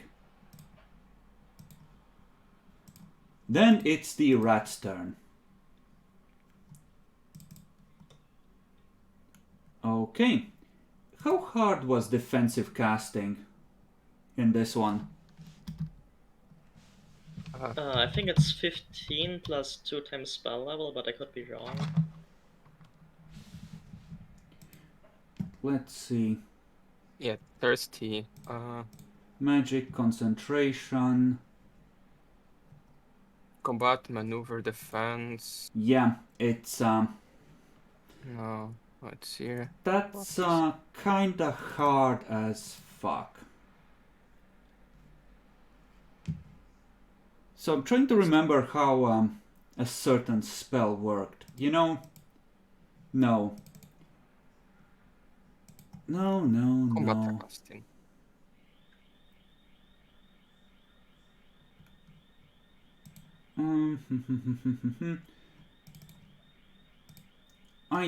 I don't think they're gonna do that. They're gonna take a 5-foot step back and they're gonna burning hands both you and Jackalor. Reflex saves. Reflex. I don't have much of it. It's DC 11. They're not that good a sorcerer. Well, should it be 11? It's spell level plus charisma bonus, so it should be 12, but... Yeah, I think I should be 12. and I have it wrong here, but you know what? So yeah, both of us pass because Shakalor gets a bonus to spells. Uh, really? Yes, Yeah, it's That's on his good. notes, like +2 versus poison spells and spells like abilities. That is very good for Jackalor, because I think that first jolt kind of sucked. Mm-hmm.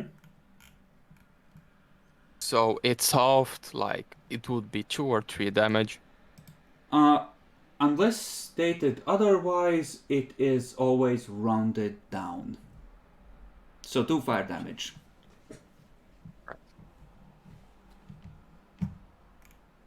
And then the remaining Ratwalk Warrior. Um, well, don't know about the others, they came down the road, but this fucking cat might have seen too much, so Yeah, that hits. I don't think it Does it? confirms though. No, my AC 17, so I take 4 damage. Yep. Sword just slashes across your chest, and then it's like he stops the slash and tries to push it where it catches on the armor and it slides in. Ouch. Demi, what do? Yeah, I can't really 5-up step to flank it, so. But what I can do is position myself a little bit better for Monsieur Ralph. So I'm just going to move myself a little bit, trying to get his attention, obviously, so Ralph can just literally execute from the back. Mm-hmm. And I'm going to take a swing. Sure. I'm still playing defensive, so it applies now. Perfect. Hey, nice. So that would be 3. Yeah, the 3 damage, yes. That's a nice crit. Hell yeah, baby. I have a -1. I need level 3 rogue. Charles. Oh no, you don't.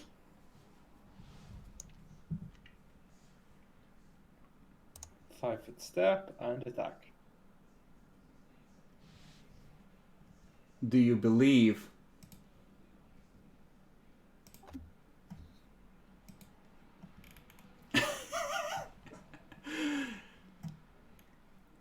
So no. Just no. Lily, what do? I'll eat the sorcerer this time. Okay. Pew!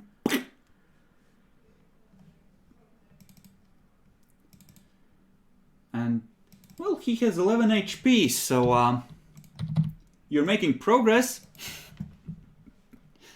Ralph. That thing burned me with fire. I'm the one that should do fire, not him. So I just move around to flank him. You And do kill take the- an attack of opportunity from the warrior. Yeah, I don't care. Stab. I think that's 1 damage. No, it's Actually, He yeah, doesn't have a actually. DR yet. Yeah, no, I was thinking of Raging Calves, wrong edition. and I flanked fucker. He looks between you two like chittering. No, no, no, no, no, no, no, no, no. That hits you. Split him down the middle. And that leaves the one warrior that is on the one witness. Come on, come on. The Great Horned Rat is watching. Have to finish this. Stab. Nope, 17, because I'm defensively attacking. Just spitting, just at this point. It's like, Demi. Yes. Go ahead. Yeah, I'm gonna attack it. Mm-hmm. But I Uh-huh. think I'm gonna tell the others. Essentially, as I'm sort of dodging and weaving. Let's take this one alive. And I'm going to attempt to attack it with a non-lethally, so I'll take another -4. So probably not gonna hit. No. That's cursed. Are you trying to get me to punish you for these shitty fails? It's your call. Charles, what do? The red sorcerer seems to be very, very dead. And your heart is still pumping even though it's like painful with each thump. It was a nasty zap. It was indeed. Move over here and attack the rat. The mad lad, he could have moved around and given Demi flanking. He doesn't. Well, now you have flanking too, so +2 to hit. I assume you're not going for non-lethal. Yep. Shame. Does that hit? AC 15. Are you fucking kidding me? I'm sorry, Jackalore, but you suck.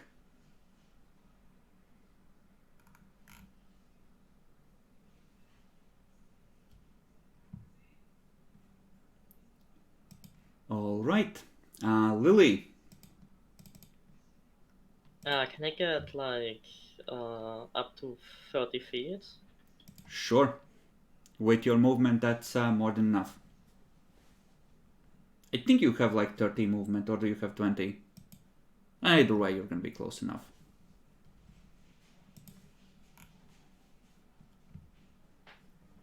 I have like a movement bonus. I have at least, I think I should have 30. Close enough. Let's see, I'm gonna use Elemental Ray. I'm confident it won't kill him, even if it's lethal damage, technically. I think you need a ranged touch for that. Yep. What's the AC, just out of curiosity? Touch 11.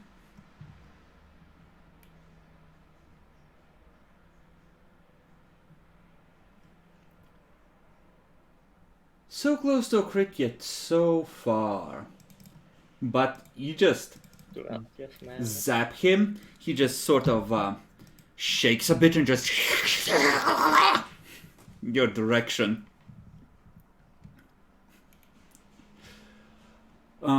Ralph. There are still some things to kill. Yep, there's one rat left alive. So, I mean, my somewhat of a teacher is right there on the ground, bleeding, so I have to honor what he taught me. So I would just try to, could I charge from where I am? You could if Charles wasn't... Actually, you just need to move the last two in a straight line, right? Yeah, Yeah, you can charge. so I just charge at him, screaming loudly. Both within and without. Yep. The way he taught you. And it didn't work. Is it gonna... Not screaming hard enough. Yep, that's kind of a fail there, Bacon. Sorry. I'm starting to notice that what he taught me might not actually work very well. I'm not really sure if you're flanking this guy though for that +2. He's not, but he's It's charging. the charge. Demi, you're the only one who understands it. He's just chittering repeatedly, for the glory of Churn, for the glory of Churn, for the glory of Churn. That's another 6 damage, Demi. How are you doing there? -1. So you just see as the rat just chitters the same phrase repeatedly, you see the cat just cock his ears like, wait, what did he say? And then you see the knife go in through the center of the chest, punching through the armor and out the back. The rat just chitters triumphantly.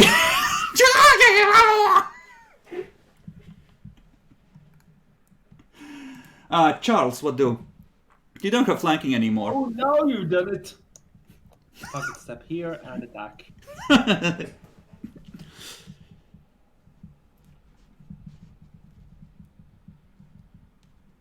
And that finishes it. Finally. The axe flies and severs the head by the neck. Alright. So there is one dying rat on the ground which you could try and save, but presumably you coup de grace. There are 4 adventurers who you could try and save, and presumably some of the other rats which the adventurers downed might still make it. And Demi's bleeding out. Yeah, let's try to So save do we that like friend first. mercy kill Demi or? How many potions did we buy? You have 2.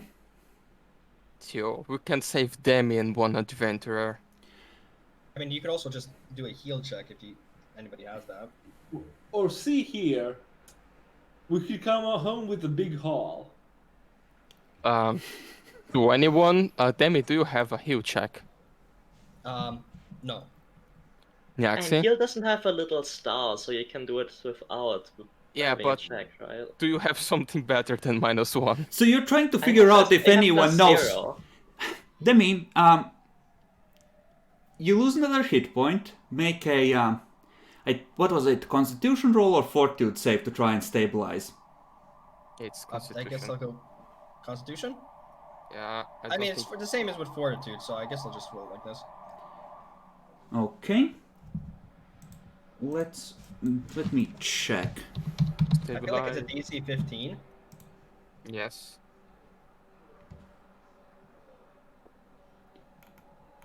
Stable. No, it's DC 10 Constitution check. You stabilize. Well, they're talking about whether to save you and how much it's gonna cost. Guys, please.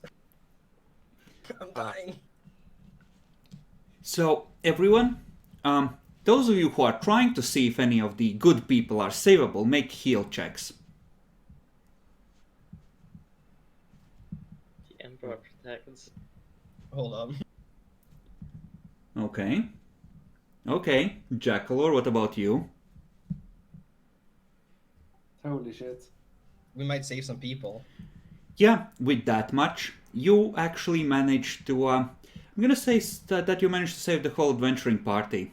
Because they were tough sons of bitches, and they did have emergency health potions of their own, which you can pour down their throats.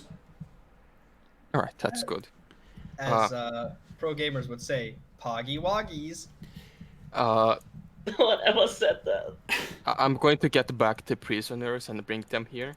Yeah, Not leave them we're too gonna long. handle the logistics and the treasure come next session, but well, first of all, the XP I can't tell you because you are gonna love that.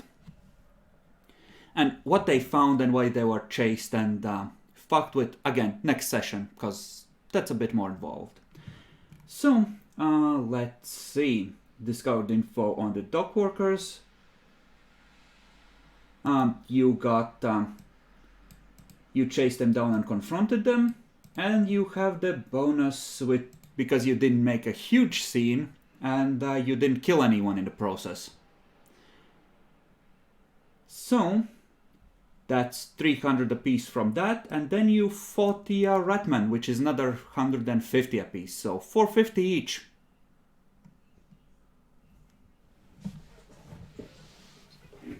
Only 1,450 XP left. Well, at this rate, you level up in like 3 sessions, which is a pretty decent, new adventure montage. That's pretty low. Actually pretty high. It's taking too long.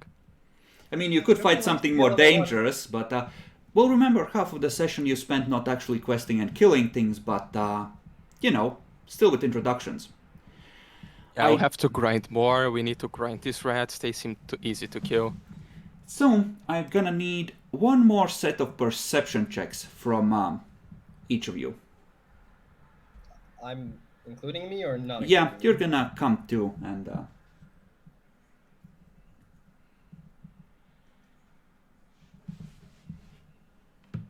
Okay.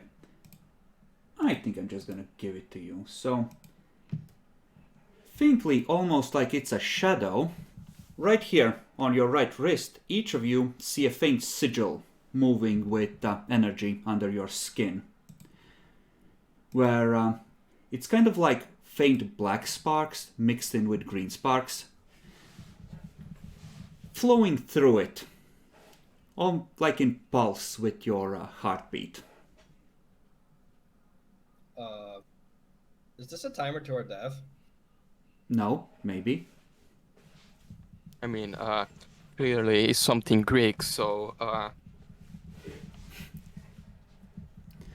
And that, I think, is where we can wrap up. Jekyllor, so, your thoughts? Apparently, I know exactly how to beat the shit out of the drunk humans, but can't hit worth a damn versus Ratman. So how do you like Ratfolk sorcerers? Kill them with fire! There wasn't actually a convenient, low enough level magic user for Ratfolk, so I used the guidelines for making NPCs to make a magic user version. I think it was kind of in line with what the warriors were capable of as well. Definitely. Also, Jacklord, the reason why you're killing humans better versus the Ratfolk, blame the height difference. Like the rats, they almost, they are so low to the ground, they might as well be on all fours. They're lower than you, you're not used to that when in battle stance. Nyaxi, your thoughts? Yeah, it was actually pretty successful. I got to use magic, you know, even though it wasn't in the deal from the beginning. I mean, you could have always shot someone with a crossbow non-lethally. Just like kneecap them. I don't know, that sounds like a waste of ammunition. Sure.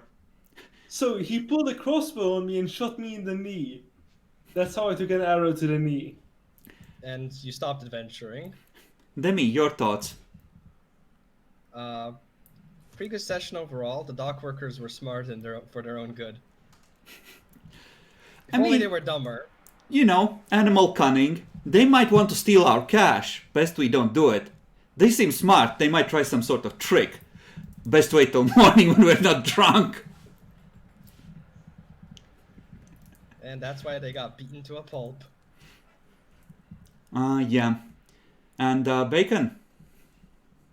yeah, it was fun.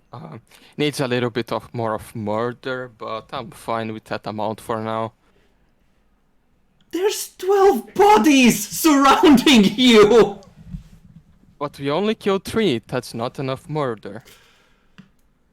You know, if we had just killed your buddy, we would have been fine with more bodies. You just want XP, don't you? Yes. But yeah, we are already hobos. We just need to be murderers.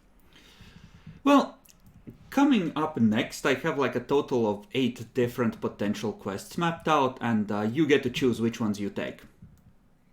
So, it's kind of up to you who you work for and what you do. And by the time you're finished with those, you should definitely be past level 2. So, congratulations! Do you have any preference for your party out of your first paycheck, as is tradition? I'm mostly basing the NPCs on their hotness level. So, cat girls drink for free? The 2 people specifically, Sihu and Arazia. Those are the hottest NPCs so far, without a doubt. Why is she hot? She's feroz. She's feisty. She got spirit. What is the fantasy equivalent of cocaine? You can ask around the dogs. They're gonna tell you it's illegal, and clearly you're a cop, because who would even ask? But someone would tell you that it's legal in Shelzar. Do tell about the Shelzar place. I mean, if it's legal there, I know how shithole it must be. Well, I'm glad you got to kill things and you've made progress towards leveling up. The rats will have shit on them, but like I said, I'm like all the treasure. I'm gonna calculate it out between sessions and let you know exactly what you find, because the treasure generators are scuffed unless you carefully filter what they give you. I will say one thing, you probably won't need to carry their armor and swords, because most of their equipment is shitty and caked with garbage, as you might expect from Skaven. Mm-hmm. Well, yeah, say goodbye everyone. Goodbye, Bye-bye. everyone. Bye. Bye bye.